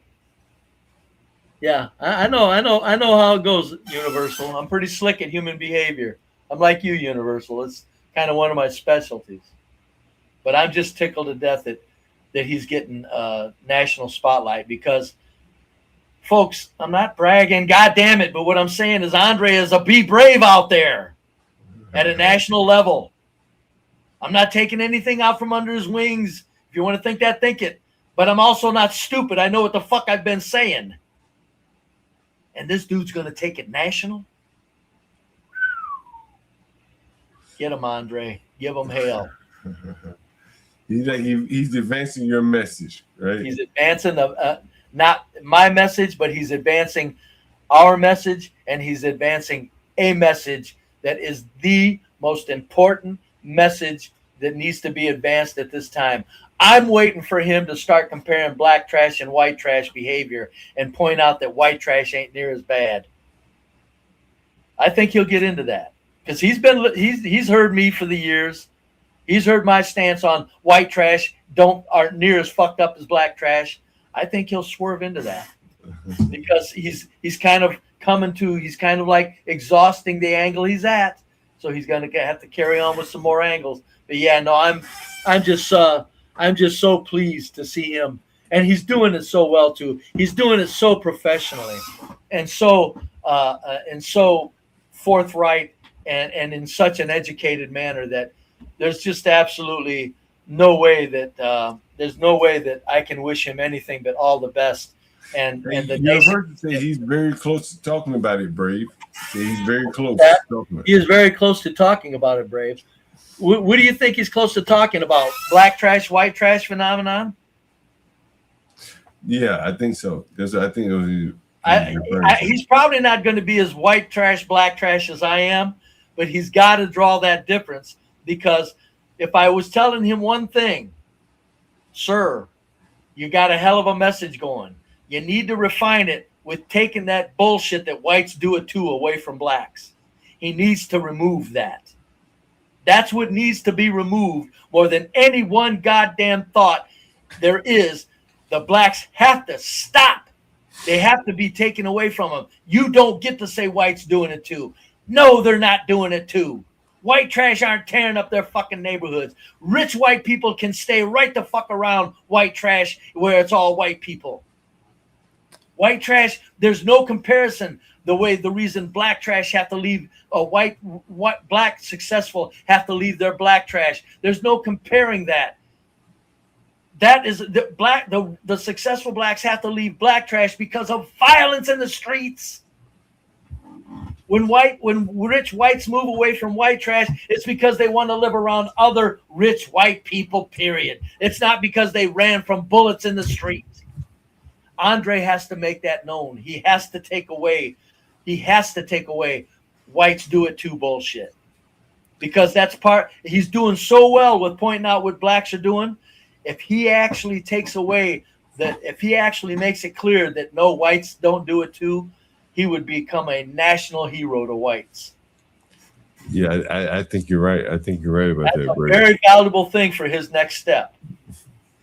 Whites don't do it too, you fucking black bastards, because Andre will call them niggers. He'll call them that. You fucking niggers. Whites don't do it too. For Andre to make that clear, you talk about getting whites. Do you think whites like him now? Let him say white trash aren't tearing up their fucking neighborhoods at all compared to the way black trash tear up theirs. Let him say that white trash don't destroy their white culture at all and that white trash adhere and behave. Let him take out that bullshit whites do it too, and let him take that out and put it out of its misery. He'll be a hero to whites. Do you think now? Go ahead and get that message out there, Andre. Do you think a black man could take out that whole poor white trash narrative better than a black person? Yes, a white man could, because I lived it and can prove it. But the point is all Andre has to point out is if whites are doing it too, why is it wherever white trash are, there's no problems? So he could still make hay with it. Who was it? Oh, HB2N. I was asking him questions once. I said, HB, when you're in an all-white trash area of town and you're parking your truck, are you worried about getting robbed? HB says, hell no. Go ahead and park your truck where there's black trash. All black trash. Go ahead, park. He said he can't. There's places you can't pull over. So, I mean, right now, Andre, one of the most valuable things he could do if I was his advisor is I'd say, you got to destroy the whites do it too message. You got to destroy that thought. You got to put that message out there that no, whites aren't doing it. Meaning that crystallizes his point of it's you blacks fucking everything up. Because right now, he's talking about blacks. Trust me, there's a lot of blacks that likes what he said, but they're thinking whites do it too, John. We got Universal Jones up here, Bray. What's up? What's up, Universal? Hey, Universal. Hey, what's going on, Bray? What do you think about that tactic of destroying that bullshit of whites do it too? I think it would be his very valuable next move. Hey, also, Bray, absolutely. Can we ask Universal about what he thought about what Black Latina had to say? Well, I know what Universal thinks, but more important than that, John, I'm telling you, Universal, you agree though, if Andre needs to destroy that whites do it too bullshit, since he's on this roll, and it would not only create more white loyalty in his following, that would increase dramatically, but it would also make him even more hated among blacks. And that's what he's after.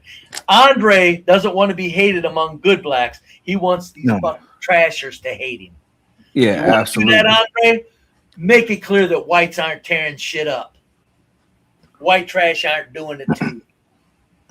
Even when white trash falls, they're still more productive than majority blacks. It's a reality, unfortunately. And there's the evidence is there. I don't know why we act like it's not. We see it. The evidence is there. It's unfortunate. They can be addicted. They can have domestic violence. Their kids can go into foster care. And unfortunately, they can be on welfare. And unfortunately, their outcomes are a little bit more sustainable than a lot of blacks. It's unfortunate. And more important than that, of all the white trash, you'll never see 3 white kids shooting up a city street of 3 other white kids. Yeah. You'll never see a gang of white kids carjacking people at gunpoint. Like, Bray, let me ask you this. Is that kind of what drives you at some level? Like, the difference between young black kids, young white kids, the white kids are being lumped in with the blacks, but there is a difference in the level of violence and stuff like that. That's exactly what drove me on CT's channel 4 years ago. This has to stop. Because I said I've done a stream of mine and I've done reacts. The blacks are hiding behind that apron because if they can think whites do it too, there's nothing for them to feel bad about because that's the most gifted, most fortunate society on earth. And look, even they're impoverished, act crazy. No, they don't. And first of all, nobody's poor. But second of all, no, the white trash aren't doing it because they're rich and affluent. They're just not doing it because white culture takes care of business. White culture won't put up with it. Black culture is the one feeding these black animals. So the most important thing that could happen right now is for fucking for blacks, for that whites do it too, to be taken out of their fucking arsenal of these fucking insane blacks that say that shit.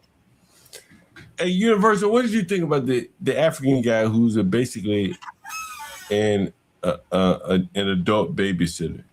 That's part of the black economy. I don't know if you heard it or not. You're talking about your old tenant? Is he still around? No, this is a tenant that may be coming in. A new guy? He's an adult babysitter of blacks. Yeah.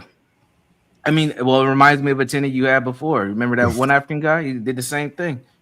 That is the new economy. If you look at a lot of government jobs, county jobs, the social workers, they're non-blacks, but the clients are majority black.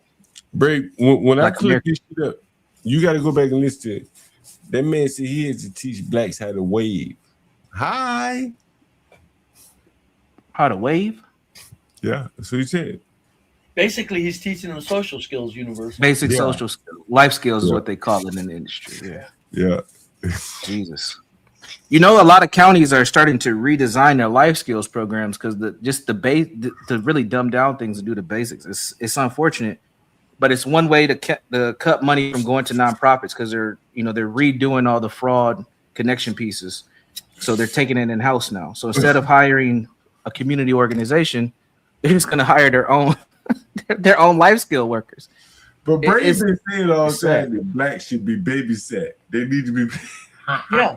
Well, we've been children for 100 years, so it only stands to reason That's crazy. that, you know, Yeah, that, it is that, a smart that move. they're going to It have is a to be smart shown social skills, because as Universal calls them, the survival unit isn't doing it.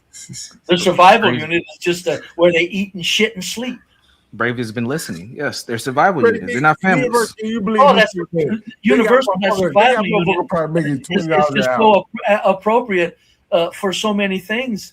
It's like they don't even appreciate that the government's keeping that intact for them. Yeah, I mean that is the foundation of the survival units is government, honestly. And I always pick on the nonprofit sector. Once that falls, which it has a chip in the armor right now, the government has to respond and react. But if that goes, you're gonna see carnage. And here's something funny, folks. Hey, Universal out of political correctness. Hold it, John. I call nigga back. Go ahead, Bray. Universal Jones, out of political correctness, you can't use that word, that term, as appropriate as it is. It's perfect, and you can't use it because you'll upset people in your profession. That is correct. I would have to say Universal I cannot would have to say that to system his involved colleagues, family. folks. Bray, should I call the nigga right now? No. You want me to call the nigga right now? You call it. The African. Yeah, bro. John, I really got to get going now. All right, bro. Universal, hey, see all you guys later, man. Hey, take care, bro. All right. Ponder, I seen you in the back. Come on back, man. We don't have to have this little silly beef. That can all be squashed. We can be on the same platform. What's up? He's from Cameroon, right? Yeah. And he said it. I admit, my job is nothing more than to babysit blacks. That's what he said.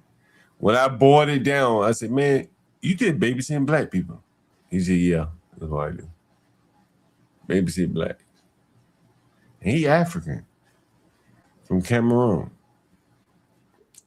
He said, my job is to be, and this is what I'm saying. This is the black economy.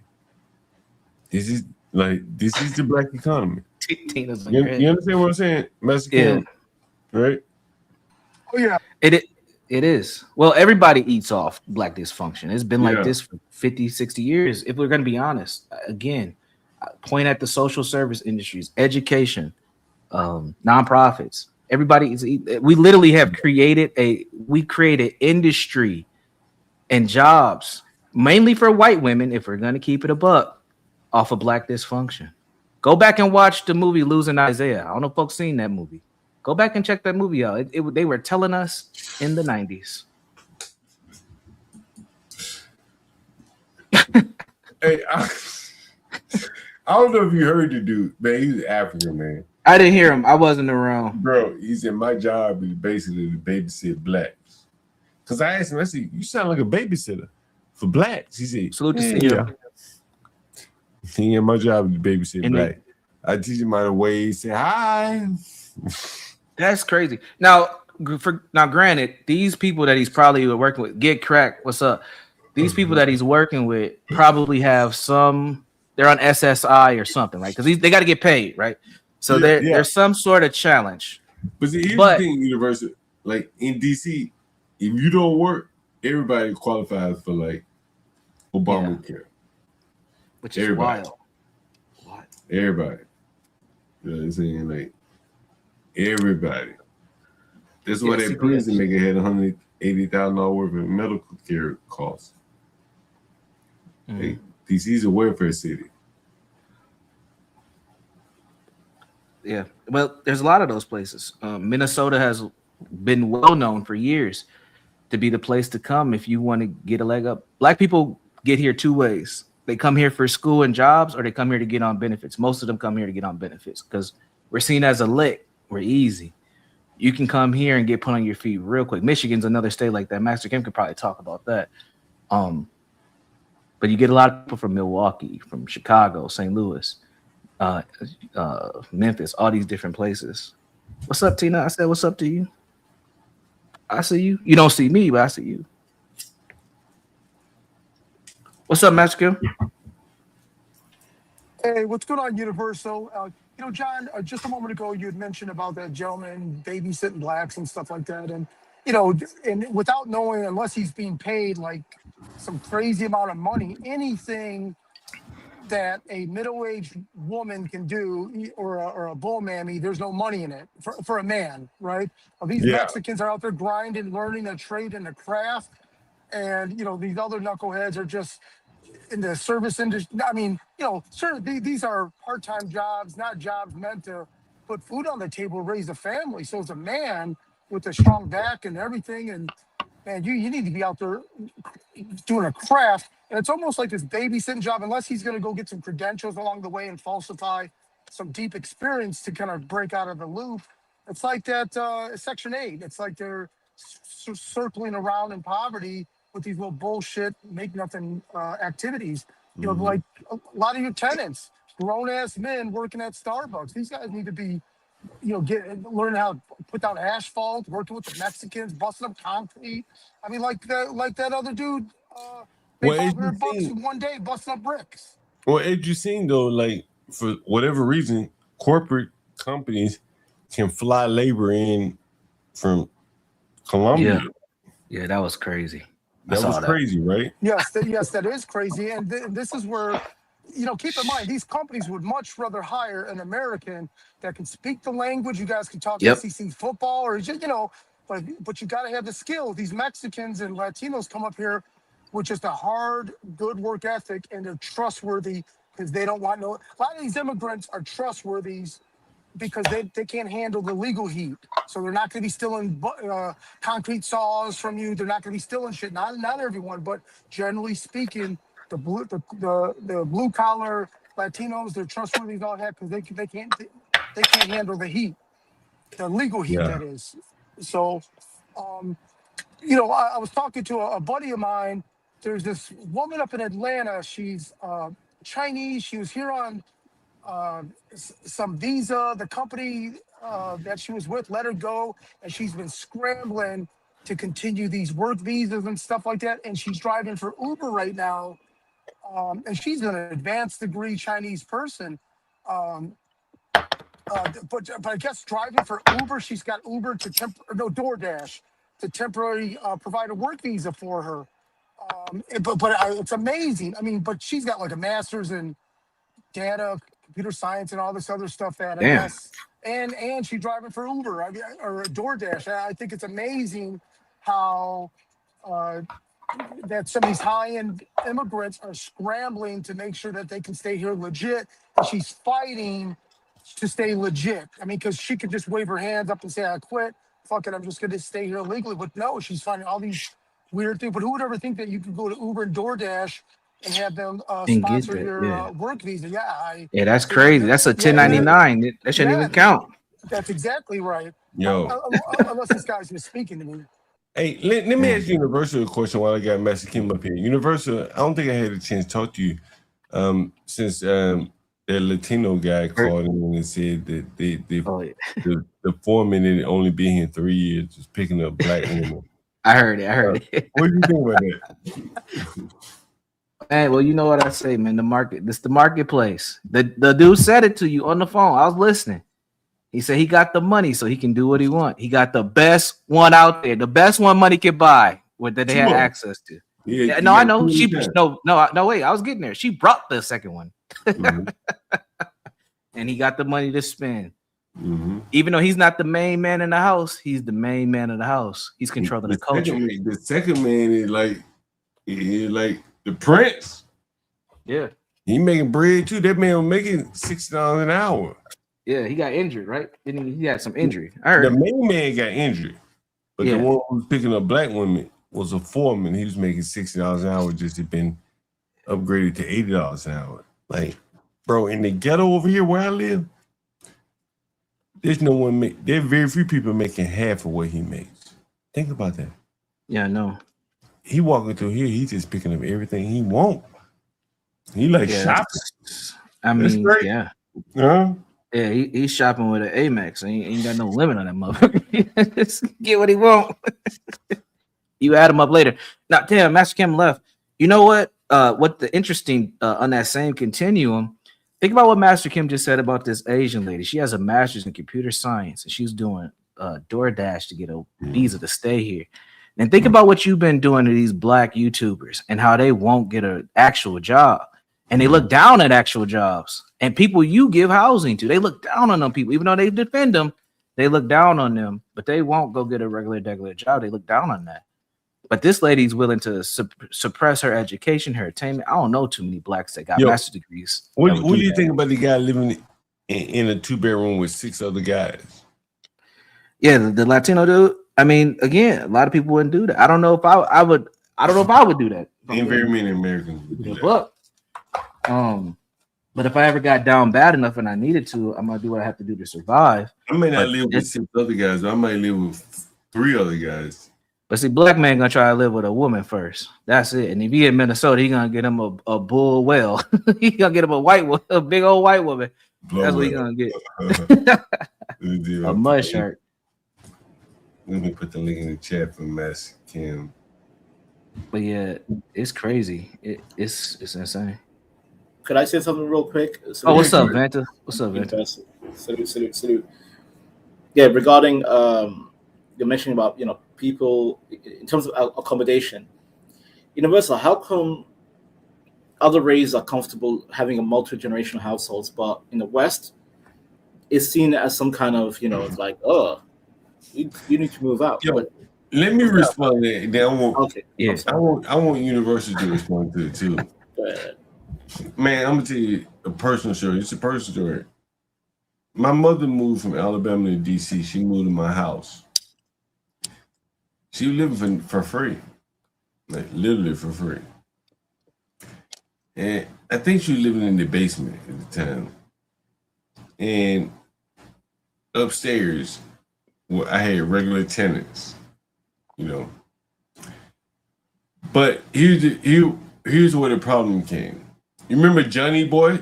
Anybody who been watching my channel? Johnny Boy, and at the time his mama was alive. And my mother's Southern, so she liked to sit on the front porch. It's some Southern shit. So she would sit on my front porch with Johnny Boy mama and all the crackheads and drug addicts. But I had tenants upstairs. She didn't want to bring them in her personal space because they had bed bugs. Right. So they congregated on my front porch where my tenants came in and had to walk past these drug addicts and drug alcoholics and shit like that. And we're not going to tolerate that. So my mama wanted to associate with the lowest people on the block, ran my tenants away. And then ultimately she ended up moving. And now she pays 3 times more than she ever paid me. She didn't really pay me anything. And so that is an example of why multi-generational housing among blacks doesn't work. I mean, if I may real quick, John, that's unique because that was your property that you were renting. But that's unique, but that's just one example. Okay. On it goes. But my mother is above Janelle's mother's class. But in the neighborhood that my properties were in, there were no other ghetto blacks. My mama was a social worker. She dealt with ghetto blacks all her life. So when she looked around, like, who am I going to associate with in this neighborhood? She found Johnny Boy's mother to be like a commandant. There were no other ghetto blacks around except for the ones that were subsidized by the government. You understand what I'm saying? So, like, they shouldn't have been there, but they were subsidized by the government. Right. And that's who my mother brought to my house when I'm trying to rent to white people. Right. And so a white person walk up on the front porch and she see a bald head, drunk ass black woman. She don't want to live there anymore. Of course, You yeah. understand how that works, right? And so then my mother said, well, fuck, I'm gonna move too. And I got started all over again. And so this is why blacks cannot maintain multi-generational housing. It's little shit like that. Okay, no, that makes sense. That makes sense. Yeah. Like my point of view was like the reason why a lot of these Asian communities and other communities are successful because They let multi-generational stay together, pull money together, and when they're ready, they move out, get married or whatever, start a business. But yeah, you're probably right, John. That's why it can't work. But you see what I'm saying though? Like, no, I get you 100%. I'm in a gentrified neighborhood. Yeah. So I'm renting to like white people. My mother is living in the basement for free. But she being Southern, in Southern, when I say this to you, they like to sit on the front porch. You understand what I'm saying? Universal. As a black person, you know what I'm talking about. That front porch shit, right? And so she would go sit on the front porch, which is where all the white people had to enter. And the white people had to walk past Johnny Boy's mama. You've seen Johnny Boy and Happy's mama. Imagine being a yuppie ass white person and to walk past those two ghetto. It's not a good look, John. It's not a good look. Not a good look. Yeah. It doesn't even matter how nice the room or the house is anymore. They don't want to bring their friends, family over to see these ghetto ass niggas sitting on the front porch. That's what I could not convey to my mother. She took it as me criticizing her. I'm like, Mom, you gotta read the room, baby. You can't bring this bald head fucking black ghetto ass loud ass woman up on the front porch while white people are walking past her. It don't fucking work. Is it everyone understand what I'm saying? It doesn't have to be white, John. It doesn't have to be white. It can be any other race. Like even if I see it, I'm like, but if you got a fucking bald head black woman screaming at the top of her lungs in normal conversation. In DC, where you got hoity-toity ass white people, it doesn't work. You got to conform. Does that make sense? Universal know what I'm talking about, right? Universal. You may have stepped out. Absolutely, you have to. Right? You got to conform. Like for no other reason than for me. Bring them black ass niggas around through the basement, and y'all have a party downstairs. But the reason my mama didn't want to bring her into her unit is because they had fucking bed bugs. That's crazy. And she knew they had bed bugs. So she wanted to entertain them black ass niggas on the front porch. So she kept them outside. Yeah. Kept them outside. I'm just saying. Yep. It's a life of a fucking landlord, John Galt here. And John Galt, even me in London, we had a similar situation with the family. Grandma, the family living in a nice area, Caucasian area, nice and affluent. But guess what they're doing? Playing music loud at 2 a.m, acting the fool, fighting, you know, crazy shit. And then guess what? The next day, the Irish neighbor or the other people are like, excuse me, we don't want that here. I was telling you guys a story the other day about my mother's building. And I went to my mother's building the other day. She concerned about a nigga like me riding up on a bike because she concerned about these ghetto ass niggas. Nigga, my bike a BMW. And so I pull up on my fucking bike. You know what I see outside this motherfucker? My mama building. I think I got pictures of this shit. It was heat remediation. You know what that means? No, I have never heard of that. Tell me. Heat remediate? No. Yeah. Uh-oh. They kill bed bugs. Oh, so I just Googled it. Okay, I didn't know that. It's nasty. No idea. Yeah. And so they snaked a big ass vent up to the apartment on the second floor, the third floor, and they running heat to try to kill the bed bugs. But what people don't understand, I've dealt with bed bugs over the years. It's not a one-shot kill all the motherfuckers and you done. These low IQ blacks got to prepare their apartment for second and third treatments. That's why when I used to have bed bugs, you know what I used to listen. You know what I used to do when I used to have bed bugs. You know what I used to do. Anyone want to know? I hope Chris Haskins in. Listen, Chris Haskins. Break it down, Galt. Yeah, Chris. Let me see. Where is Chris Haskins? This is him, right? I hope you're listening, Chris Haskins. I'm gonna teach you something, Chris Haskins, about what I used to do when niggas used to come. When niggas had bed bugs in my house. I'm gonna teach you. Totally, because John was keeping it real, first of all. That was whew. But I appreciate John's honesty, transparency. No doubt. Totally. That was And you know, that's the thing about it is that we have to be willing to be it's war. to have courage to speak up to help other people. As always, John Gall here making appearances from time to time on other panels. This time it was a real estate panel, real estate investing. Dan Barrero and Chris Haskins is the Chris Haskins platform. I mean, it isn't. And so from that Did you know that, Dan? I did, yeah. Right. And so from that standpoint, that's the reason why would you rent an illegal apartment in the basement? But it don't matter. he focused on the live differently. They play music louder. There's more like they talk louder. The black men typically have a little bit more of a parade of women in and out of the house, which causes. They understand they do that. That's too much money. Appreciate John's honesty, transparency. No doubt. Totally. That was when these niggas got bed bugs in my house, and I told the niggas like, my mama taught me. I know my mama hate to hear it. My mama, you taught me this. Put the welts on these niggas' backs instead of them putting the welts on your back. And I adopted that. I put the welts on these fucking niggas' backs. So when they get these fucking bed bugs in my house, I say, nigga, tough it out, bitch. I'll move. They either get immune to them bed bug bites or they move. Either way it goes. I got the dope to sell. The dope won't keep selling.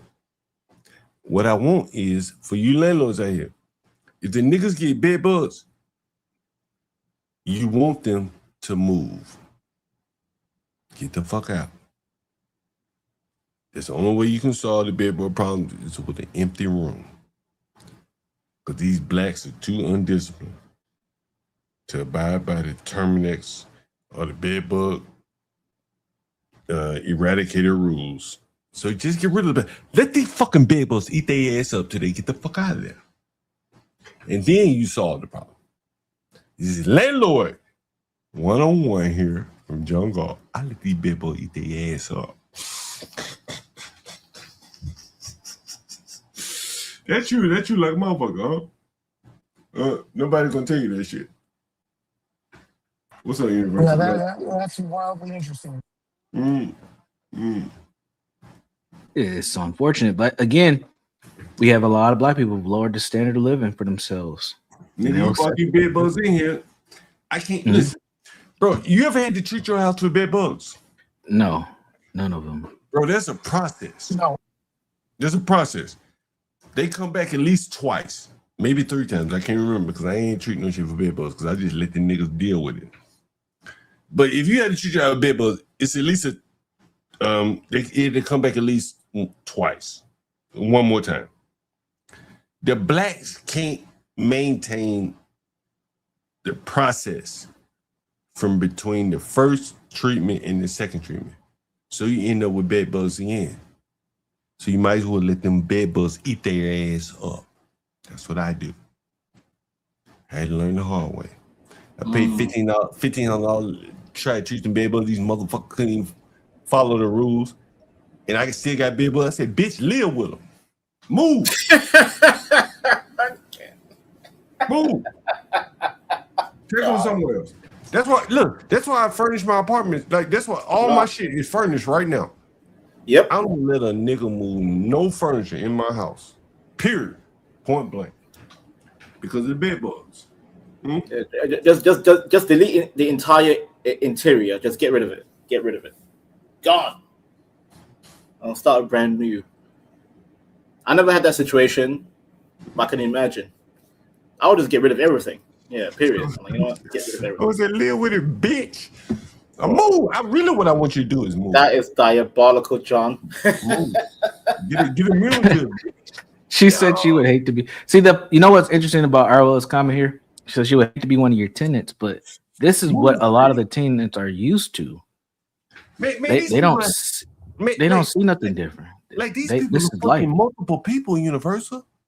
Yeah, I know. Like they fucking multiple people, homeless people. Like, yeah, they sleeping on the streets and shit. They coming in your house. Like, if they get bed bugs, they're not disciplined enough. Bro, I've had people on the stream. You can find it on the show. They be like, Mr. John Galt, if I move in, can you help me get my ID card?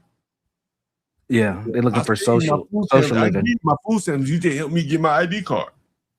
You think these people can follow the rules of Terminex when it comes to abiding by? Let these bad boys eat these bitches. Keep the temperature at this. Make sure you keep this clean. Damn. What the fuck you mean?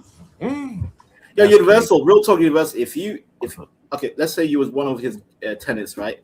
How do you respond to a bed bug situation? What would you do? Well, I would let the landlord know. Oh, okay, go ahead. But I wouldn't. I would actually move because I think once you have them, it's hard to get rid of them. So I would try to get the fuck out. Yeah, you have to. Yeah, what's that word? I need you to move. See, that's what I'm saying. Like, me trying to treat it. Yeah. Is like basically prolonging the situation for everybody. Right. No, you're right. You're right, Gold. You're out of here because they're probably confined to your room. You know, bro, a little trashy bitch or something in your room. Yeah, in your room. And delete the entire furniture. Just delete it. Burn it down. Right. I need you to get out of here. Right? And once you get out of here, and if you're unlocked, I can solve the problem. Right? Like anyone ever heard of, like, Jesus Christ, these fucking take out every single item in that room. Anyone ever heard of like isolating variables and shit like that? Yeah. Isolating variables. Break it down, Gold. Oh, yeah, break it down. For the layman. Oh shit, class this session. Pay attention. Oh, dude, yeah. Mexican, you ever heard of isolating variables and shit like to predict shit? I got my pen and paper in hand. Let's go. Let me see if we can do this. I know crack. No. John is locked in when that joint is just hanging off. Like, it's hanging on by a thread. It's time to learn. John, is this something you taught us about a year ago? If A does this, then B happens. If B does this, then C happens. It's somewhere like that, but it's like, what's more like? I guess it would be like, what it would be like? Crack. What would be like? What's correlated versus what's correlated versus what's the other term? Causation. Are you talking about causation versus correlation? Or is that it? Is that it right there? I don't know because you want to add it to the stage? There you go. Yeah, it is. My bad, Universal. You got it. My bad. In statistics, isolating variables refers to determining the unique, independent effect of a single factor on an outcome while holding all other variables constant. This is primarily using multivariate. I knew I'm lost about 5 niggas already. Regression and then the 10 niggas. Don't kill me, John. Don't kill me. 5 more niggas gone. Experimental, 5 more niggas gone. Or causal, 5 more niggas gone. Different, 5 more niggas. They had multivariate. They're like, oh, they're gone. Algebra, these niggas out of here. So this is now segregation out at this point. Go ahead, sir. And so basically, I think if I stand corrected, there would be something like it would be like it would be something like this. Let's see. Manos. University Jones. You have enough evidence that no. Listen, my IQ 67 University. It'd be something like this. Explain. You know what? down. You know when you have companies that like they predict their revenue and all that. Divide and conquer. There you go. Divide and conquer. Let's see. It'd be like it'd be like this. Oh boy. Yeah, in the back. It says algebraic manipulation. Oh my god. Yeah, we done lost all the blacks at this point. And it came straight from Reddit. And I know Redditors are demonic. And so this is the other thing here. In statistics, and I know Get Crack is gonna chime in. There's such a thing as called coefficients. Does anyone know? Man, I'm going too deep. Crack, I know. Is Crack still here? They're coefficients. Yeah, it says right there, John. Yeah, the explanation. Are numerical values that measure the relationship, strength, or impact of an independent variable. It's an isolated variable on a dependent variable. I probably lost most of you blacks. They tell you exactly how much an outcome changes when it predicts the shifts, helping quantify patterns in your data. I understand this term in sports language, but I get the term. Yeah, coefficient. Yeah, it depends on. Basically, is your performance as a person or a team or entity, depending on your performance in strength and how you deal with other competing entities. If I increase or decrease welfare benefits, as a coefficient, exactly. Well, if you decrease welfare, then people have to compete. Then what happens? There is no dependency. There's no dependency. Dependency is gone. Right, dependency is gone. But what is the next outcome based on the shift in the variables? Right. What do you think? Think people now. You take away. Yeah. I'm thinking of people. I'm thinking people. Yeah, I'm thinking people. Here's like the slope formula, right? Y. I think this is slope. Yeah, this is slope. Yeah, slope. Y equals mx plus b. And so when you were to chart this out, you will see independent, dependent, the coefficient connections, stuff like dependency. That. Right. This is way over most blacks' head. Jump. I mean, I'm just being honest with you. Would you say you're right, but John, that's why I told university needs to be the layman speaker for the people that don't understand. Layman. Am I wrong, University? You think it's most blacks? You're not wrong, John. You're not wrong. But I'm saying one of you. Okay, you can explain the technical stuff, but I want university to be the layman speaker. I got you. Ultimately, what John is telling you, and he gave a good example. If you decrease the welfare benefits, you're gonna have predictive behaviors based off of where welfare is today. Easy. Look at the behaviors you have of the majority of blacks on there. Destructive. Loud, as we talked about, aggressive. So you take the benefits away, those behaviors are most likely to increase. You have more carnage, more children who are in foster care and shit like that. It's unfortunate, but that's what can happen, and that's one of the things I think this government currently is trying to prevent. But university, wouldn't it be like fight or flight? Like obesity. But yeah, that's a ripple effect of the shift in behavior. Give more benefits, get more unhealthy foods, get more obesity. But take it away, then you have fight or flight. It's time to eat. If you take it away, you have a different survival. If you take it away, then the people who are obese probably aren't eating. They're gonna get closer to natural food. Yeah, they'll be healthy. They could be if the culture is there to cultivate it, though, John, because they can maintain some unhealthy shit. Like when I was growing up, we were poor, right? And we would eat a lot of, poor people food. There was no Cheetos. There was no, bullshit. More or less, the food stamps, books and things like that. But today, like you eat Cheetos, you can go here and there and everything, and eat like a regular person or a person with money with your food stamps. That creates that's keeping one value or adding one variable. The food stamp amounts is variable. It goes up with inflation. Right. And then you got the poor people who are getting the food stamps, who are responding and eating based upon how much money they're getting. They're not cooking. They don't cook at home. We're not restricting them to like staples. They can buy whatever they want to eat. So now you got a whole bunch of fat people walking around. But John, that's an independent choice, because even let's say they're getting welfare, EBT, whatever, they have the choice to buy food that's beneficial for them. So they're willfully choosing. Well, what I'm saying is that technology allows them to buy things that they otherwise that are not healthy for them. Like, does technology have to allow them to buy chips, fruit drinks, sodas?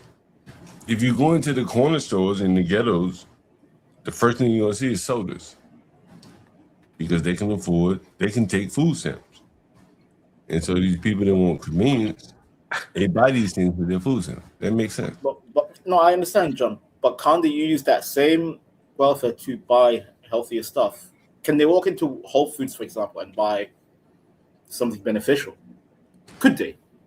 Well, they could, but there's no Whole Foods gonna be in the ghetto, right? There's no Whole Foods gonna be in the ghetto. I know. Living in the hood, all that, yeah. Environmental influence, people living, is a habit, generational habit. Now, I'm not making for these people. Don't get me wrong. Okay.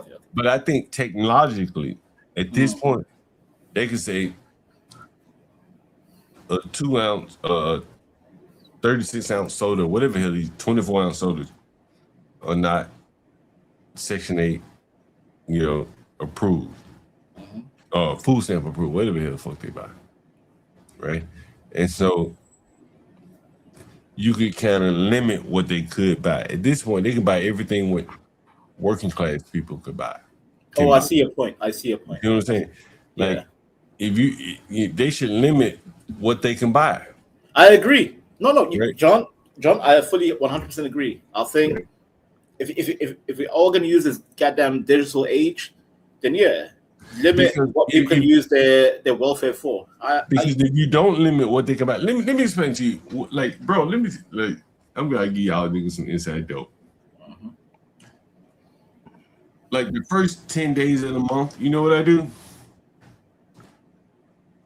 And I ain't gonna tell you all the way, but I'm just gonna give you a little bit of dope. I go to the grocery store the first 10 days of the month. Universal, why would I do that? I don't want to see it. Yeah, the stamps are available. But why do I go? Because it's guaranteed. You're gonna get a lot more stamps for a little bit of change. That's it. But let's take it one step further, Universal. How much do these people get in stamps for? Like, let's say they got 3 children. You get about 900, 700, 800, 900. To sell 800 now, let me show you. Hold on. Let me show y'all niggas something. Give me one second. Well, John's gone. While he's gone, Vanta, shut up. You're not black. Stay out of black business, Vanta. You're not big quiet, Tina. You see all this shit right here? Listen and stop being look, there's free food right here. Look at this shit. You see this shit? Nigga, there's free food right here. That was the first 10 days, John? Yeah. First 10 days. Or was it? Nigga, every Friday they give away free food like this in the ghetto. Yeah. Oh, I see. Okay. Look, that's all over the U.S. Nigga. Free Fresh Food Fridays, we used to call it. Nigga, and so what I'm saying is, so when I go to the grocery store the first 10, 15 days of the month, what happened? What's happening? The people that know they can get this, are selling, trading, right? They say, well, you know what? I'm gonna sell some of my food stamps because I know every Friday I can get right there. Bro, this is some damn America. Vanta, shut up, Vanta. You're not black. So when I go to the grocery store and I go to the checkout counter,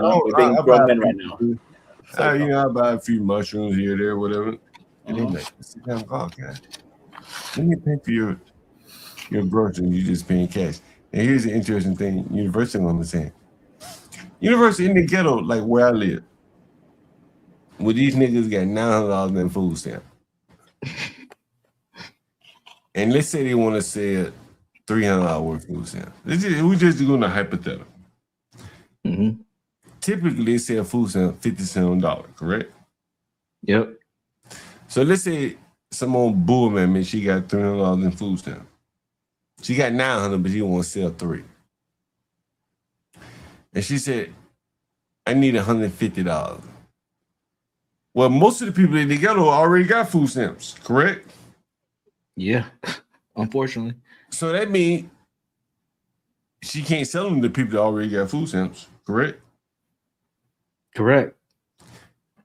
Now, the other option is, how many people got $150 in the ghetto? Not a well, depending to spend on food. Yeah, to spend They on already food. got food stamps. They already got food stamps. Yeah, they don't need it. So They don't need food. that's what they take that money to spend on stuff that they can't buy with the food stamps. Right. They spend that money where they go. So the nigga like John Galt, I walk in the grocery store. I'm the only nigga that got $150 in disposable income in 2 miles. Okay, but I also think it's your environment, right? Like you're in the It is. hood. That's what he's. Yeah. It is like you're in the Right, hood. that's what I'm The talking about. expectations are low, That's right? what I'm But if talking you about. go That's to what an that's upper what class He black just neighborhood, established it's that. Yeah, it's different. the environment. that's what I'm explaining to you.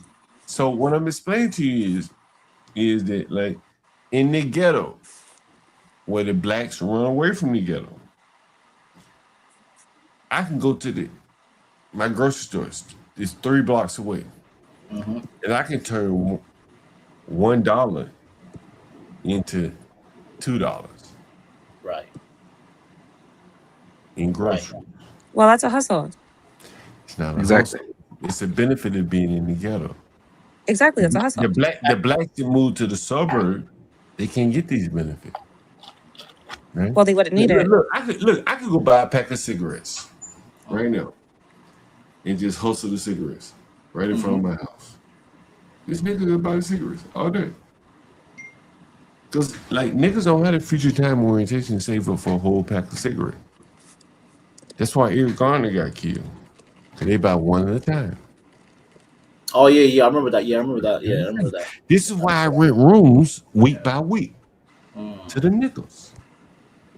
You know what I'm saying? Okay. Our niggas something. To the white people, they be like, I got future time orientation, Mr. John. I can pay monthly. But to the niggas, they be like, I'll pay day by day. I done show you the cash app to prove. I done show you the cash app to prove. Don't challenge me on it. I've shown you the cash app to prove. But right, Universal. If I not show you the cash apps to prove.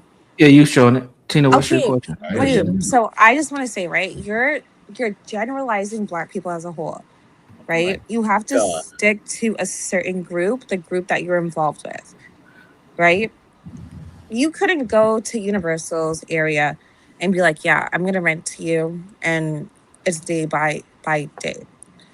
In the hood, maybe, yeah, cool. They're broke already. They're vulnerable. That makes sense.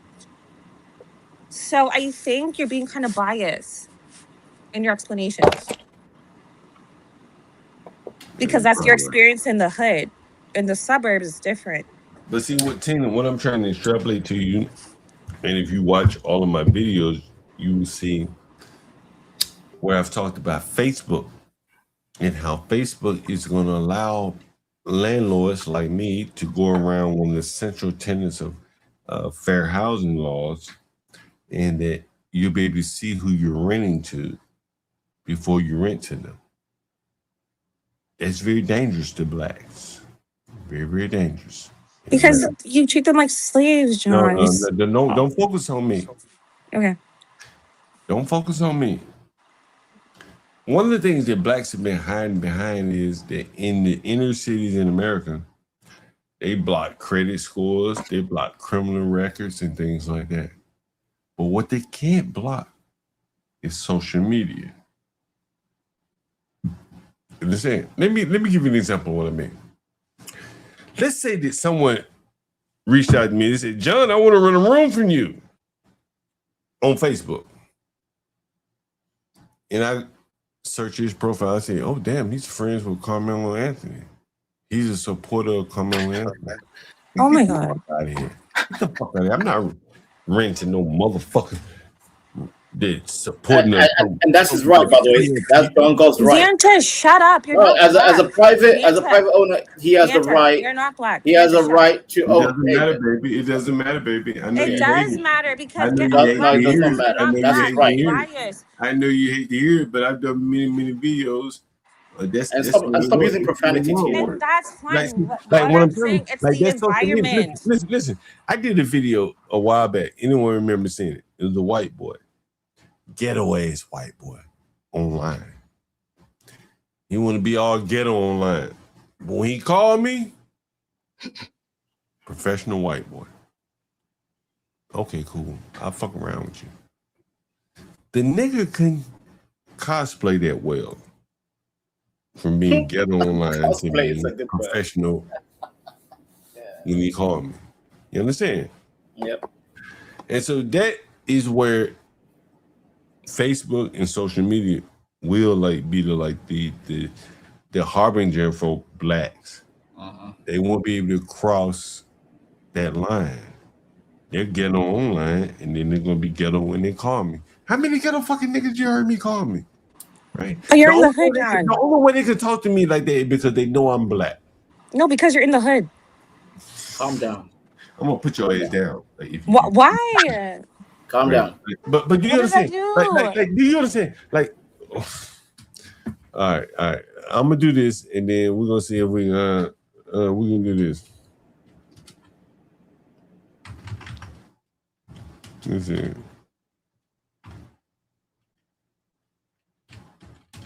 Anyone remember that dead man? The dead man they call me? The one who had diabetes? Yeah, the one that died in my house. What did he say? He no. says, I'm just happy you're a brother, man. You call me back. What you blacks don't understand is He passed away, Gold. He passed away. died in my house, man. Like motherfucker, like nigga left blood stains, like he left body matter on the floor. That's You got crazy the nigga word. like Freezy talking about why the fuck a nigga like John Galt drink all day. Nigga, look what I deal with. I can imagine, bro. I mean, the hood would be traumatizing. How many people out here die in my houses? Yeah, that's a mental. In the last 6 months. How many people out here die? Huh? Okay, I understand the hood is I'm gonna put your traumatizing. ass down if you talk stupid. What did I do? Just Oh my God. tread lightly, baby. Go ahead. I'm treading lightly. I said the hood is traumatizing. I get that. But what if you removed yourself from the hood? You would have different tenants, right? You know, a lot of people ask me that. But what they fail to see is, well, what happens if I remove myself? There are very few people like me. That's why, like, when you listen to these blacks that call in here, if you were listening earlier, they like, Mr. John, Mr. John. Nowhere in Black America do you hear that level of respect for other people. Because what I got is like dope. It's really like dope. It's why I say I got the dope. Because there's so few people willing to rent to these fucking blacks that I'm like the only dope man out on the corner. You have to understand that. Can I ask a question? Sure. Do you think that you take advantage of the people that you rent to? No, hell no. Nigga, I provide them what they need. Right? Okay. Right at the price point they don't. Listen.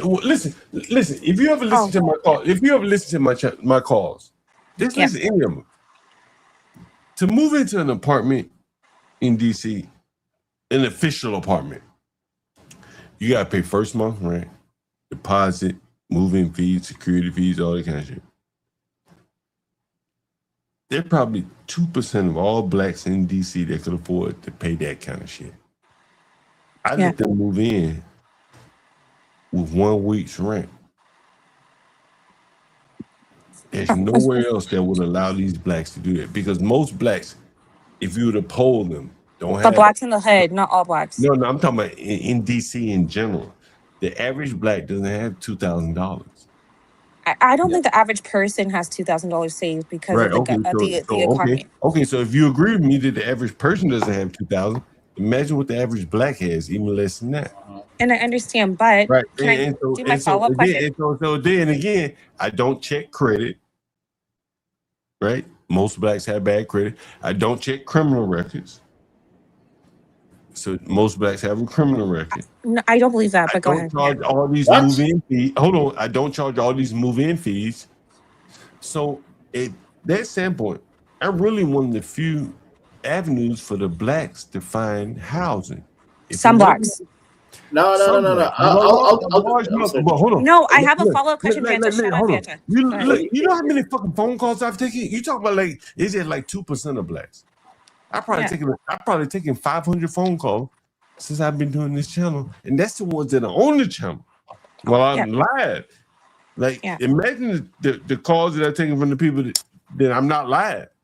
100%. I'm not disagreeing. Phone calls.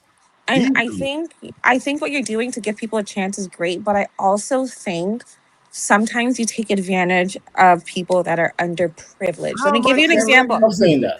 Wait, I want to give an example. I provide these niggas with a needle in their arm. And I want to give an example. Listen, hold on. Look, The last stream, the man just wanted $40. Look, and you understand. You told him to get you a beer. He's not getting his money, and he was sitting there for hours. He's and not I my think, tenant. Look, I'm gonna put you down because you no, bullshit. I think you're bullshitting me. I'm not bullshitting. I'm being dead ass. Hey, you know what's so Tina, you acting a fool right now, Tina. I got video right here. I got video on my phone. Did I told that nigga? I said, nigga, get the fuck away from me. I'll pay you $25 to get the fuck away from him right now. Because I pay him to just sit here and shut the fuck up. You understand? I pay him to sit here and shut up. Don't move. Oh, why? And he ran his mouth. But a couple of days later, then I got video on my channel because I asked my tenant, Omar, I said, Omar, somebody came and knocked on my back door. Who was it? Guess who it was? The nigga that said, get my beer. Give me my motherfucking beer. It was the same boy because you don't understand the dynamics. Like, you're speaking out of turn, honestly. I raised I'm not. You are. John. Shut up. Because me? Listen, be quiet, Tina. Be quiet, Tina. Shut Vanta, you're not even black. I raised that boy. Listen, I raised that boy. Like, and I ain't saying I raised him like I wasn't his father or something like that. But like, he looked up to me all his life as a child. I've been knowing him since he was a little bit child. Him and his brother. You seen his brother here. And he said on the stream, or maybe not on the stream, like, I have nobody but you. You understand? He said that. I have no one but you, John Goff. Right. You understand it? Like, not Freezy, not the angry man of the world. He knows it. I'm where his bread is butter. If he needs some money, he can call me. Because I'm in the ghetto. I got something that he can do. You have to understand it. And John, if I may interrupt real quick. No, John. Vanta, I'm talking to John. No, because I'm gonna double down on what John is saying. No, hey, John is correct. Let Vanta speak. Go ahead. Oh my God. John, I'm going to speak, but go ahead. Yeah, John, you remember that time when you was live and I spoke to one of your tenants. What's his name? Omar. Yeah, my nigga. Yeah. That was a cool tenant. He was a cool tenant. We had a good conversation. You remember, John? Yeah. We had a good conversation. And he was the most consistent tenant, was he not? Vanta, nobody cares. Anyways, like everything to John. I'm talking to John right now. I know, nobody cares, Vanta. No, because Vanta just wants to dab. We get it, Vanta. What you don't understand, like, is on one end of the spectrum is an Omar. Yep. An immigrant who has his life like Omar could be a millionaire. Omar doesn't have to live in my basement. This is what you don't understand. Omar got connects to be a millionaire. He keeping it close to the vest. He living cheap. He works in a bar where he serves mostly blacks. He's making his money off the black car. And he got stabbed, John. Remember, he said he got stabbed. Vanta, nobody cares. Okay. I got video of this shit. And this is the other thing. I got video of this shit where he got stabbed. This is a hardcore nigger. This is what the blacks don't understand. The Omar nigger Like, look on my channel. When the black sold his bike, he went and got it back. Am I wrong, Universal? No, he went and got it. Okay, can I say something? He went in the Tina, listen. Shut up, Vanta. You're not black, you What's dumb going- bitch. Shut the fuck up so I can talk to John. John, like I was saying, right? You're saying all this Jesus stuff. Christ, John is telling the story. Are you okay? And he was done talking Go ahead, about it. Tatum. Go ahead, Tatum. What Thank you got? Thank you. Like I was saying, right? The issue is, I think you speak You're of only black making yourself people. look stupid, by the way, Tina. Go ahead. Vanta, you're literally not black. You're from the UK. Shut the fuck up. Go ahead, Tatum, before I put your ass down. What do I do? It's Vanta. Just answer the question, all right? Okay. Like I said, right? You are speaking about black people as a whole. How would you feel, or how do you think your tenants would feel that you're online saying they're like, you know, low class, they're ghetto, they do this, they do that? Like, I think you know the level of power you have because you're able to rent to these people. I tell you this. I just rented to a black, right? And they were so happy to rent from me. How about I call them and tell them, you know what? I decided against renting to you. And I'm going to change the code. You can't get in. I'm going to send you your money back. They sent me the money. You heard them on the phone. I'm going to send them their money back. How would you feel about that? I'm going to say, while you're on the channel right here, I'm going to call them and I'm going to say, I had to change your mind. But why would you do that? Okay, you want me to do it? Let's do it. No, I never said do it. I said, why would you do it? I'm going to call him. He's serious, Tina. Serious. No, Tina, he's serious. No, I said, why would you take I'm away going to his call him and housing? say, look, I had to change your heart because of the conversation I had with you. What do you mean? He doesn't know Universal. He doesn't know. He doesn't know Universal. No, I was just you all heard how happy they were. No, I was not happy. I'm disappointed, John. I mean, you heard how happy they were. Not you. I want We're to not talking about you. We're not our talking about fellow you. brothers and sisters. We're not talking about you. Do not take away his we're housing. talking about them. Those people were happy to find a place to live. They sent me their money. John. Listen. You know how hard. What you don't understand. You know how hard it is for a black person to get another black person. Some black people. Shut up, please. Oh my gosh. No, I'm gonna put you down. I don't have to put you down because you can't be quiet. No, don't put me down. I'm sorry. Okay, so be quiet then. You know how hard it is for a black person to get another black person to send them $450 sight unseen. These people have never seen me before. But that's not a lot of money. That's what I'm saying. It's Okay. the If it's not a economic lot class of that money, you're if renting. it's not a lot of money, if it's not a lot of money, somebody send me $450 right now. The Cash App is on the banner. The Venmo is on the banner.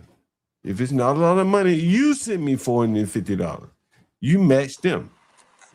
John, Match. if you okay. Right. If it's not a lot of money, I want you to match them. Yep. Right. Can you match it, Tina? Can you match 450? Match them. Right? They send me $450. You match them. Okay. The difference is I'm not getting any like service from you. Okay, I'll give you a service. You want to rent one of my rooms? I give you No, a nice hell no, room not right the here. hood. Right? That's crazy work. You don't want to rent, but see, they do. But see, they do. Right? See, you don't live here. They do. Exactly. And what I'm trying to explain to you is, it's blacks. They're not many people Some blacks. that are going to rent. There are not many people that are going to rent to these type of people. Does anyone remember when I showed you the Airbnb reservation request where the Chinese man said, John, I remember that, John. I remember that, John. He said, what's your ancestry, John? You remember that shit? That motherfucker asked me, said, John, what's your ancestry? Before I confirm this reservation. Tina, you dropped Tina? Yeah, she dropped. That motherfucker asked me. I stepped away for a second. That motherfucker asked me, he said, before I confirm this reservation, I need to know what your ancestry your heritage? Yeah, John, I remember that. You Did he remember send that? like a voicemail or was it a phone call? No, he sent a message. No, it was a text. It was a text. No, the text. Oh, my bad. Because No, it was like, the area. No, it was a message on Airbnb. And see, the reason why he was able to send on Airbnb is because he didn't mention race. Nope. He mentioned ancestry, and from it's what do they call it? A search engine standpoint. Yeah. It probably didn't weed out ancestry. And John, If he had mentioned race, right. the message probably wouldn't have come through. They would have blocked it. And John, So he correct me if I'm wrong, but wasn't he trying to Mhm. protect his mother? Because he said, "I'm going to come here with my mother." And No. He just mentioned. He asked me the question. He said, "What's your ancestry?" Oh, okay, maybe that's a different client because I remember Right now, this is a Chinese man. He said, "What's your ancestry?"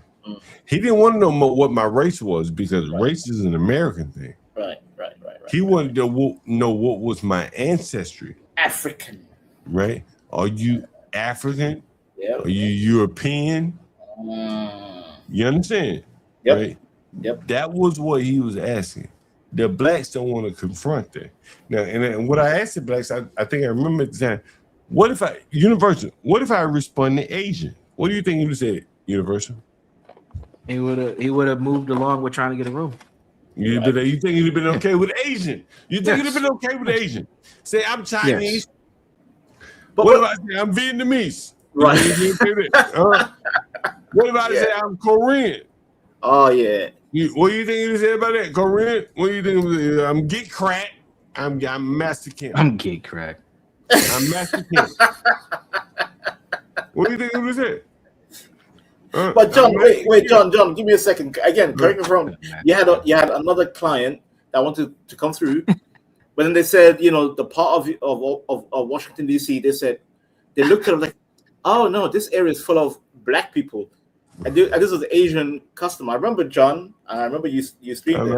Yeah, and he said, I'm coming with my mother, but I'm not sure this area is right for us because he said, oh yeah. This side of DC was like crazy. Yeah, I've had so many, man. Yeah, so it happens. It happens. Yeah, and the blacks want to act like these things don't exist. University. Would you say this fair? Yeah, I mean that's part of the idolatry. They have to accept they have to turn a blind eye or assume other groups are doing it too to validate the shit that they see on a daily basis. Right. Universal. That's why I said it's okay to be racial. It's not being racist. You can be racial. But at the same time, the best way. One second, John, real quick. The best way to be racial is in your actions, and that's what ends up happening a lot. It's not the rhetoric. It's not being on a panel standing up for black people. It's how you engage. Mm-hmm. Listen, Universal. When I went to Turkey, Airbnb, instead of going to like a Hilton's or something, I said I'm just going to rent out with a Turkish landlord. Guess what? The Turkish landlord is like, welcome, marhaba, all that language, right?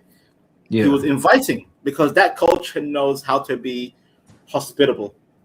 It's not a crash out. It's not some kind of. Even when I stepped out, the kids were playing football outside. They weren't YNs. They passed me the ball, football. I'm like, yeah. Here's a little kick. Blah blah blah. It's all about the culture and the area and the race and how you conduct yourself. But we all know Universal Jones. Every race knows it. Black Americans, there is a stereotype. I don't know if you call it stereotype, but the stereotypes come with a smoke of truth. Sure. There is some funky stuff going on. That's why I agree with John Galt. Hey, let me get you to comment on this right here. I want you to comment on this right here. This is very interesting to me. I want you to get. Are you familiar with Jamel Hill, Universal? Yeah, I'm familiar with her. Tina would run a place like Northeast DC. Niggas go crazy. Are you familiar with Jamel Hill? And I want you to listen to this closely. Universal, I want you to listen to this closely. What happened to her? What happened to her, John Galt? Let's get beyond how she looks. Hold on. I want you to listen to this. This looks sick. This is very like for those of you that remember some of the we've heard people say like the teens, juveniles, so on and so forth. Yeah. We heard it all in language. Yeah. I want you to listen to Jamel Hill here.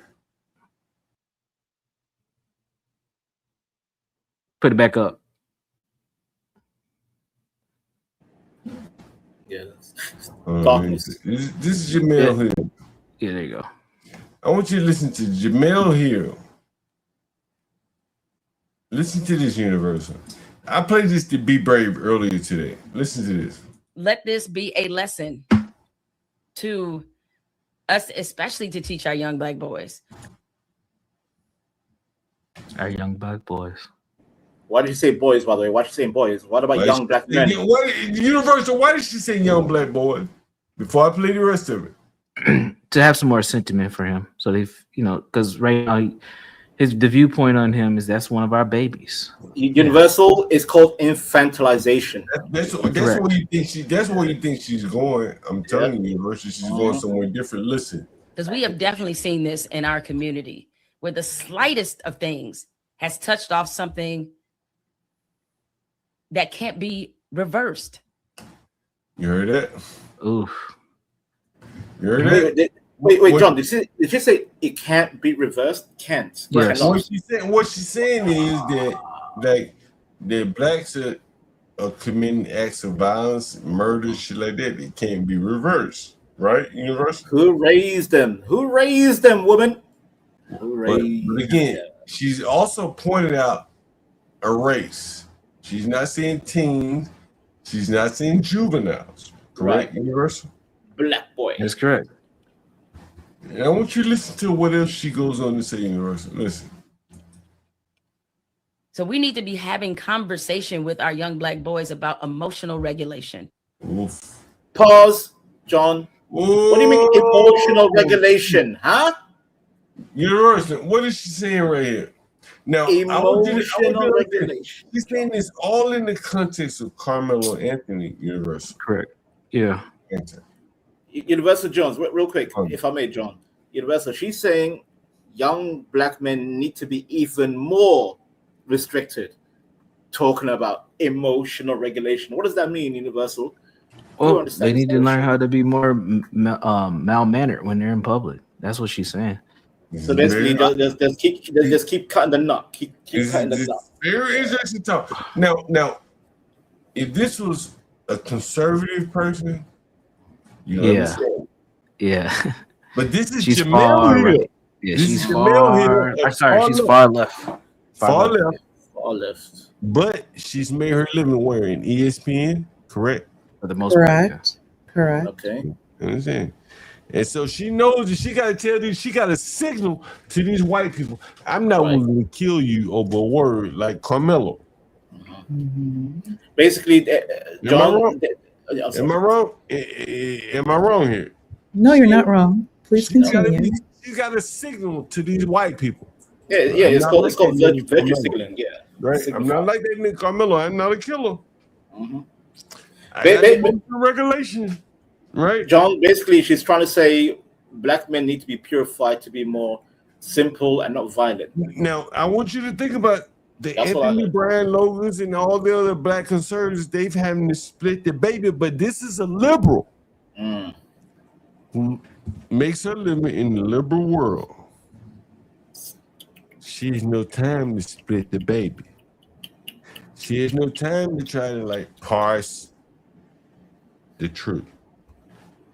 For her to make a living, she got to be honest with these white people. I don't believe in that shit. Am I wrong, Universal? Yeah, she can't look like a radical. She can't look like a radical. But Universal Jones, that's what you call subversion. I don't know if John understands the term subversion. I understand. She's subverting the liberals by using these talking points to make, especially like you said, the young black boys look innocent. But this is the state of a lot of blacks.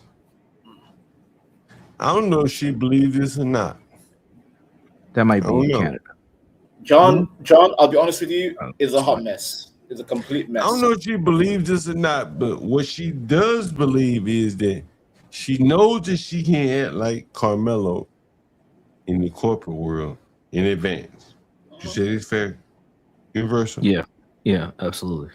We all went to this, John. So for her to have any credibility in the corporate world, she has to say Carmelo's action is not how I would behave. Right. Mr. White Man, I would not behave like Carmelo. Am I wrong, Universal? Yeah, Universal. Am I wrong? No, you're not wrong. These blacks got to tell the white man. They got to signal somehow to the white man. I will not behave like Carmelo. Right. That's why I said, You John, agree with virtue Carmelo. signaling. Virtue signaling. Right. This is the black virtue signaling for them to make their way through the world. This is what I'm saying. Because they own nothing down on the ground. But John, let's be honest. Do you think these people do they think we're stupid? Do they think we'll believe what they say? We can see right through the propaganda and the agenda and the whole talking point. Whatever they say, we don't care. I think there's enough of an economy. We don't care. I think honestly, I think as I talked about it yesterday, there's enough in the economy to convince someone like Carmelo Anthony not to seek a plea. That boy should have saw the plea. I've been on trial before. Nigga should have saw the plea, bro. If he had been right, if he had been conciliatory to the Metcalf family and all that, he could have gotten a plea. Correct me if I'm wrong, John. Years or whatever. Were the parents in attendance in the verdict? Because people are saying the parents weren't even there. They were not there. They were not there during the verdict. Confirm, John. Not the victim impact. Yeah. Not during the victim impact. My God. But And John, also remind everyone that when they had that press conference in Dallas, the father, Austin's father, Metcalf, showed up. He was there for 40 minutes, and eventually Dallas police escorted him out. And wonder why was going to get violent.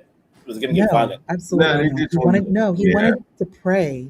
But like, like intervention. The thing is, in American jurisprudence or jurisprudence, like if you kill someone and you know you killed them, like you admit, hey, I killed this person. Your best advocate is the family members or the family members of the person you killed. Yeah, the family of the victim. Okay. Because in American jurisprudence, they give the family the time to say, you killed my family member, this or that or whatever, I hate you, whatever. But if they like you, or if you've been nice to them, they may say nice things about you, right? Which could help. Could it help for like which help you in sentencing? Yeah. Correct. Yeah.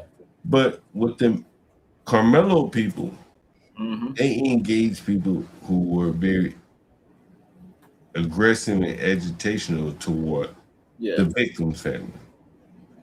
That hurt them in sentencing. And John, if I may, real quick, and Ponder, if you're listening, I did watch Metcalf's father, what he said in his video. And by the way, call me and Uncle Tom or sellout. I agree with the father 100% because he did give, like you said, like a what do you call it, compassion, grace to the Anthony family. But all they did was like dox him and his family, talk crazy in the media, etc., etc. And you know what? After the verdict was done, because obviously you can't talk crazy during the case. But now that the case is over, now he's speaking from the heart. And people say, oh, but he's Christian. He should be more Christian. I'm like, no. That is a father that lost a son. And a horrible He's a better man than me, Ponder. He's a better man than me. If that was me, and they're calling him, and if you notice all throughout YouTube, they're calling him a racist. And they're taking, no one takes any consideration that this man has lost his son in such a violent way. And no one says rest in peace to Austin. And this is nobody. No one. Hey, Breezy, Izzy, all those people, and the people go on the. You know what? Remember this guy right here from this guy used to be back on CT's panel a while back. Yeah, we need to get this guy over here. Matter of fact, we need to get PBD. You know what? I got a clip of PBD. I want to play this clip of PBD. PBD. Are you talking about Patrick Bet David? I don't know. Patrick Bet David. Okay. You talk about Patrick. Okay. Let me see if I have it. And Ponder, that man is better than me. Ponder, real talk. He's better than me. If I was in that position, I'll probably, I can't serve you too. But you can guess how I would react if I lose a son. Even a goddamn nephew. Crazy. Yeah. And also, John, real talk, watermelon felon. I'm using that from now on.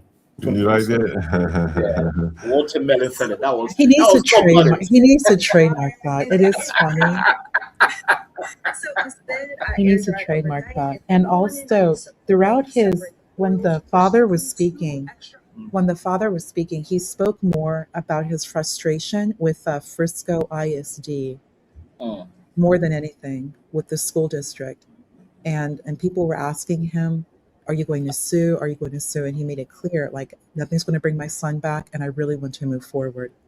This man has shown way more grace than the Carmelo family has at any moment. This man who lost and Wonder, all that money that was accumulated through crowdfund, and that family couldn't afford a good lawyer. That lawyer was a bum.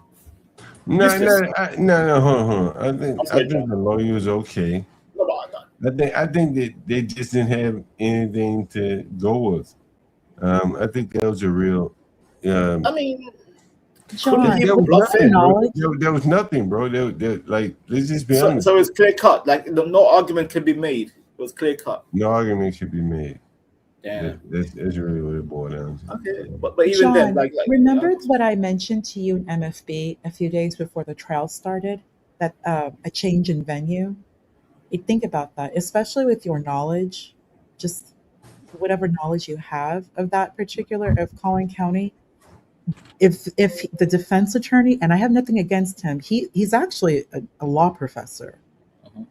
If you should know the area. It really should have been like a change in venue, because there's no one like what you have been discussing, John. That is not an area really for Black people. Not that they're against Black people. I don't think there should have been a change of venue, honestly. Okay. I mean, like, he did it there. He should have been judged there. Why do you think there should have been a change in venue? For the defense to do a change, knowing Collin County, very, very, very pro law enforcement. But why do you think it should have been changed to a different venue? Because he would have had a more appeasing jury. Can that be done, Ponder? Can that be done? Can you? If he moved to Dallas, especially how Dallas is, like there would have been a greater population. Dallas has, like I mentioned on John's channel, Dallas has representation at the state and federal level. There's a number of state senators, council members, like who are familiar with DFW, who would have been a better asset for voir dire. Because if you're going to trial, there's nothing more important than jury selection, voir dire.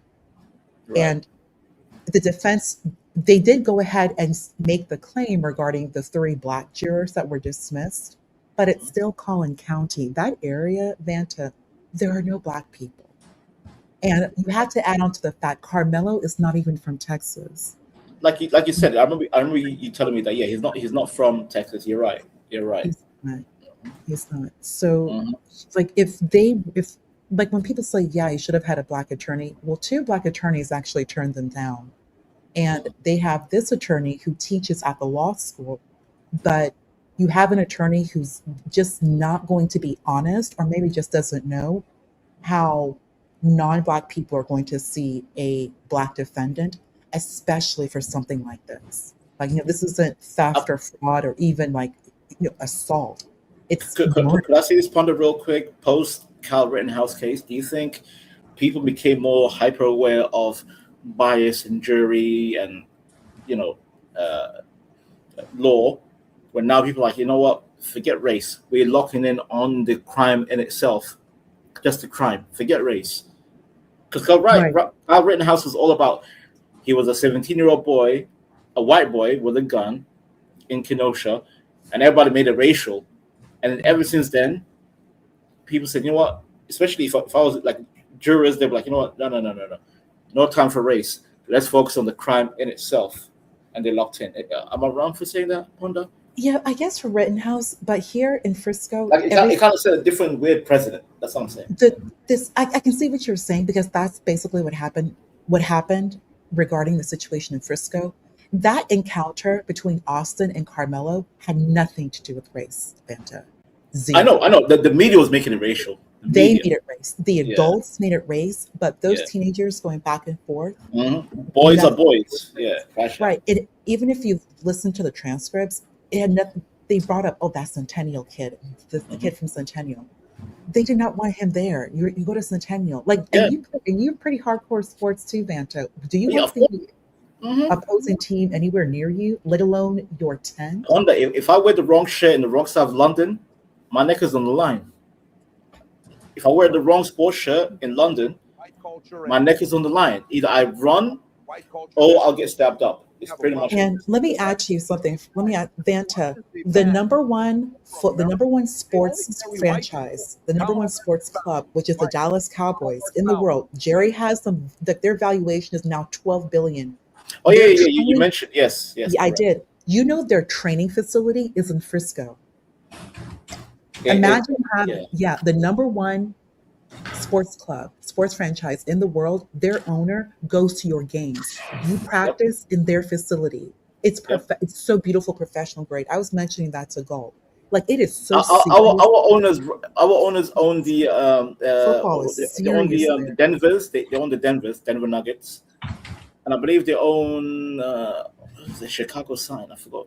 Yeah, and also I they both played football. Why would you unalive the linebacker to the other school? Like, who does that? Yeah, that's crazy. So he got into your face. You both played football. Like, just like Ivanta, you're in the UK. Do two soccer players shank each other? No. Maybe in the 70s, 80s, but that was like, come on, man. That's eons ago. Not anymore.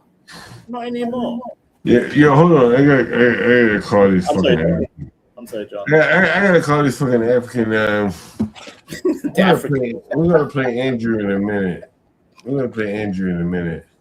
I gotta call this fucking Universal. Are you amazed that this African is a babysitter for blacks? Unfortunately, I'm not. He's taking the jobs that are available, and blacks have created an economy for a lot of people. Has anyone heard this call? How many of you have heard this call? This guy, I'm about to call him right now. He's a babysitter for blacks. Babysitter for blacks. He teaches him how to wave and shit. Okay. You're not surprised? University, this is your world, so you should definitely not be surprised. But all these other people in the audience surprised. I'm about to call this guy. I'm telling nigga, send me my motherfucking money, nigga. Send me my motherfucking money, nigga. Super chat me.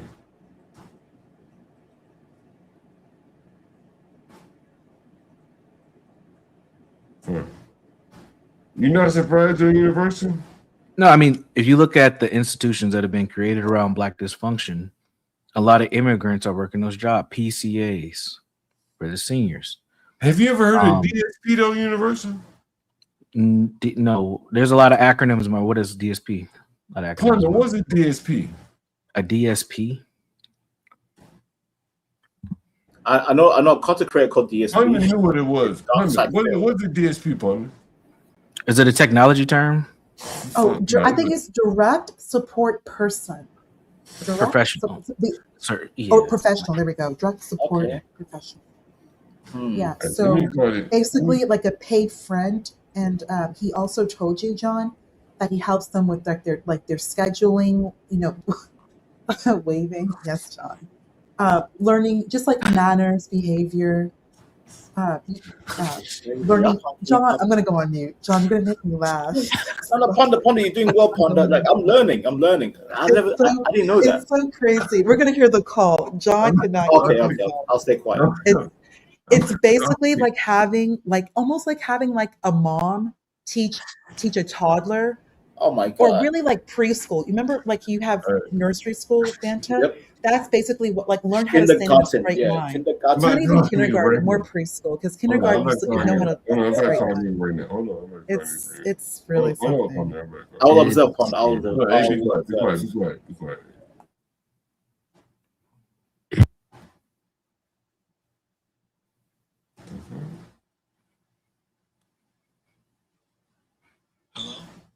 Yeah, what's up, man? You on your way? I sent you a text message. Yeah, well, what did you say though? Damn, I want to hear your shit. Hello? Sure. Hold on one second. Hold on one second. My Bluetooth fucking up. Give me 1 second. Oh shit, that fucking dropped you. I'm calling back.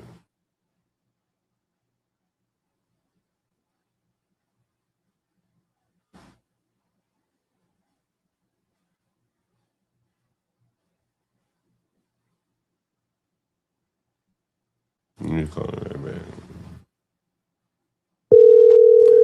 All right, it sounds good right here. Hello? Hey, what's up, man? What's going on? Yeah. Sorry about that. I was saying that I sent you a text like 20 minutes ago with an update. Yeah, what did you say? No, I was just saying that I finally got in touch with my ride and they'll be here in about like an hour or so, and then like it's 30 minutes away from where I'm at right now. So about an hour. Where you living right now? Well, right now, I think this is Heightsville. I think it's the Heightsville area. PG County? Yeah. And you moving in DC? Yeah. You know, different in DC than PG County, right? You said what? You know, it's different in DC than PG County, right? As far as what? I mean, DC, like, DC is good. You ride the buses for free, trains and shit for free. But I feel wild as fuck, right? You said the what? I feel kind of wild, right? I mean, I don't really think so. Like the areas that I go to, I don't really experience. Like I generally, I don't know. I don't really get myself into. Or you going to Spanish areas up there about like the TikTok Lucaso and shit? No, by the Walmart. Oh, okay. I know where you're at. Okay. Yeah. Yeah. All right. So, what time you think you're gonna be here? Let me see. What time is it right now? Like I said, about an hour and a half, most 2 hours. I'm waiting for my lady friend to pick me up, and you can only imagine how that is. If I rush her now, who knows what it could turn into. So, I'm just kind of working with that right now. Yeah. All right. Well, just call me. Do you want to send me the Cash App over so I can send you the code and everything? Because I fuck around. Yeah. Okay. I fuck around, but then got drunk and went to bed on your ass. Can I? Well, can I send you like half, and then when I get there, I send you the other half? I fuck around, but they got drunk and went to bed on your ass. Yeah, you can do that. To this phone number? Yeah. Zelle? This phone number? Yeah, Zelle works. Yeah. Okay. Okay, yeah. So I'll send you half now, and then when I get there, I'll send the other half. Yeah, just call me when you're like 30 minutes away, bro. Okay, I got you. Yeah. All right. Thank you.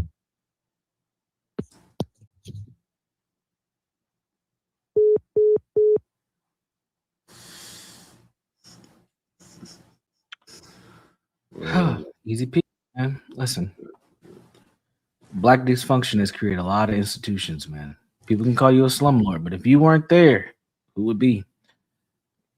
Who would be? That was an African, bro. Yeah, I know. And he babysits blacks for a living. And even then, he's taken a unit, an available housing resource in a majority Black community, and he ain't Black. I mean, even on both ends, he's suppressing or benefiting off the Black. He paid for 2 weeks. Not for a week. See, for a week, it'll be $275. Yeah, you save some money. $500. So he was able to pay for 2 weeks. The blacks will pay for a week. Just showed you earlier. The blacks that sent me the money, they paid for a week. The was he African? Yeah. He paid for 2 weeks. That's the difference in the future time orientation of the black and the immigrants right there. You see that? Yeah. See that? Like, I'm breaking it all down for you guys. Like, all you gotta do is just pay attention. The blacks ain't gonna be on saying they fucking stupid. But for everyone else, at the end of the day, it's culture, man. That's at the end of the day, it's culture and DNA. Culture and DNA. We don't want to have the DNA conversation, but those are the two things that are taking place. Man. Sad. Oh, Universal, man. Like, no one else can bring it down like I do. Huh? No one else can show you that example right there. Just right there. No one else can do that. There's the cultural difference. Like, again, it's unfortunate because people really do want to believe that blacks are in a better position than we are, but collectively we're really not. Like, we have a complete pyramid. The base of our pyramid is the folks who are struggling to rent rooms from you, or very close to it. Yeah, there you go. But the Izzy Bands and folks of the world don't want to believe that. They have no clue, man. Or they do. They just don't want to be honest about it. Yeah, they won't collect as many cash apps and super chats as I have in the last 30 minutes or so. Yeah, they complain about me smoking, drinking, but nigga, like, you don't see me when I ain't here, bro. Like, I'm cleaning up behind niggas. I got like, look, this is the same shit I had on when I was cleaning up. Yeah, I ain't gotta dress up. This ain't my fucking job. Like, this is what I had on when I was cleaning up. You're not gonna go get your hat and your shades. I need the shades on. All that. You gotta put your shoes in the back, John, so we can see your shoes. But you know, Universal, you said something to me that was very interesting. You said something about the Alex Jones, the way he funded his channel. Oh yeah, yes, yeah. Alex Jones, for years, he has considered his channel to be a listener-supported channel. Yeah, and in the way that he broke it down, made the listener feel like they only gave a little to have a big impact. You know, back in the day when I used to listen to it, back in college. Yeah, he said, stuff like 29 cents a day, fights justice or whatever. And so at the end of the month, you're paying $20 subscription to him. You get 300,000 people doing that. You making some good change. He did that for years, and then he got into selling merch and supplements and all that stuff. So just the hustle just kept rolling. And so that is what I want to like extend to the audience. I'm not one that like ask you for money or anything like that. But for those of you to recognize the effort that's put into the channel and stuff like that, the street interviews, stuff like that, most YouTubers aren't doing what we're doing. I would appreciate if you be willing to support the channel in whatever way you see possible. Venmo, Cash App, whatever. Send a link to Andrew Bronco or someone like that. Get us up on Andrew Bronco, whatever. But all support would be appreciated. Hell, 25 cents among 38 people goes a long way if we do this every day, right? Is that right, Universal? That's true. That's true. This one, Andrew. What's his name? Oh, Alex Jones. That's how he pushed it. Yeah. And so for those of you guys that are here every day, 25 cents goes a long way. And if you want to donate 25 cents or whatever by Venmo, Cash App, PayPal, whatever. Let me call you right back. We do. Yeah. We're investing in the show. You get a better show. You've seen the type of equipment that we invest in, the subscriptions, all that type of stuff. So anyway, that's my sales pitch to you guys that want to support the channel. What's up, landlord, man? It's the only place you're gonna get that raw dope. It might not feel good, but once you ponder on it, all puns intended, you might get an understanding. Yeah, we got a minute. We got a minute. You should go one-on-one with Tina. I think she got some questions. She just has a bit of a. Is she in the background? You know. Is she in the back? Till she come up? She's in the chat.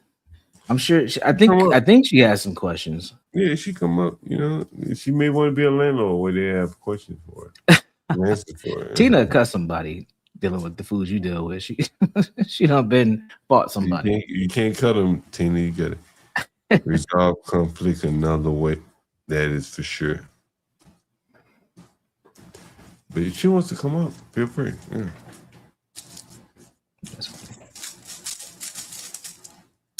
Yo, Universal, man. Yeah, what's up?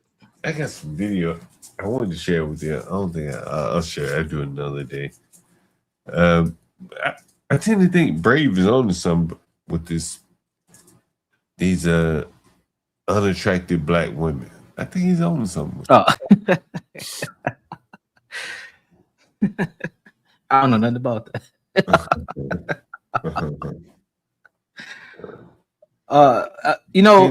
He is to a certain extent. I don't think it's fully that though, because I don't want. I think men who are just focused on getting boxed is crazy. But I know what he's saying with the motivation piece. I'm not saying he's wrong.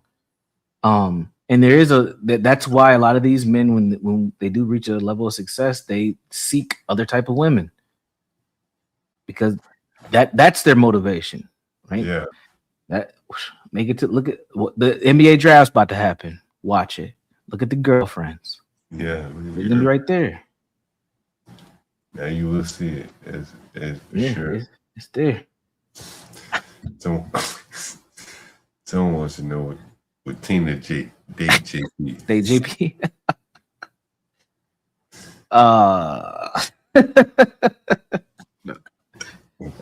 She said never. She might.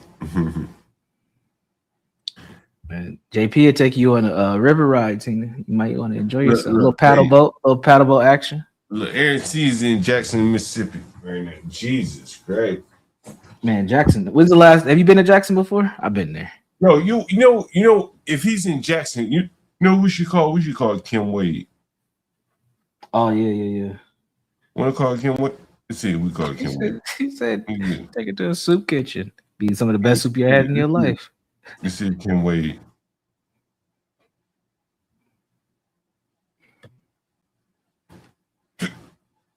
What the hell is he in Jackson, Mississippi doing? We got Kim Wade.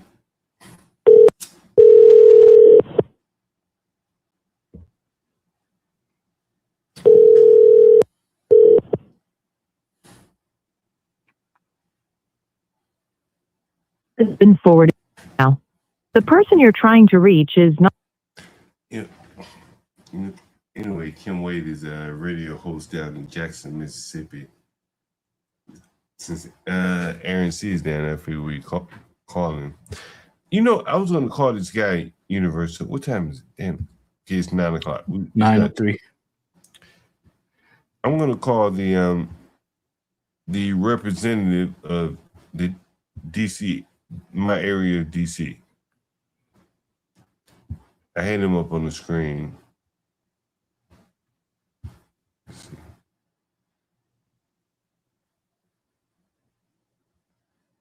And here he is.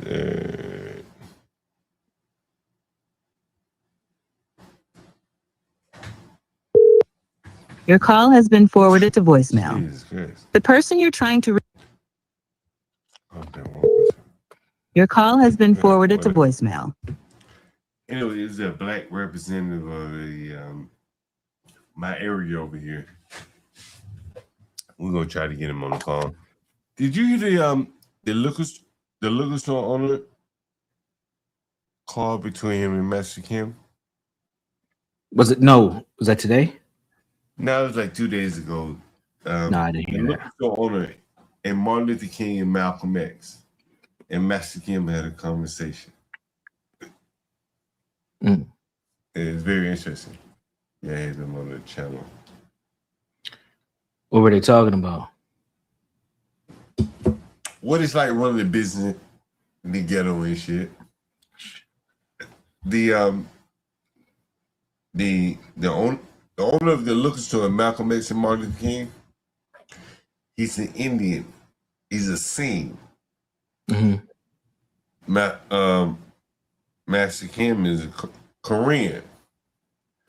And so if you listen to Master Kim over the last couple of months, Master Kim said that like the Singhs are the only ones strong enough to deal with the blacks in the neighborhood, so they can run the liquor stores, stuff like that.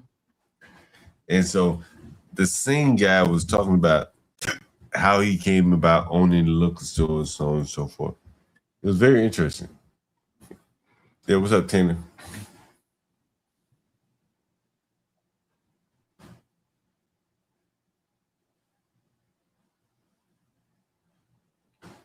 I don't think she's ready. Yeah, ready. Yeah. You're on mute if you are talking, just so you know. Let me call Kim. No, sorry. Just give me two minutes.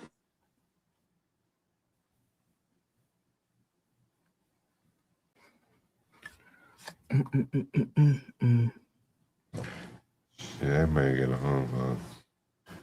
Hold on. Let me see. Hold on, Tina. Be quiet for a minute, all right? I didn't say anything. Oh, okay, good. Good.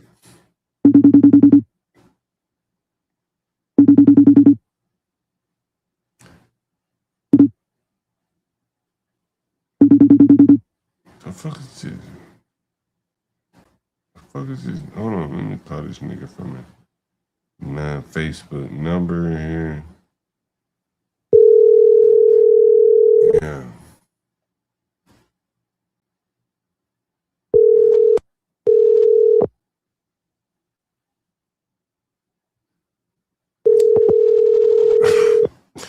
It's the African babysitter right here. You better send me my motherfucking money, man.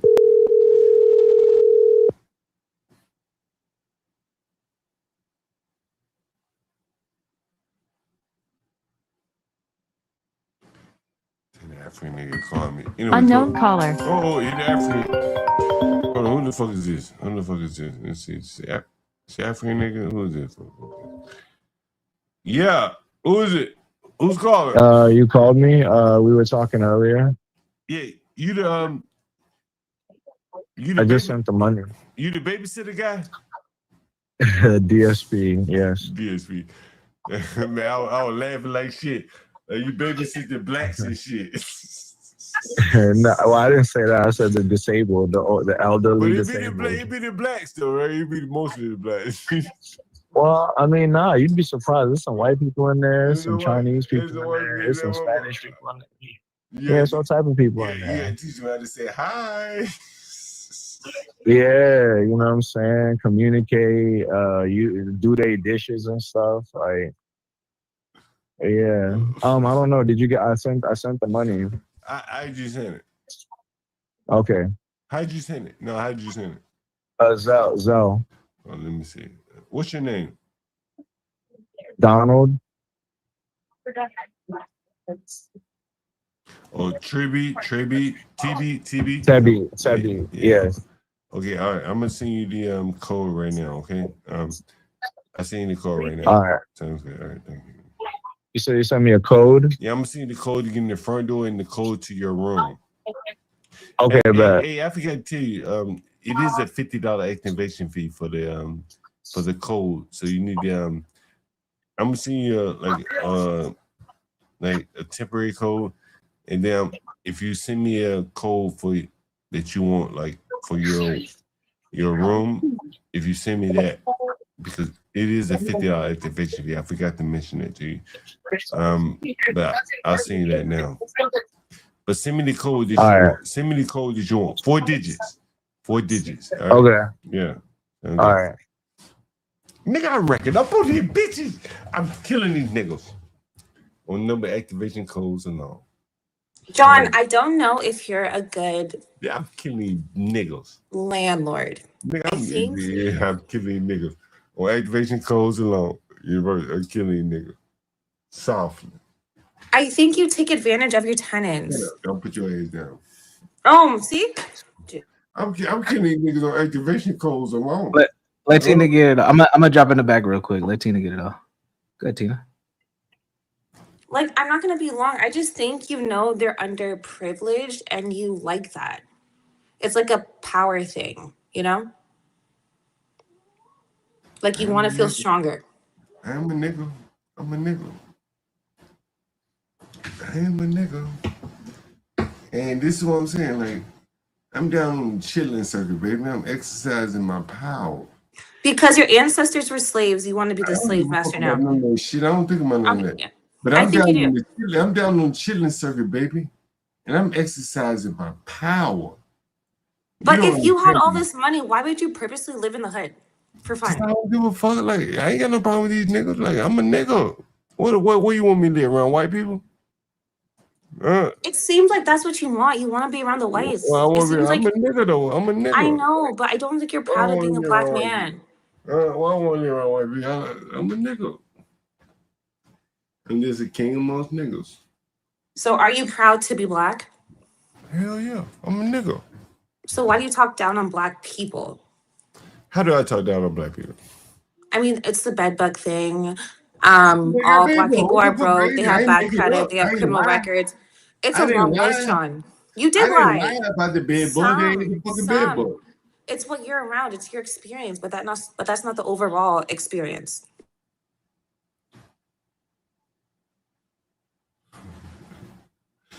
I hear you, Shana. Yeah, I hear you. So can you say sorry to black people on the stream? About what? About everything. Fuck no, I ain't saying sorry to these fucking. You see what I mean? The pride and the ego. I ain't fucking apologizing to these fucking niggas. Oh. These niggas got me on mad. They want listen what these blacks say about me. Tina, you heard what these blacks say about me? Tina, you ever heard what these blacks say about me? I'm gonna let you hear what the good, and I'm gonna let you hear what the bad blacks say about me. You hear me? Here's the good, and then here's the bad. Listen what the lady said about me. Appreciate John's honesty, transparency. Totally. And that's the thing about it is that we have to be willing to be. It's war. To have courage to speak up, baby. To help other people. As always, John Galt here making appearances from time to time on other panels. This time it was a really pretty stressing. Mortgage rates, I saw them coming down. About man, I've been a landlord about 30 years or so, man. And I saw something. I experienced something the last couple of weeks ago I'd never experienced in my life. I had a tenant, and I rent rooms in DC. Oh man, you are warfare, dog. I used to text they all that, bro. Man, I got one story today. You gotta check my channel out, the Urban Land on YouTube. That's cool. Yo, bro, you gotta if you're gonna pull up my backdoor, you can pull up YouTube channel, the Urban Landlord Clips. Google a search for urine. This is gonna be a good one, bro. It's gonna be the channel. I had a test and the crazy thing is that ghetto man on consistently because he was just looking urinating somewhere all the planet, and it's right on my up, man. It's on my channel, bro. Thousands of bottles of urine and trash, and everything. It was a beautiful room. It was beautiful. Can y'all see this? You gotta maximize it. So it's funny, man. I tell people all the time that doing SROs is a great business. If you want, hold up, what's the single short-term rentals? You talk about he doing room rental. Yeah, that is SRO. That's why I joined. Dan always says that. I do what they call ghetto credit checks on my stream. I don't check credit, man. I've never checked credit in my life. I've never checked credit in my life. I've never pulled anybody. GCC on you, dog. You have a GCC. Hey, and I've never been to court. I've never been to court. Never. 30 years. Tell us about. You gotta tip your head to that. Where he said, "What? In 30 years?" He said, "Unbelievable." Let's see if we can get back to that. I think I jumped over it. He said, what? In 30 years? Because they have to deal with the worst of the worst, and there's just no way. I mean, they everything, man. You know exactly. You SROs. They're considered SROs. Yeah, you know, I wanted to tell you guys something last time before I joined, and I mentioned, I said, man, if you go into court, you lose. You go to court, you lose. Bro, either way. Nigga, I don't go to court. These fuck niggas. Bitch, you want to go to court? Nigga, get there first. You gotta take me to court. They're not willing to do it. Dan always says that. I do what they call ghetto credit checks on my stream. I don't check credit, man. I've never checked credit in my life. I've never checked credit in my life. I've never pulled anybody. GCC on you, dog. You got a GCC. Hey, and I've never been to court. I've never been to court for anything. 30 years? Never. 30 what? 30 years. Tell us about the ghetto credit check, dog. You got ghetto credit check, bro. I do it. You can hear them on my stream. Straight ghetto credit check. Never been to court. That's why I say you go to court, you lose. What do you call it? Straight ghetto credit check. The ghetto credit check, bro. If you go to court, you lose in the ghetto tendency because I equate it to like home field advantage. They want you to go to court. Yep. Right? Understand? Nigga, so if they want you to go to court, why? I wish I would. So if they want you to go to court, why in the world would you take them? Exactly. You understand what I'm saying? Like, I don't take them to court, bro. Hell no. Like they have to take me to court. And why they gonna take me to court? Because they ain't paying rent. They'll never take you to court. They want you to take them to court. That's the game. You have to understand. You know exactly. You are a war veteran. You're a war veteran, dog. I've been doing it too long, man. Is this the only one? You got another one on here? But it looks like the room is just full. I can't see the bottle. Man, hey, man, you can you maximize. You'll see it. At some point, it'll clear up. You'll see it. You got to maximize the screen down there. I haven't seen in my life. Oh, this right here. Yeah. Those are all balls. You'll see me putting the balls. But you can go to there are other clips where you see the Hispanic guys actually cleaning it up, man. It was I think about 80 bags, like contractor bags. Oh, urine. How I flip my there you go. So you see this, bro? He in the don't. That's a room that he was renting. I bought a house one time where the sewer line was clogged up and the guy was pooping and peeing in a bucket throwing it in the backyard, but it wasn't in the house. An African. Yeah, dude's African. Yeah. Bro, you know how many bottles of piss this guy has picked up, bro? This is unbelievable. Over 100 bottles so far of piss. Yeah. Bro, they did $1. I see him right there, the tops. Yeah. So he was up in that joint like, yeah, balls and balls, man. Throw it in the corner. Yeah, we got a nice bathroom, man. There was no need for that. It's inexplicable, bro. Like, it's unlike anything I ever seen before in my life. The closest thing I ever came to that was a tenant that was shitting and pissing in the tank that holds the water. Water tank. What you mean, Dan, in the water tank? What are you talking about? I'm telling you, even the marshal when we kicked him out was like, I've never seen this. Dude, doing what? Yo, Miss Jackson, what up? I've had dead bodies and all, man. Man. You should do a book, Confessions of a Washington, D.C. Landlord. D.C., dog, you got, I mean, the mental health in D.C. is off the chain, dog. Hey, I take a lot of phone calls. I've come to the thoughts, and, I don't know what you guys think about this. It's a very. I know DC. My wife's sister lived there. I'm there all the time. Bro, I've been Southeast too. You know what I'm saying? I've been Southeast, man. You know what I'm saying? They Jesus. Like, bro, I got video of them stealing bikes. I mean, they did everything, man. Dead bodies, everything. But one of the things I've come to kind of conclusion is the whole show. I don't know if you can profitably rent to and I'm trying to phrase this this way. Let's just say ghetto people, right? And I'm trying to be just politically correct as possible without implicitly becoming a slumlord. If you've ever rented together, I think John's being really sincere right now, dog. I'm just talking like no one else would say this. And if the comments were up here, you would see the people in the comments are saying, John is saying what everyone else cannot say. I don't think you jiving at all. You know what, John? I'm not gonna lie to you. When I started my career, I started with D-class properties, and my mentalities that make you provide to buy with this neighborhood. What happened was so I started getting applications had a D-class. Was that? Go ahead, Dan. So the point is, you have to tenant applicants to get that.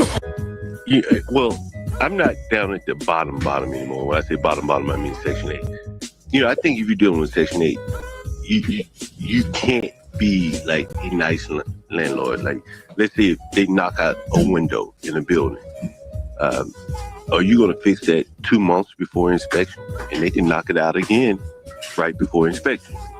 So you're forced to at least make them live like slums. You know, you're forced to at least be a slumlord until the next inspection, right? Because right before the next inspection, you start fixing things. Be serious with them, dog. Because they're doing things that they're almost inexplicable. Breaking doors, windows, most people don't do that. And those things are so expensive to repair that you can't, just fix those honestly. Like, oh, I made a mistake and broke a window out. It won't happen again as long as I'm here. But the Section 8 tenants, I mean, they can knock a window out every week, baby mama issues, things like that. And if you look in New York City, where I live part-time, who's the worst landlord? The New York City Housing Authority. I'll put there. Dan Earl always says that. Because there's just no way that you can deal with a backlog that's probably constantly expanding, people knocking down doors, fighting, knocking out windows, this, that, and let's put that aside.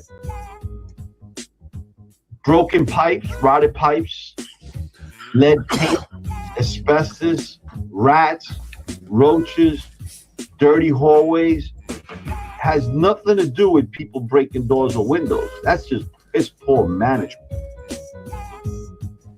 What, the doors and windows you think is piss poor management? The doors and windows is a behavioral problem. Yeah, that's behavior management. Yeah, that's behavior. Behavior. Mental health, man. No, hell no. It's not mental health. Not addressing these blacks right here, they want to say mental health. Not addressing broken pipes for weeks. That's a management problem. No, I get it, but like I'm not willing to go with mental health. Like I've seen, I've had hella problems with doors, and I guess you could say screens on windows. You losing regular doors or you losing slab doors, John? So when you hit downstairs, I was dealing with those D-class properties. They would just break that would right before they stay regardless. Landlord these people without somewhat being a slumlord. That's just my thought.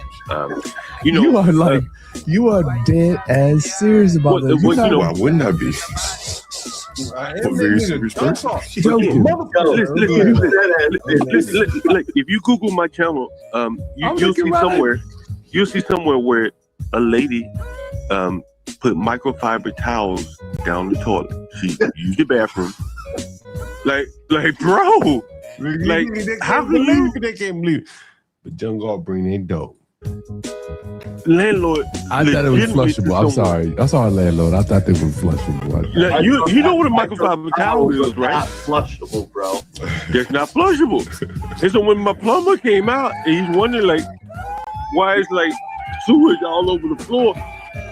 He put out a microfiber towel that a woman, there was no tissue, so she grabbed the next closest thing, microfiber towel. Right? And, like, man, these people are amazing, right? Like, that's not mental health, John. It's not mental health, bro. Like, bro, like. Okay, wait, John. Like, bro. John, do you think that this helps your case? Say what? Do you think that this helps your case? Well, keep listening. And you hear what they say. Problem. I'm gonna go ahead and go there. There's an IQ problem. That's mental. No, hell no, it ain't mental health, man. Like these people can dress themselves, they can get up, they can go to work somewhere. You know, it's not mental health. It's just IQ. Not the inability to understand you can't pour grease, Crisco or whatever down the sink.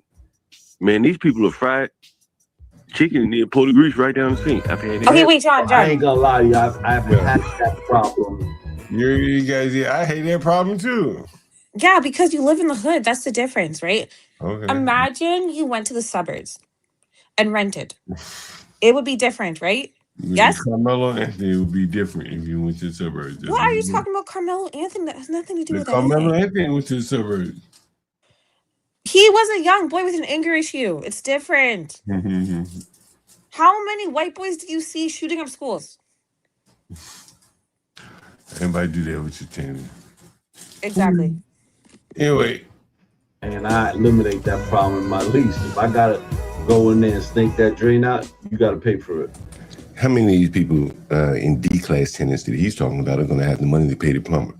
A plumber coming and sneak out a toilet or a sink, probably charge $250, $350 in New York City. But if you ain't having it ready, it's in the lease. For the poor people, like the Southeast DC people, I don't allow them to have. I don't provide kitchens. I've had so many stopped up sinks. How did you not Hold provide? on, dog. Hold on, John. There's no kitchen. John. John.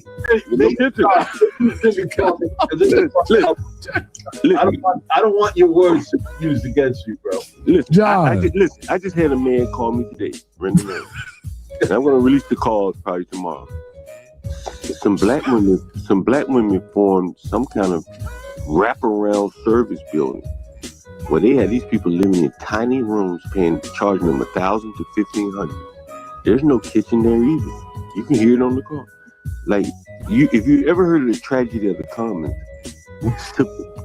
to legitimately be able to provide services to these people, you can't provide a kitchen. It's gonna go to shit anyway. They're gonna stop up the sinks. Like you look on my channel and look at the sinks. I'll stop it today and stop it tomorrow. I document all these things. They make it unusable anyway, so I just don't provide one. I provide a couple of my houses to have sinks, but I charge more for those houses if you want to cook. John, where are they going to the bathroom at, dog? No, I'm talking about kitchen sinks. Oh, no, yeah. You know what, dog? Hey, hell no. I put the war scar. And this is why I had to correct him. No, I'm sorry, no kitchen. No, like you know what, dog? You wanted something, Dan? I think the dude is dog. You are. I'm imagining your back has war scars. And this is why I had to correct him. Yeah.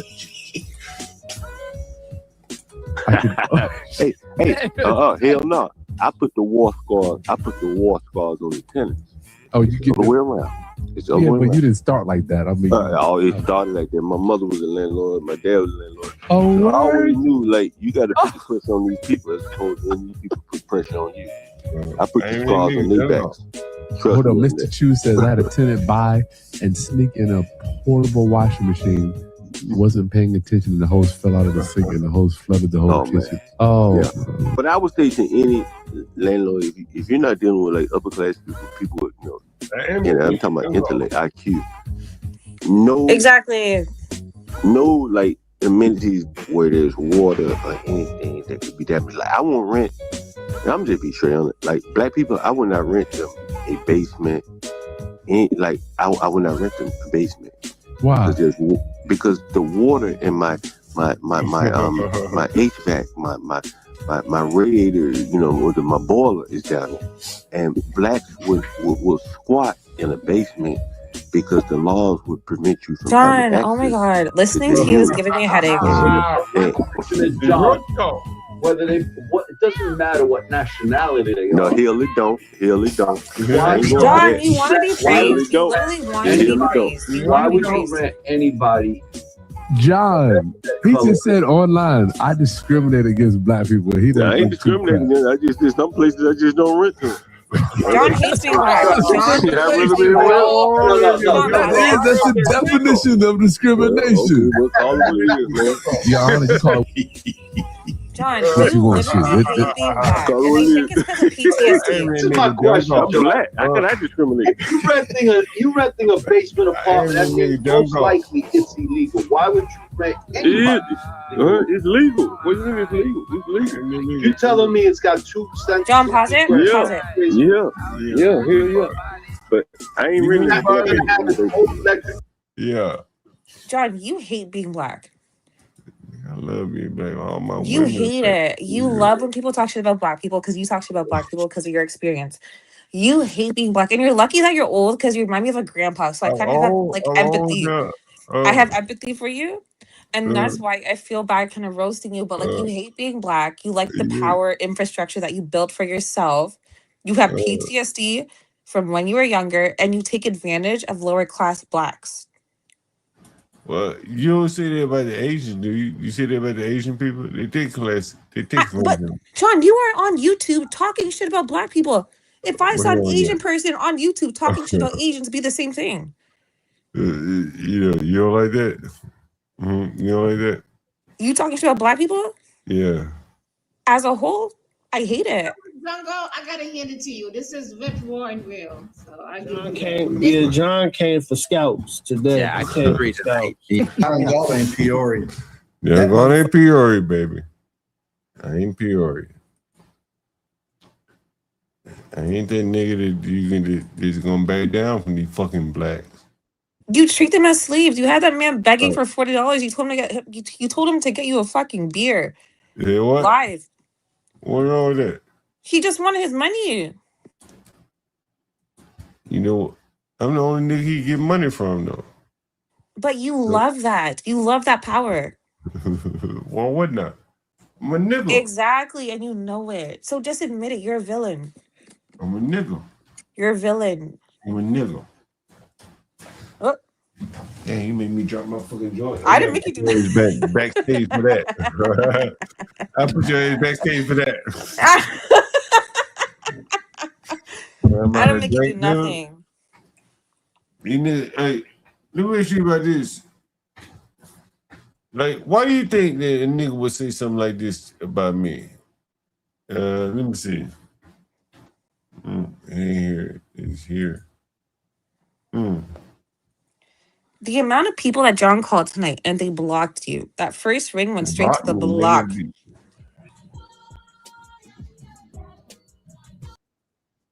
Man, fuck you. Fuck you. Fuck you. I'm talking to you. You know who I'm talking to. I'm talking to you. I am that nigga. And if I was in front of y'all, beat the bitch, I'll beat the shit out your bitch ass. Period. Man, I'm telling you, man, listen, man. I do not fuck with these people. I'm telling you. And these people are so fake. They fake. They can't say that about John Carl, though. They fake. That's why I stay my ass over here. You think I'm finna be around these fuck niggas? You think I'm finna be around these fuck niggas, though? Hell no. You goddamn right, John Galt. I would rather hang around Carmelo Anthony than a lot of you black coon ass ninjas. You goddamn right. I seen your shit, nigga. With your drunken ass. With your drug habit drunken ass. You goddamn right. You're goddamn right. With your drug habit, weed head, drunken ass, alcoholic ass. You motherfucking right. Yes. Yeah.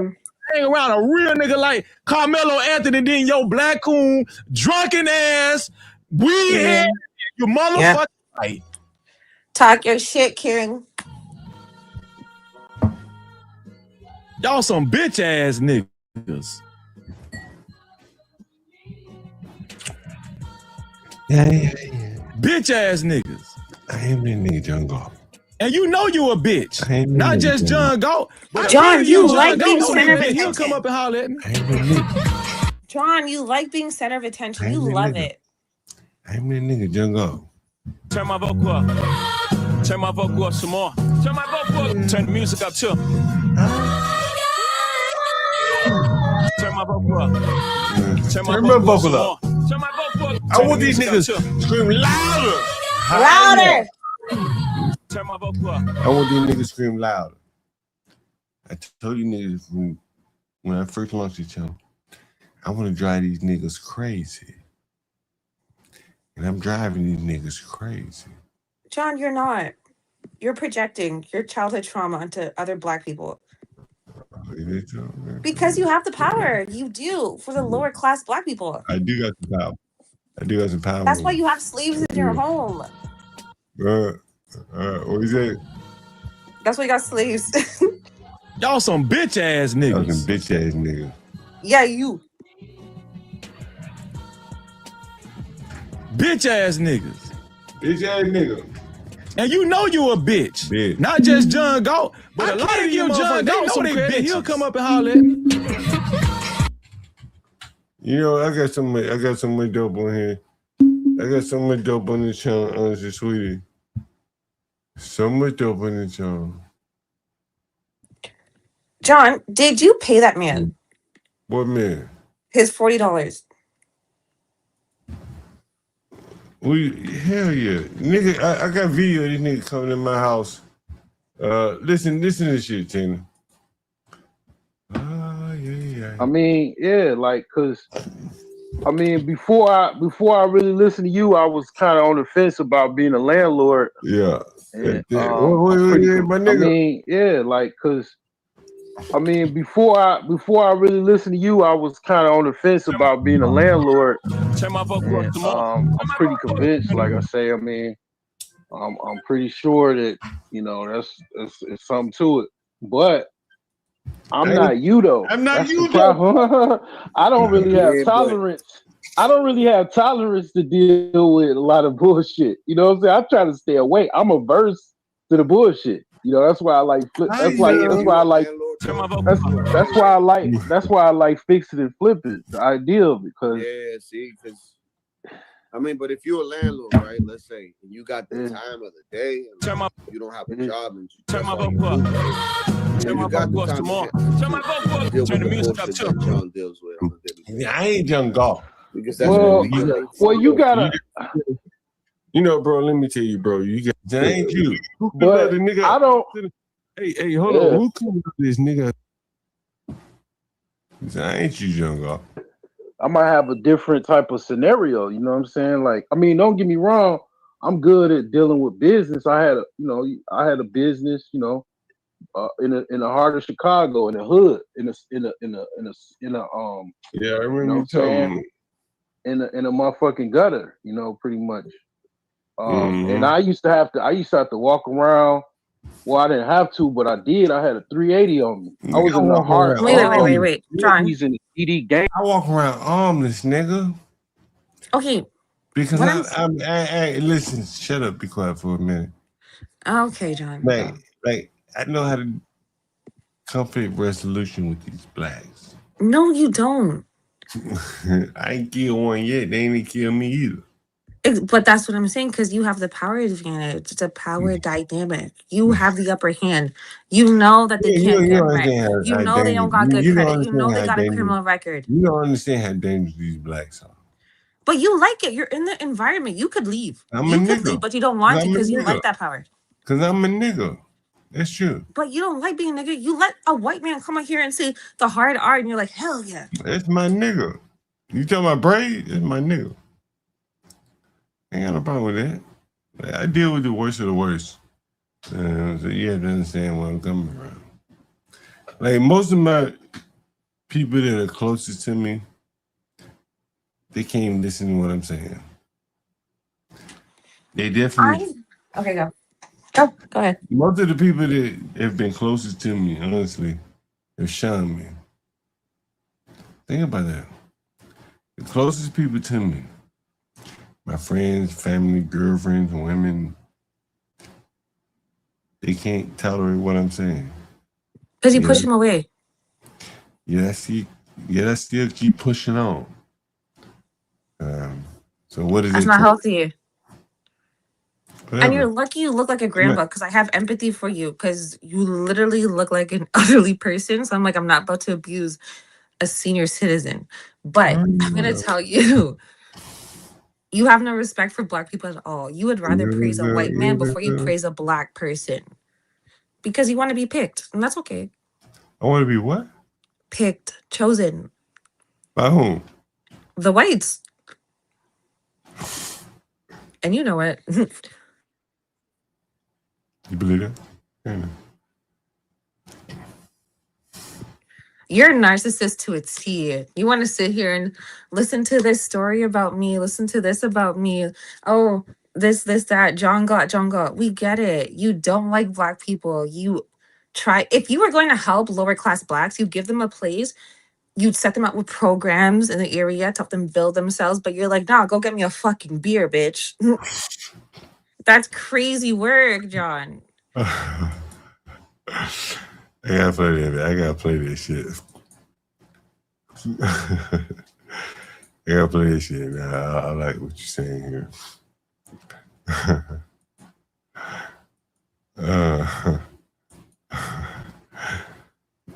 Aaron C's so funny when women try to talk smack here. I don't see Aaron C up here, so I don't give a fuck what he says. I'll put the link in the chat.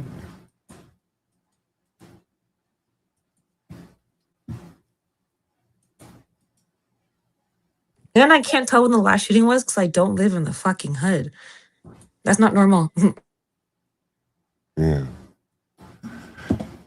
Oh, let me finish covering this Jamel Hill here. This is Jamel Hill, and she's talking about Black boys. Listen to this.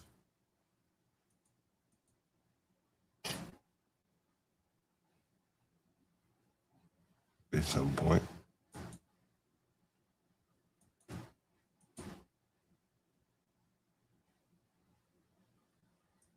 Let this be a lesson to us, especially to teach our young Black boys, because we have definitely seen this in our community where the slightest of things has touched off something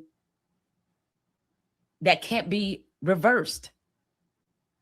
So we need to be having conversation with our young Black boys about emotional regulation and decision making and discernment and wisdom. And those are not easy conversations to have in a world that sees them the way that they do, but we have to have them to save them, to preserve them. We have to have them. Let this be a lesson to us, especially to teach our young Black boys, because we have definitely seen this in our community where the slightest of things has touched off something that can't be reversed. So we need to be having conversation with our young Black boys about emotional regulation and decision making and discernment and wisdom. And those are not easy conversations to have in a world that sees them the way that they do, but we have to have them to save them, to preserve them. I don't hear more this black ass woman. Let me give a shout out to Aaron C and God of, is it Aaron C and, is it of Aaron C and God of the Sea actually supporting the channel. You guys, You're muted. I'm sorry. I think. No, I didn't put it up on the screen. It's a Cash App actually. You're muted. I can't hear. I don't know. Maybe it's just me. Anyway, so I was saying, of Aaron C and God of the Sea, guys, and everyone, Dolomite and all the other people that support the channel. This is a people supported channel. All the equipment, everything. All the equipment, everything that we buy, the street interviews, all this stuff is like crowdfunded here. I put up the initial funding, but all of you guys help me make it keep going forward. So I do appreciate everyone. Dolomite, Aaron C. I can't name all the names, and I don't think that people that come here look to be like highlighted the same way that they may be on other channels, but all the people that support the channel, Roller Skater, Texas Girl, who else? Herman, my man Herman, he supports the channel quite a bit. Shout out to Herman. Everyone else that supports the channel, man, I really appreciate it. I am John Galt, the urban landlord. I bring to you rough, rugged, and raw here, some raw content every day. You never know what you're gonna get here. And my man, Great show, John. I can't leave out Master Cam. He supports the channel. All the other people. There's so many people. And Master Cam, I must say, for those of you that are looking to listen to the channel and looking to like advance in life, Master Kim bringing it dope. When we had that Muslim, when we had the Patel liquor store owner, you can't find that content anywhere else on YouTube. Would you say it's fair, Master Kim? Oh yeah, John, is how you tell how positive he was. He didn't. Oh, you're breaking up a little bit, Master Kim. You're breaking up a little bit. Can you hear me now? Yeah, loud and clear. Go ahead. Yeah, sorry about that. He was very professional. But John, the reason I called in is, I'm hearing, people slam you and stuff like that, and you're a big boy, you can defend yourself. But I do want to say this. If you have a problem with Papa John's, you say, fuck you, Papa John's, I'm going to Domino's. If you have a problem with Domino's, you say, fuck you, I'm going to go to Marco's. I don't know if you guys got Marco's up there. So with your callers, you get the backstory of what they got going on. Not one of them ever say, well, can you do me a better deal? Otherwise, I'm going to my plan B. There is no plan B for a lot of the people that come to I you. love John Galt. I love John Galt. That's what, when you do screen these people and ask them what they got going on, they have no other options. It's either you or the street. So that's very important that there is no other option. As people dog your business model out or taking advantage of the dumb blats or whatever, well, listen, no one's putting a gun to their head, and they don't talk about a plan B. You are plan But when B. you In have fact, no other choice, that's where you go. Damn it. John's the only one that let people slide on a couple days free rent. If they look at John and say, I'm not going nowhere, fuck you. John don't file the 7-day notice. He was gonna call someone tonight and send the money back because I just said a comment. There you go. Yeah. So, anyways, no, not just you, but others like the Freezies. Everyone just dogging them out. It's like, okay, well, these people are given a great opportunity. Would you want them on the street? The homeless shelters are filled with meth heads. So to many people, this is his only option. And just because he serves it up with a silly little comment or a little bit of frustration, he's got that door open. And again, John, you're a grown ass man. You could defend yourself, and this isn't necessarily against the young lady, but it's like the Freezies and everyone else. Mexican, you heard how many these blacks call me? Like all throughout Black America, no one calls anyone Mr. or Sir. But over and over, time and time again, you hear these blacks saying, Mr. John Galt, sir, yes, sir. This is the level of respect they give it to someone like me. Oh, and can I add another comment, John? Yeah, go ahead. Okay. As far now, the young lady can tell me to shut the fuck up because what I'm about to say is going to be a little offensive. So obviously, I'm just getting ready for it. I'm ready. This is bad timing. This is bad timing to demand anyone apologize to blacks, especially how they've been acting over the whole Carmelo Anthony shit. And I'm also going to say, when these blacks are being so anti-white and stuff like that, it's almost like I'm going to stand up and just tell Walmart to go fuck themselves. Walmart is so big and powerful. I'm a little peon to them. It's my message would never get to the corporate office. Hell yeah, brother. For the blacks to say, fuck the white people, it's like just a bunch of scrubby ass people talking shit that's never going to get anywhere. So I'm done. And she can tell me to fuck off. So no, hell yeah, brother. Fuck the blacks, right? Screw you, blacks. No. This isn't fuck the blacks. This is, I don't know if John owes anyone an apology. Look at the blacks' behavior in the last 48 hours. It it's is horrible. a niche community of black people that he is involved with. That is my point, right? He is generalizing an entire group. What about all the people on Twitter and TikTok? What about those millions of people? That is, Twitter and TikTok is not real. That's online. It's not real. Those are all fake. All these people beating up the Kentucky Fried Chicken manager, stealing shit at Walmart. Okay, guys, let's talk about school shooters. Let's look at the stats. Yeah, what's that? We about to do that school Let's shooter look at the shit. stats of people. We about to do that school shooter shit. Okay, but that's what I'm saying. We can go tit for tat. There's bad people in each race and community. Okay? All I'm saying is if you're involved and in an environment where with low-class blacks, there's going to be more crime because when there's poor people, there's crime. Go to fucking trailer park. Okay? These people are serving meth and doing meth and causing crime, stealing trailers, breaking into trailers, shooting people, beating up people. It's the exact same thing. Poor people do crime. Great. We solved our issue, right? But generalizing an entire That's community is incorrect. Middle crazy. class blacks are deeply involved in hood life, and it goes And hand in so hand with are Italians. criminality. They're in mobs Okay, and Arab well, people. okay. They do scams and fucking gypsies. They do a whole bunch of Okay, crazy shit. so a Great. moment ago you just said it's only poor blacks. And as soon as No, I I did said no, not there's say that. I said poor people.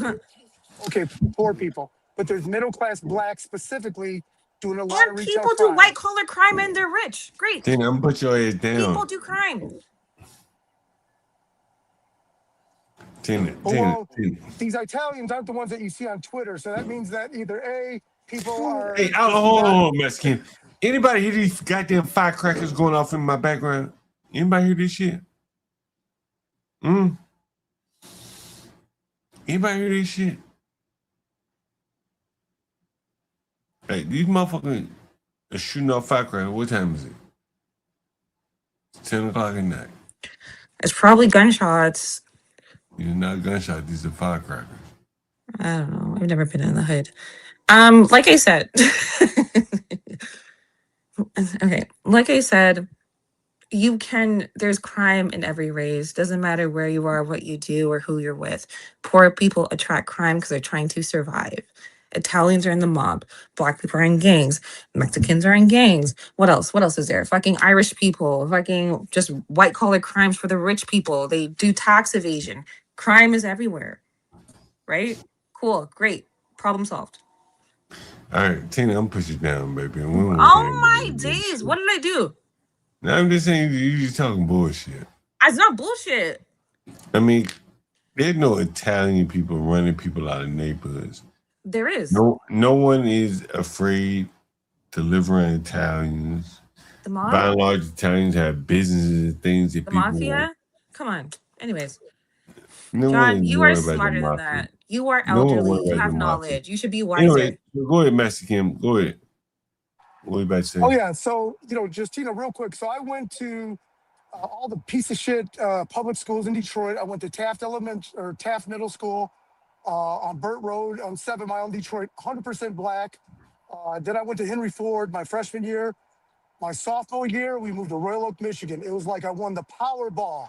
All white school. Words can't even explain it. We were still poor. My mother was just a waitress, but it was like we won the lottery. It was the greatest thing that ever happened in my life. And it made me very bitter towards my mother that we lived in Black Hood, 7 Mile in Trinity. Look at the map. And went to Henry Ford. I fought once every 3 weeks, without exaggeration. And when Roots came out, because remember Roots, they played every season. It was on. It was on. It was just the way, and it wasn't just me. Blacks are just that whole "I ain't no bitch." That is alive and well, and follows these boys and girls. It's horrible. The worst thing that could ever happen to one is growing up in the hood because you learn a bunch of skills that do nothing for your life except let you catch a case. And I agree. Personally, I've never lived in the hood. I hope to God I never have to live in the hood. I apologize for your experience. I'm sorry you went through that. But what I'm trying to say to you, people in the hood have to survive. They know survival instincts. So that's fighting, that's crime, that's whatever is involved in the hood. Great, right? And that's the point I'm getting at. But you can't generalize an entire group of people when there's poor people in every race and they will congregate together because that is community, right? In certain hoods, you have Italians. Go to New York City or New York or whatever, or the Dominicans, the Italians, the Puerto Ricans. Great. They congregate because that's community and they're poor. That's what they're used to, right? I understand your experience was different because you grew up in the Tina, Black hood. did you see that elderly couple in Mississippi that just got shot like a day ago? Two guys. Did you see that white man that killed his whole family because he was cheating? Tina, I'm gonna put your ass down. If you don't mind. So what seems to be in the news for violent crimes are the blacks, and we're not talking about high class, well educated suburbanite blacks. I don't think anyone's talking about them, but we're talking about hood culture. And Tina, and no one's disagreeing with you that every culture has got their shit in. But the ones that seem to be magnified in 10x on social media are the blacks, unfortunately. I live in an all-black neighborhood, a well-to-do black neighborhood. There's me, another Korean a block down, and maybe a white guy. So the whole block is made of high-class blacks, and these people are great. The reason I live in this neighborhood is because it's got the best school in the area. And Okay, not only me, all the Hey, blacks. In fact, they were there before I got there. I'm hearing him, but have you been to a Tina, I want native to hear hood? what you got to say right. Tina, I want to hear what you got to say right now. I do want to hear what Oh my Master God, Kim had John, to whatever. say, This is biased. because I think it has to do with the whole Carmelo case. Master Kim, let me ask you this: what percentage of your property values? What percentage of the school? What percentage of your property values are derived from the schools? I'm going to say, I would easily pay 80 grand more over the asking price for a better school district, for a better school. Easy. Well, what I'm saying is, Because let me rephrase it because for the less audience. criminality. When you bought your house, as a component of the property value, you got the amenities, bathrooms, bedrooms, so on and so forth. That's part of it. But what do you think the percentage of is that I'll be able to send my kids to this particular school district play into your decision to buy this? I'm going to say it's 100% of that, 100%, because you can keep your house, a nice hooked up house, but the schools Are you breaking up, Mexican? You're breaking up, but you're breaking up, Mexican. But you're breaking up, It's the Mexican. hood internet. It's the hood internet. Be quiet. I want Mexican to explain to her. Go ahead, Mexican. Let's see if we get you clear this time. Yeah, I'm sorry, John. I'm in a kind of a rural area. Can you hear me now? Yeah, loud and clear. Yeah. Just, I think 100% Are you breaking up now, Mexican? But anyway, Mexican was saying that the schools play a part in what he was in the property that he decided to buy. Yeah, because taxes play a part in schools and what they can get. So if you're in the hood, you're not going to have all this, all the books you can have. You're not going to have all the computer technology you can have because property taxes. All right. We got for all that. how much you can get in the school. John, we you got don't all like that. facts. You don't like facts. It's an We echo got chamber. it. We got it. All right, brother. Okay, brother. All right, Mexican, are you back on the line? I have more to say if you want me to say. All right, go ahead. You can talk while I'm Mexican. John, you don't like facts. No, I'm listening to you. No, you keep trying to shut me down. Property taxes pay into the schools and the education system. So if you live in the hood, you're going to be fucking dumb. Point blank, period. I'm sorry. Your education is bad. If you live in the suburbs, the property taxes are higher because you pay more taxes on your property. And those taxes go to the school and what they can afford and what they can give the students. All right, we got Mexican back up here. What's up, Mexican? Oh my God. Okay, John. You had your point. We got it. Go ahead, Mexican. Maybe he's not up here. All right, he may have dropped off. Go ahead. You have your point. You have time. No, John, because you're just going to shut me up when you get the chance to. So how about you go? I'm allowing you to speak. Go ahead. Now, after you told me to shut up 10, 20, 50 times. That's just John, Tina. Please speak. Please. Glad you're here. Hunter, but am I wrong in what I'm saying? Regarding the hood, yeah, we want to be out of that, especially you. Especially you, Tina. You and Mooncake, don't ever touch any hood, especially in this country. I would never. I'm so grateful I grew up in the suburbs because I got an education a lot of people couldn't access, and that's fine. But what I'm saying is that you can't get mad at people for having a lower education because they never got that right or privilege because the property taxes are lower. They're not getting the funding for computers and books and for properly paid teachers. Well, Tina, here's the thing, though. We cannot outsource education. Like your mother, Tina. I love hearing your children. She's the mother? Okay, I didn't know that. Pretty babies. Yeah, thank you. Yes. And one thing, Tina, as you know, intelligence starts in the womb. Third trimester, intelligence. You as a mother, your child is hearing you, hearing language. It's your voice. Reading in writing is the responsibility of the woman, the mother. It's not even these men, it's women. We're the ones who impart religion. We're the Yep. ones who are responsible to have them learning the Bible. Yep. Where that the woman is the home, the man is the household. Ponder, do you remember when CM said that a baby mama and a wife is no different? And I was like, you're fucking Yeah, stupid. because he's Carmelo's uncle. He doesn't count. He doesn't count. And we are now moving at a direction where that kind are going to be removed. Final solutions are in order, Tina. They're going to be. They're going to. Yeah, you think I I'm love when Ponder gets a little bit of hood in her.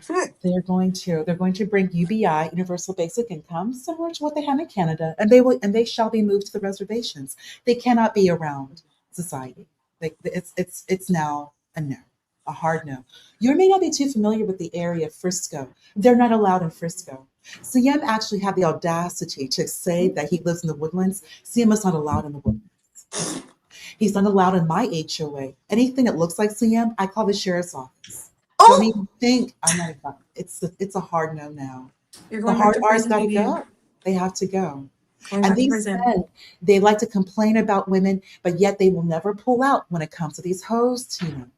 If you want to stop trial, Exactly. stop unloading in the hose, but they won't stop. They'll keep making excuses after excuse. It's just time to stop, Tina.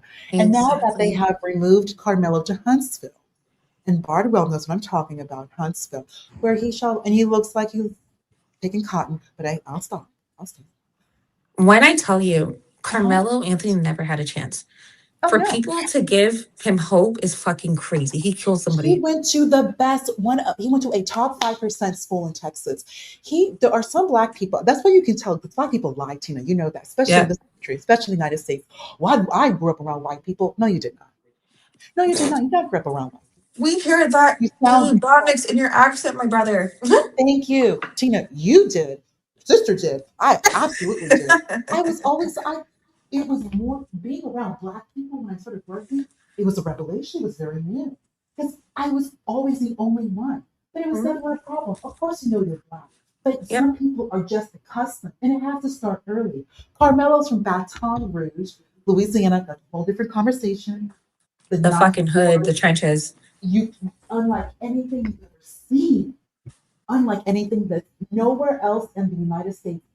Tina, that area is known as the roughest, hardest hoods in the United States. Girl, I Googled it just one night. I was curious and I saw it online. I was like, damn.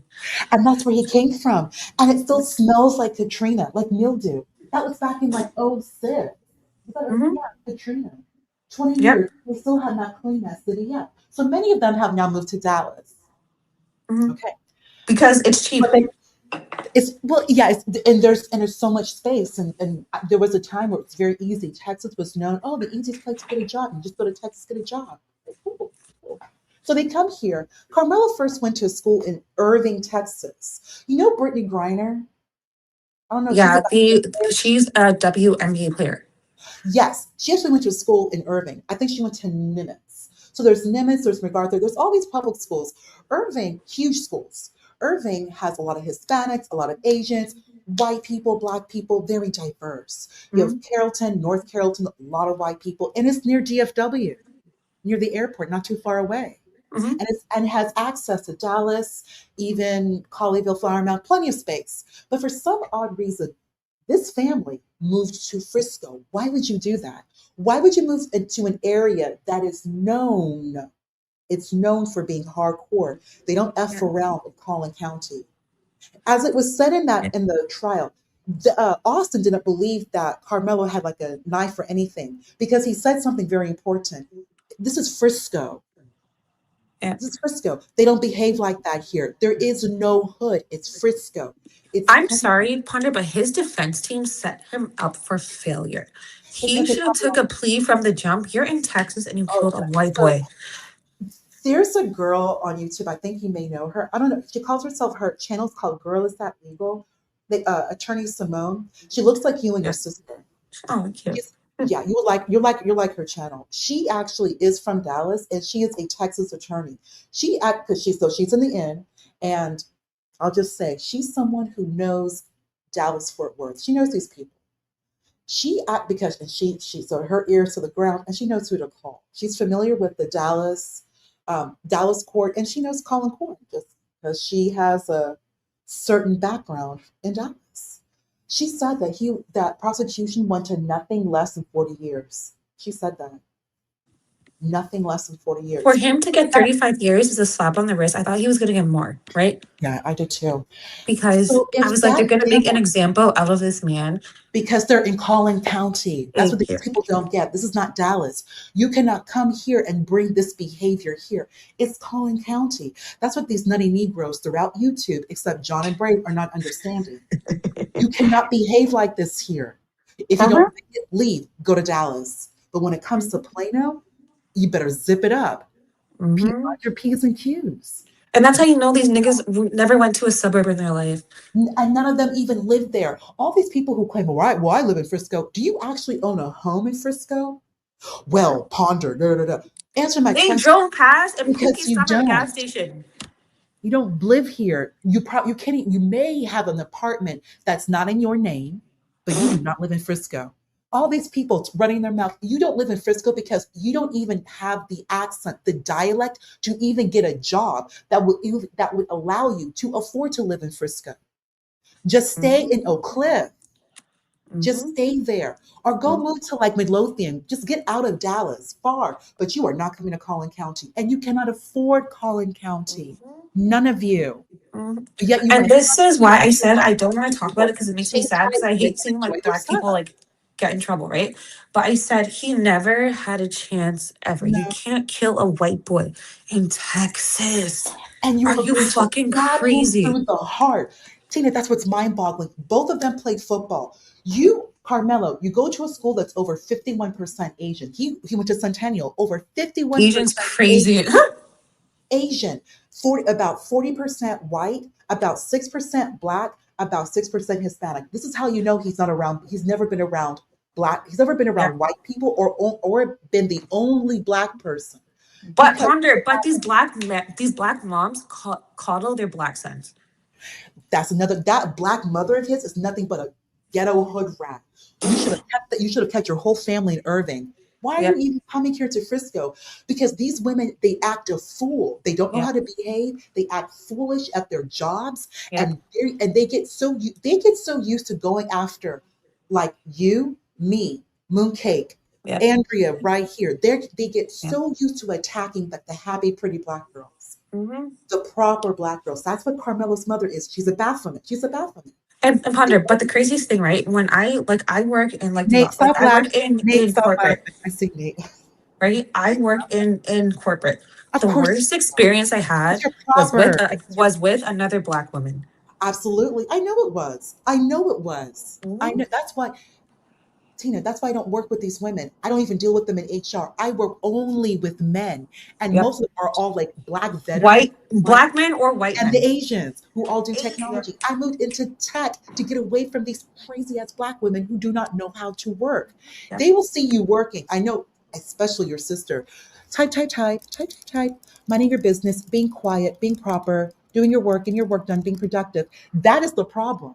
They will sit there and stare at you working and start scheming, scamming, gossiping, putting your life through hell just because you want to just be quiet and do your job.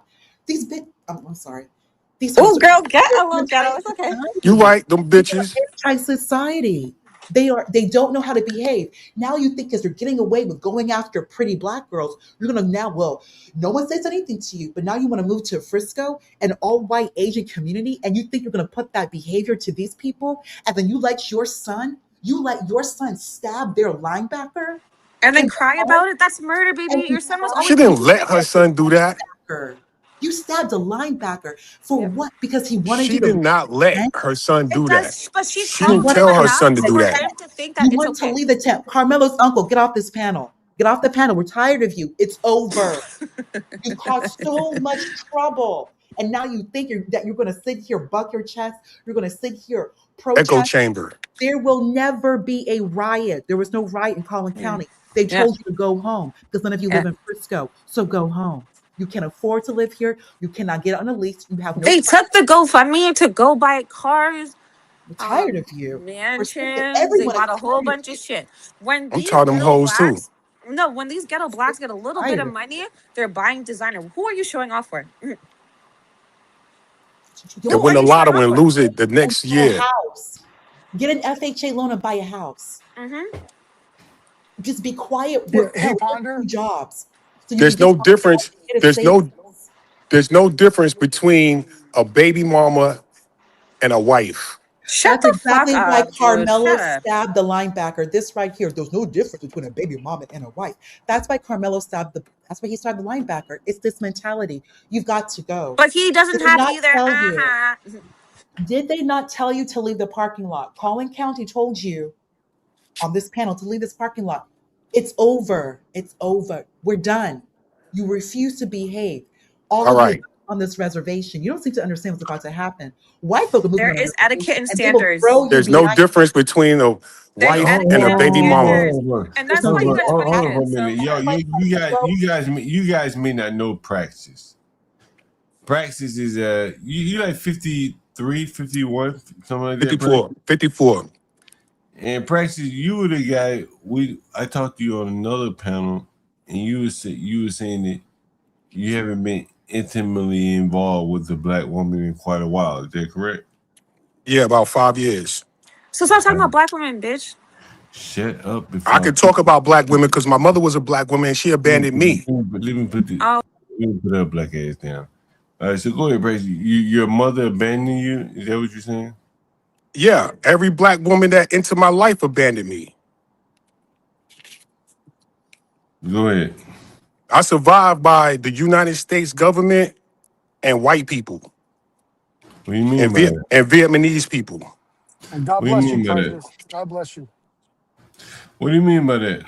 And my son is about to get him a Mexican girlfriend after he had a black woman give him 3 babies. So he about to go get him a Mexican right now. So he left his 3 children. No, she kicked him out, you What was dummy. he doing? Go get a job. Wait a minute. Hold on, Praxis. Hold on. I want to get to the meat of the matter here. Praxis, last time I talked to you, you said you haven't had sex in a while, right? A couple years? 5 years. My Yeah, last age test was 5 years. but you were also saying that you were aware that there were like some health consequences in not having sex for that long a period of time. You're a fairly young man, right? No, I don't deal with those things, but it's scientifically proved that when men don't have sex, they deal with anxiety and depression. And you're okay with dealing with that And they anxiety? self-medicate with alcohol and shit. Do you feel like you're self-medicating? Because people say that about me all the time. People say, John, you drink, you smoke all the time. But I got dope. So maybe that mass. I handle myself. I do onanism. What is that? What is ownerism? Sorry. ONANISM. I don't know what that is. I don't want to be graphics. Masturbation, basically. Oh, Oh, so, I didn't. so Oh instead man, of I didn't even sleeping, know so about that. instead of sleeping with women, you just masturbate instead. Yeah. But you could get black women. Oh yeah. But you choose not to. I got 3 numbers yesterday. They gave me their numbers. I understand, but you choose not to sleep with them. Right. Why is that? Could they be wilding? What do you mean they be wild? Explain that. They cantankerous, ostripitous, ornery. There are people in the chat saying you can't get women, but you can get women. You're Hell yeah, I can get women. Mm-hmm. It's easy to get a black woman. No, it's not. And I think you're putting your childhood trauma on black women. That shit is easy. Man. For me, it's easy. Yeah. But you choose not to have sex with them. Why? Because anytime when I have sex with a woman, I consider her my wife. And these black women don't look at sex the same way I do. Any prices? Can I ask you a question? Jesus, John. You may. So you and I, as well as John, we're all relatively the same age group. and you're probably interested in women probably 10 years younger, I would imagine, and that they might have a different mindset. We came from an age group where there were some women that were maybe a little bit more virtuous or a little bit more old fashioned. And I'm not trying to take anything away from Tina and Ponder, you know what I mean? Because you're probably dating younger anyways, where I think they're going to be a little bit more off the hook, but I could be wrong. Well, I noticed that the younger ones are less off the hook than the older ones. Damn, okay, sorry. Because you can lie. Praxis, do you tell these younger girls how old you are? Yes. Truth. You tell They them see how old they you see are? my gray beard. When I let my when I How don't old are you? shave a couple of days, they see my Tell us gray. how old are you? Just tell us how old are you. I'm 54. You haven't had sex in what, 2-3 years? 5 years.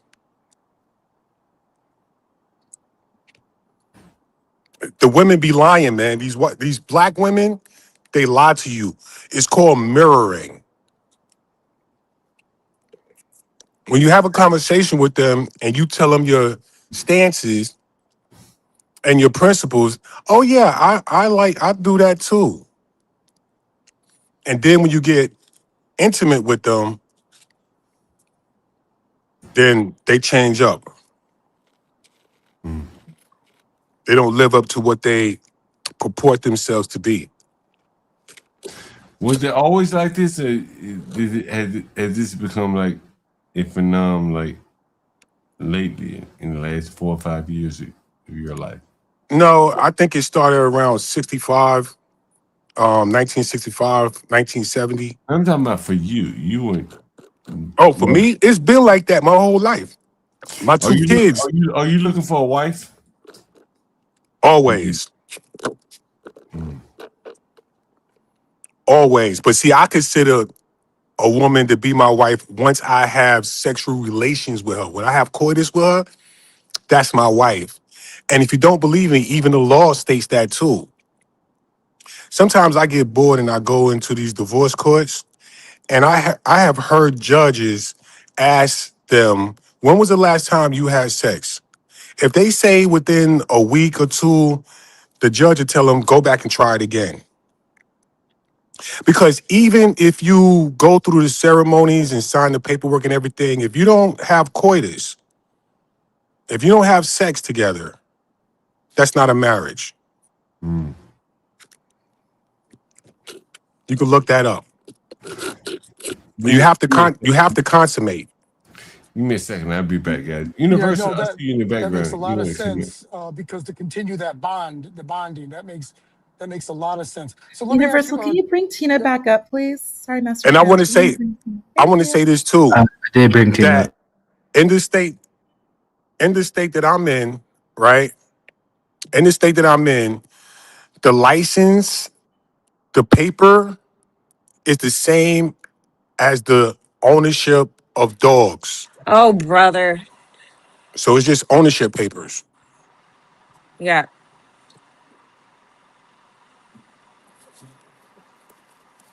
There's no difference between That's a whole bunch of a hubaloo. Whole bunch of hubaloo. I'm baby sorry. That's mama bullshit. and a wife. The only I difference is you just signed a license and went through some stupid ceremony and you celebration. can are you insane?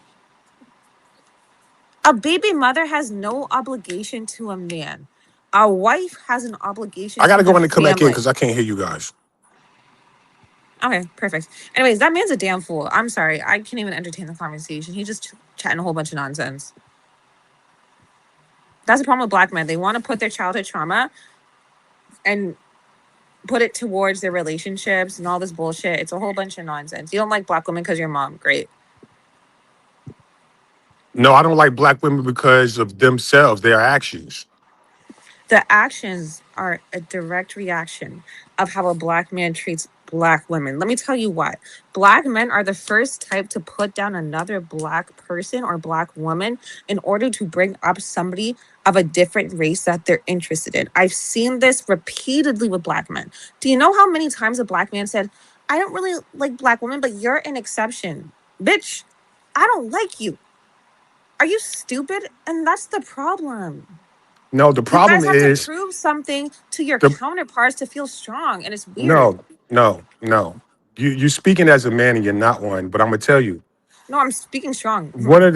one of the things that you must understand is the reason why the black women have these attitudes that they have now because there are no males in the house. There's no sense of propagating order. And that's why you're telling me I'm speaking like a man, because I understand you may not have had that dynamic, but I did. So I'm able to voice my opinion comfortably, right? Because I had that order in the home. When you have a sort of normal relationship with two married people, you feel confident in who you are and how you speak. Because you never had that, you've never had that example. So you feel like you need to I have dictate had that everything. example. You just said your mom abandoned you. Right, but I had my grandmother and grandfather, and they was together until But my those aren't your grandmother died. parents. By extension, they are. Yeah.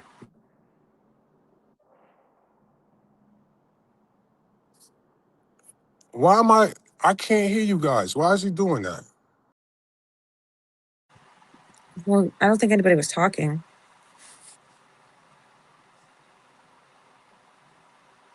And this is why I say black men are the weakest link.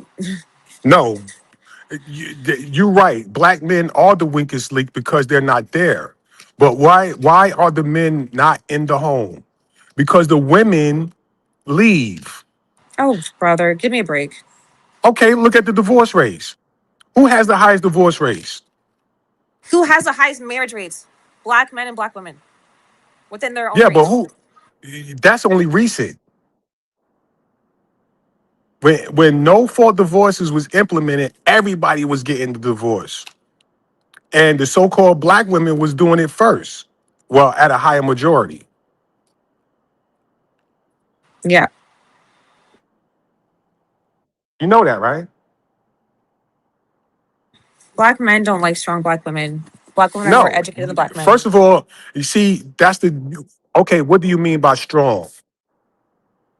Sorry, with an opinion. I'll say that much. No, we don't. We love women with opinion. I love a I woman came with an on here opinion. speaking facts and you said I sound like a man because I'm strong in my thoughts.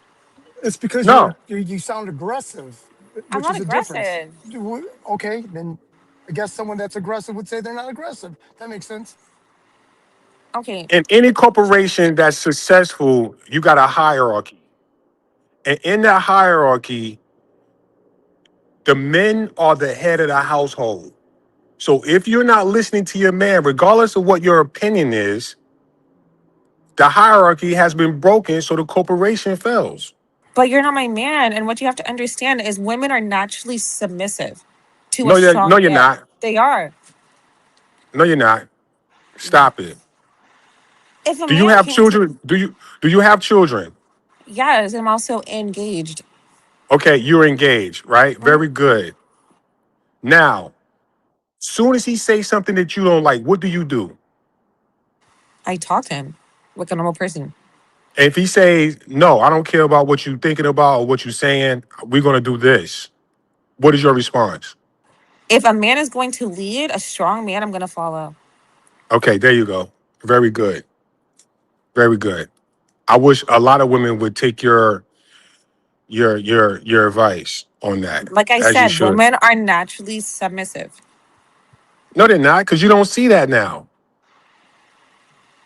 A woman is naturally submissive to a strong man. Because So if you a woman make has not been comments submissive like, to when you, I you're engage not a in strong man to coitus, her. she's my wife. What do you understand how nutty that is?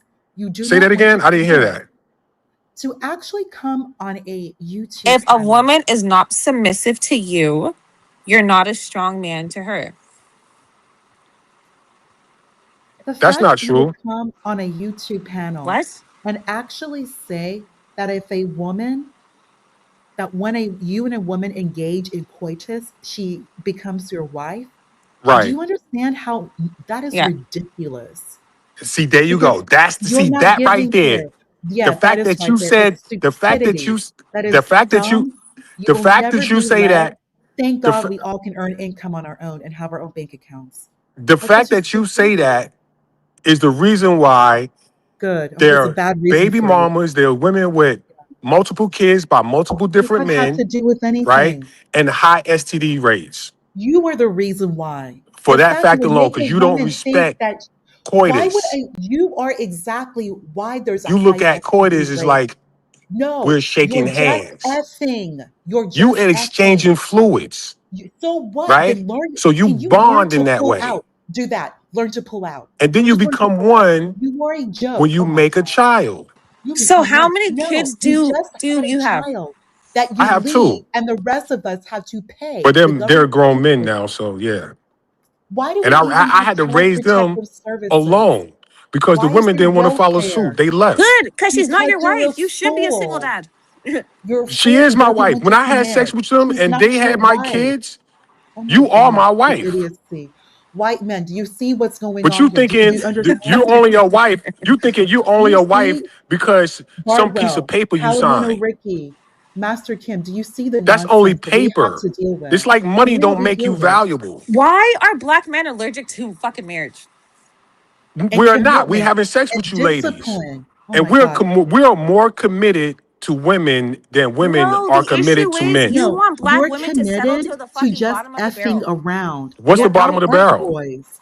You are a A nigga that's genetic gonna fucking pool give of you a F kid and boys. complain That's about all having a you kid. are. Okay, yeah, you're right. That's the bottom of the barrel. But did your father, did they father vet those men before they If you had those all are kids? wondering how Carmelo came to be, this is called root cause. Oh, I'll go on here. Okay. Oh, yeah, Master Kim. Hello, Master Kim, if you want to speak. Did your father vet your um your future husband?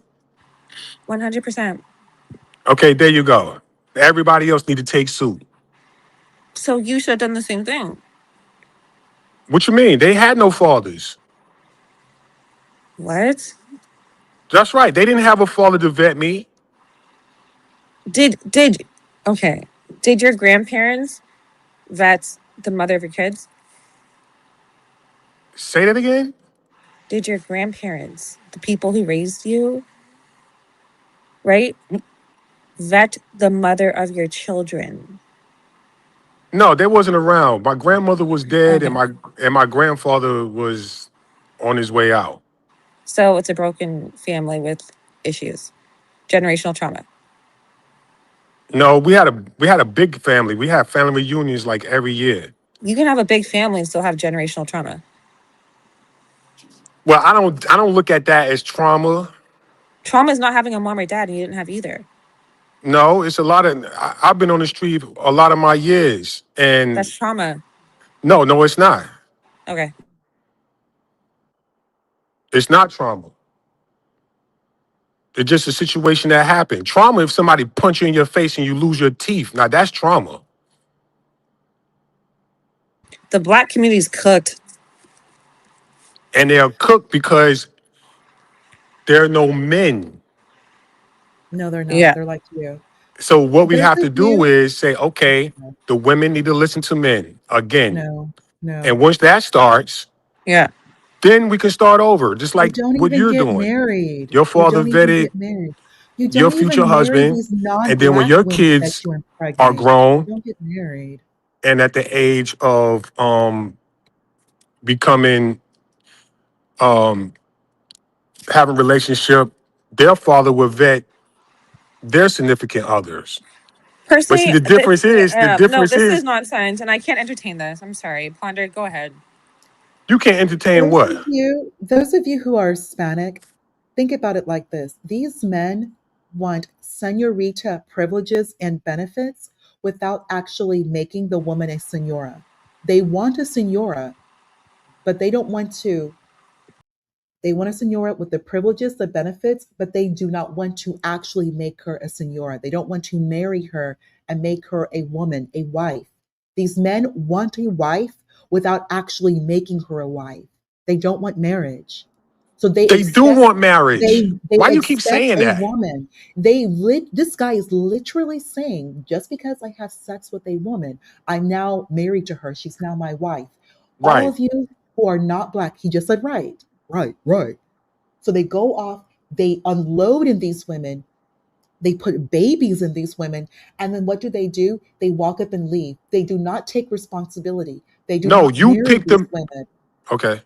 You picking those women are picking the men that's at the bottom of the barrel. But you You're want women to absolutely accept men that are at the bottom of the barrel and demand a woman to respect you. I didn't I'm say not that. respecting a man I didn't say that that. is a brokey loser pookie at the gas No, station.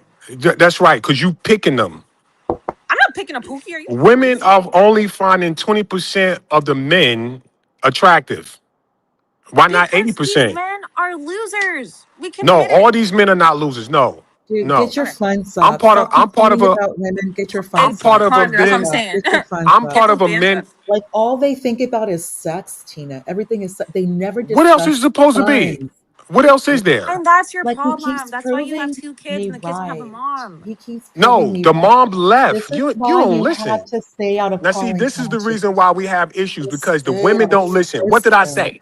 What did I The say? mom left and you're a single father because you picked a loser because all you think about is sex. No, I didn't. That's not all I think about. That's why I haven't had sex in 5 years because that's not always what I think about. Okay.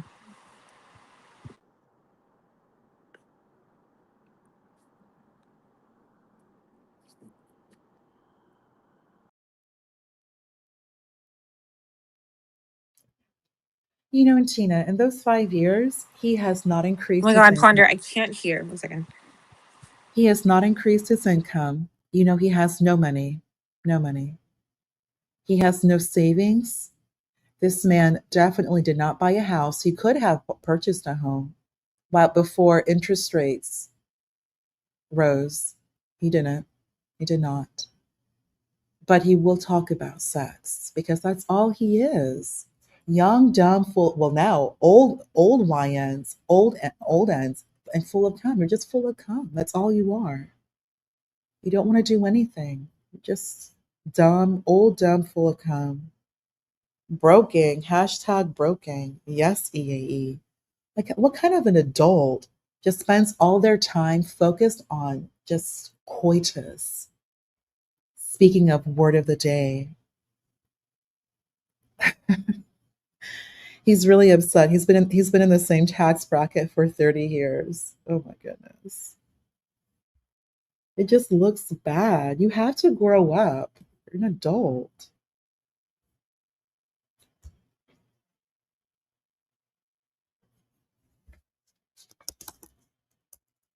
Universal, you're backstage. Can you please bring Tina back?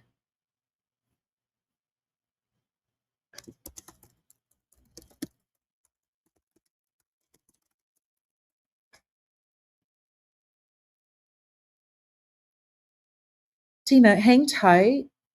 They're going to bring you back.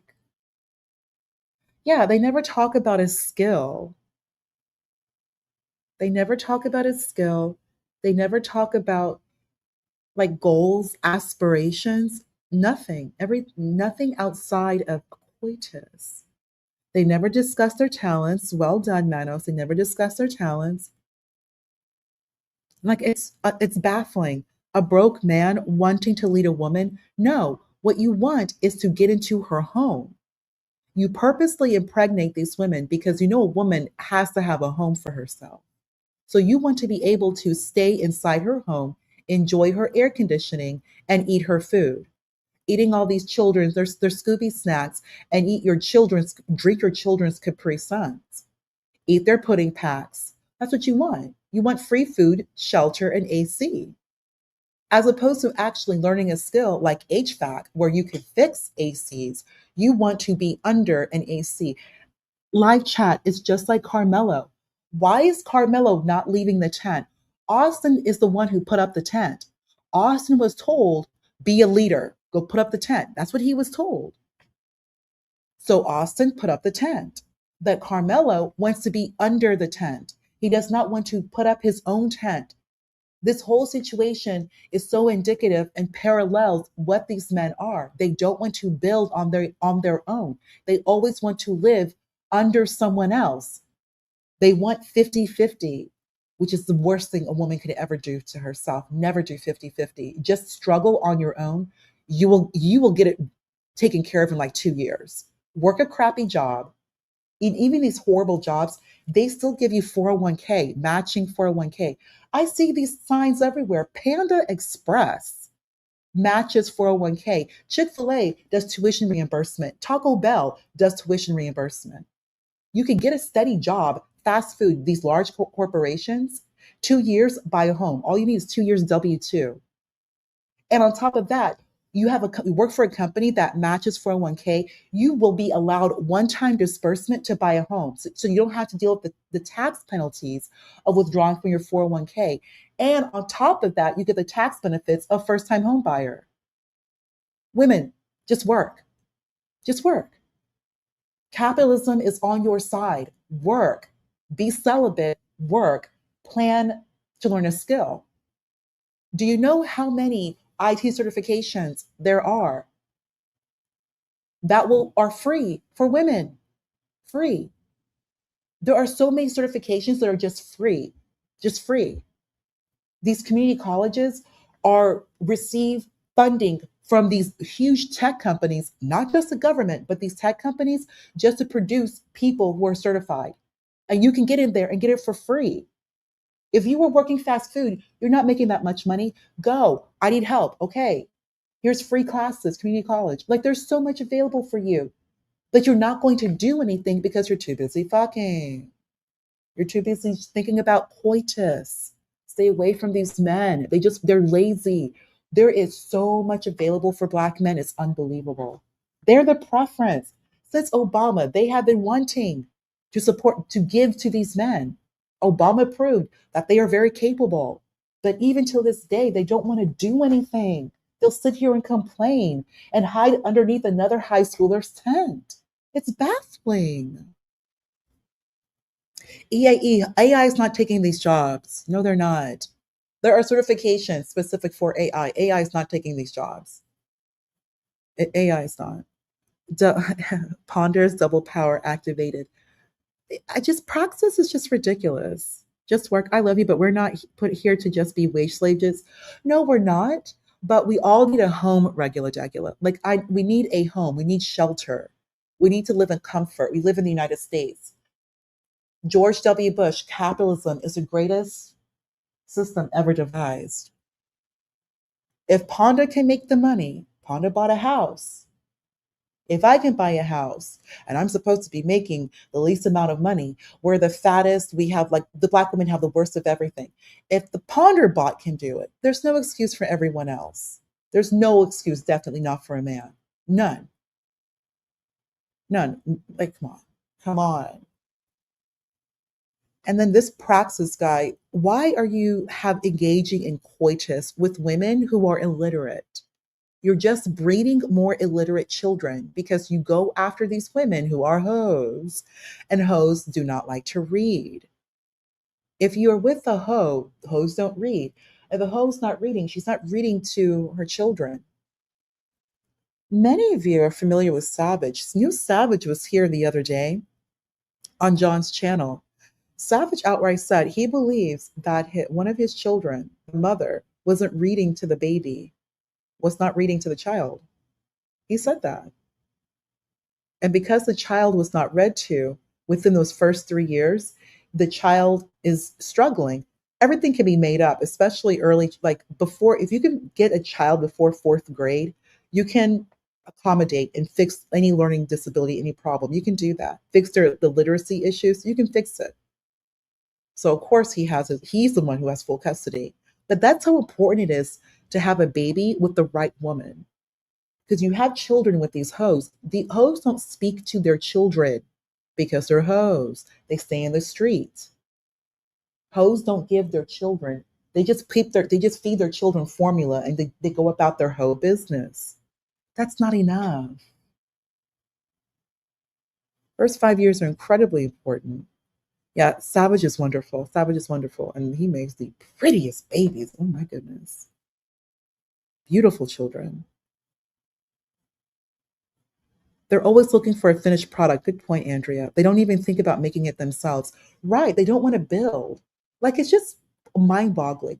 Why would Carmelo want somebody else's tent? Why do you want something else? Just do it yourself.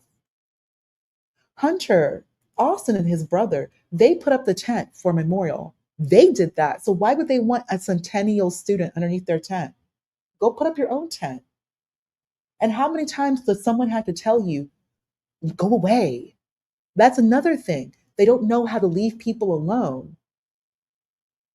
They feel so compelled to be in everyone else's space. They push themselves, they force themselves into your space. They follow you around, they stalk you, they harass you. They always have something to say. They don't know how to just leave people alone. This is like you saw what happened with Carmelo. Carmelo had everything before him. All Carmelo had to do was just be the cool black kid. Just be the cool black kid. That's it. Be the cool black kid. You go to a good school. The agents are going to help you with the test scores. The agents will help. You will always have a tutor.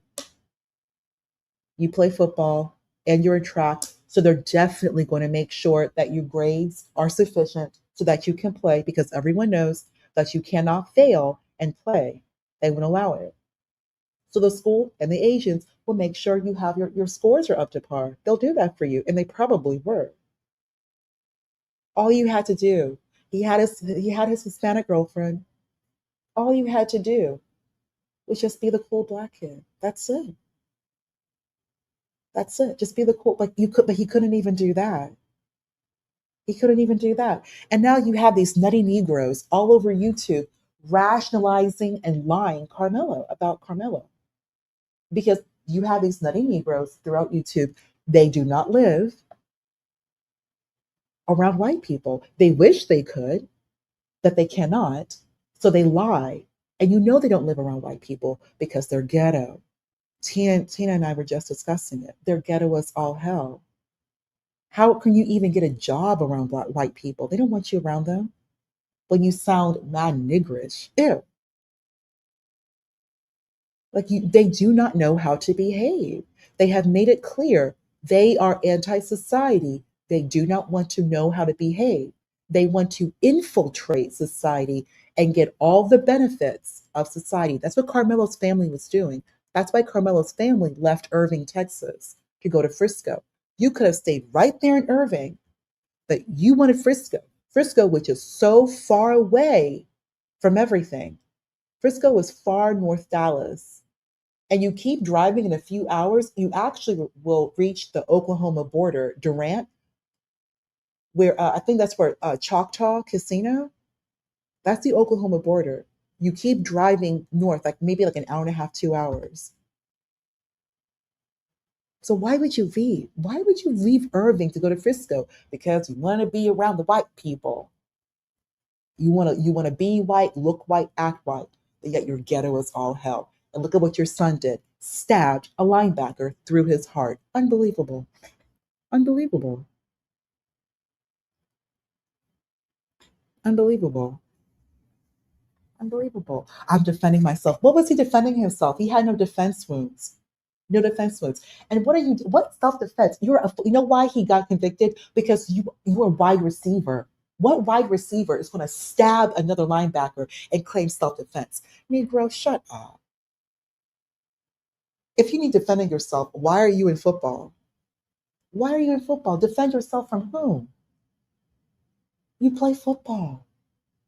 No one in Collin County was going to accept that self-defense. And yes, they already had exactly what they wanted.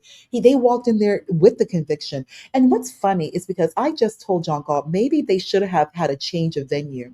But if he was in Dallas, he would have been convicted in Dallas.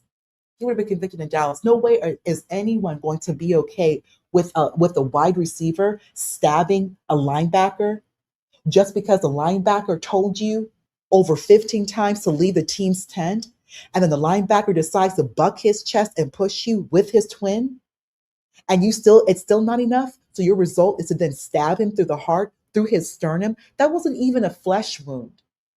He went through bone. How do you go through a sternum? All of you know what that is. To go through a breastplate with a 3.5-inch blade, you go through that is no.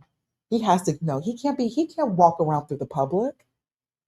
He can't walk around through the public. Hell no. He can't be here in the public. We all heard what happened to that woman, the Ukrainian refugee in Charlotte, North Carolina. That guy was going in and out of jail 14 times.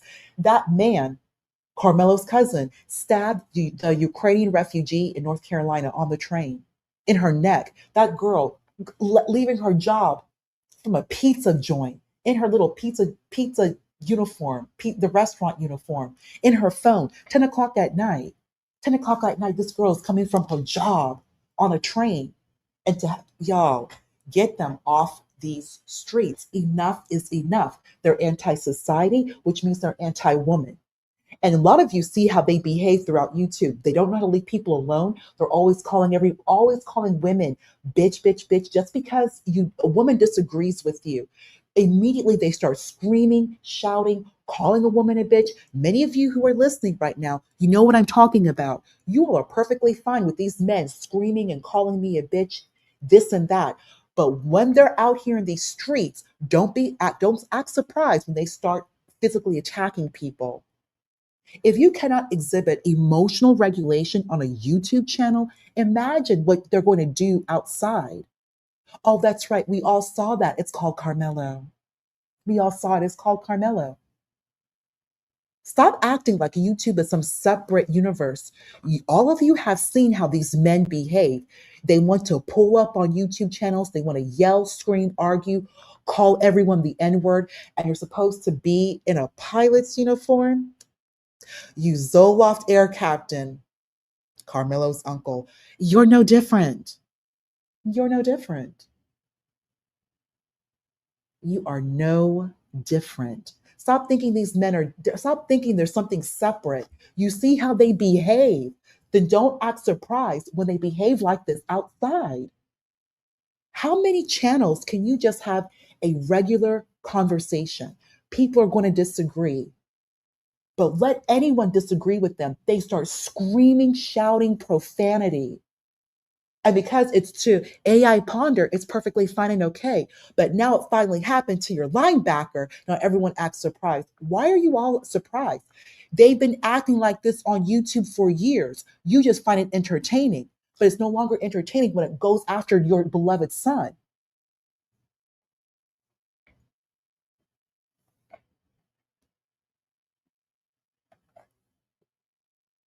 Am I saying anything not correct? Am I saying anything that's incorrect?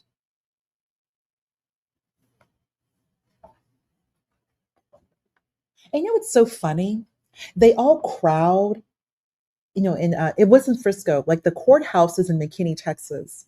The courthouse is literally in like the middle of nowhere. No bus, nothing. Barely even a signal, nothing. They drove all the way from Dallas to cause their trouble in McKinney.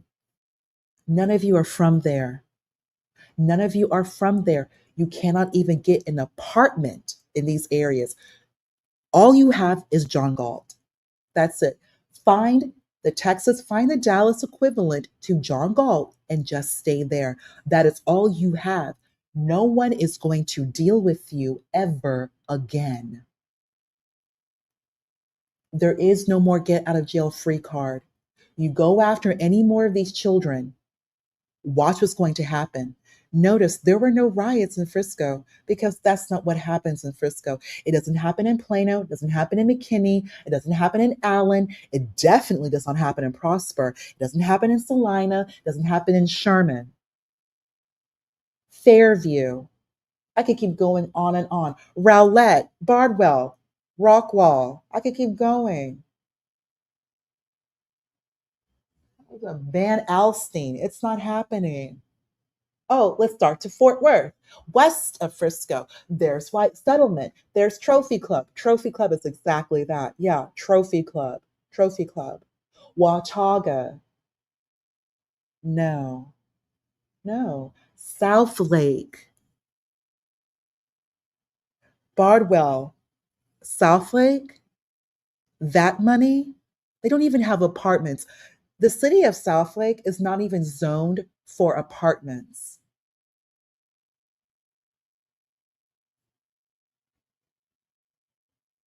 The city of Southlake is not even zoned for apartments.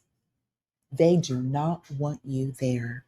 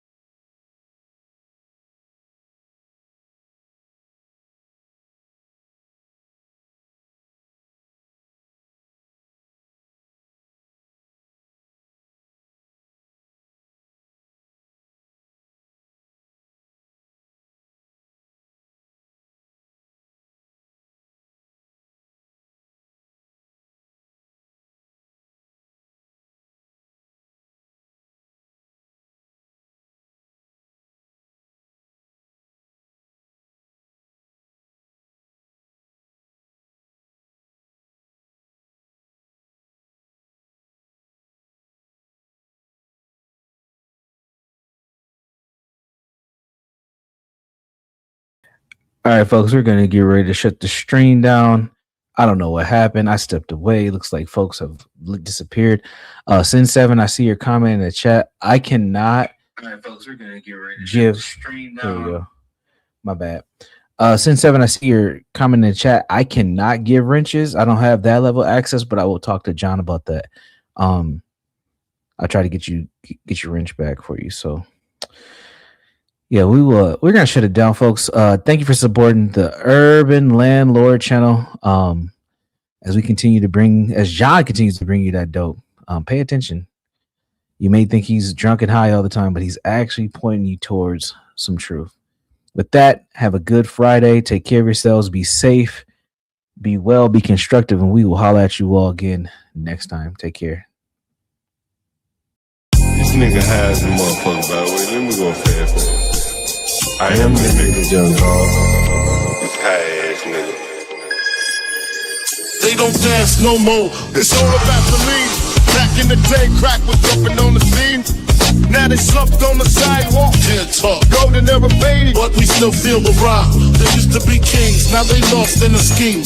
Popping them bottles, throwing money, and living dreams. Now they zoned out and mumbling, fumbling. No rhythm in the city, the whole shit crumbling. They used to rock the house, they was riding through the streets. Remember there was dancing, sliding to the beat. Now it's poison in their veins, ain't no pulse on the street. Guess it's over now, they accepted defeat. Back in the day, the rock had a violent free. Different story now, they got no energy. New drugs got them slow with the hit unload. Half close and they don't dance no more. Block used to be jumping, top shit they was on. Now it's lights out, just the thrill is gone. I am the nigga, young dog. I bring it to your rough, rugged, and raw, nigga. They don't dance no more. It's all about the codeine. Back in the day, they was rocking on the scene. Even dancing in the rain. Now they nodding off. Shit just don't hit the same. I am that nigga, young dog.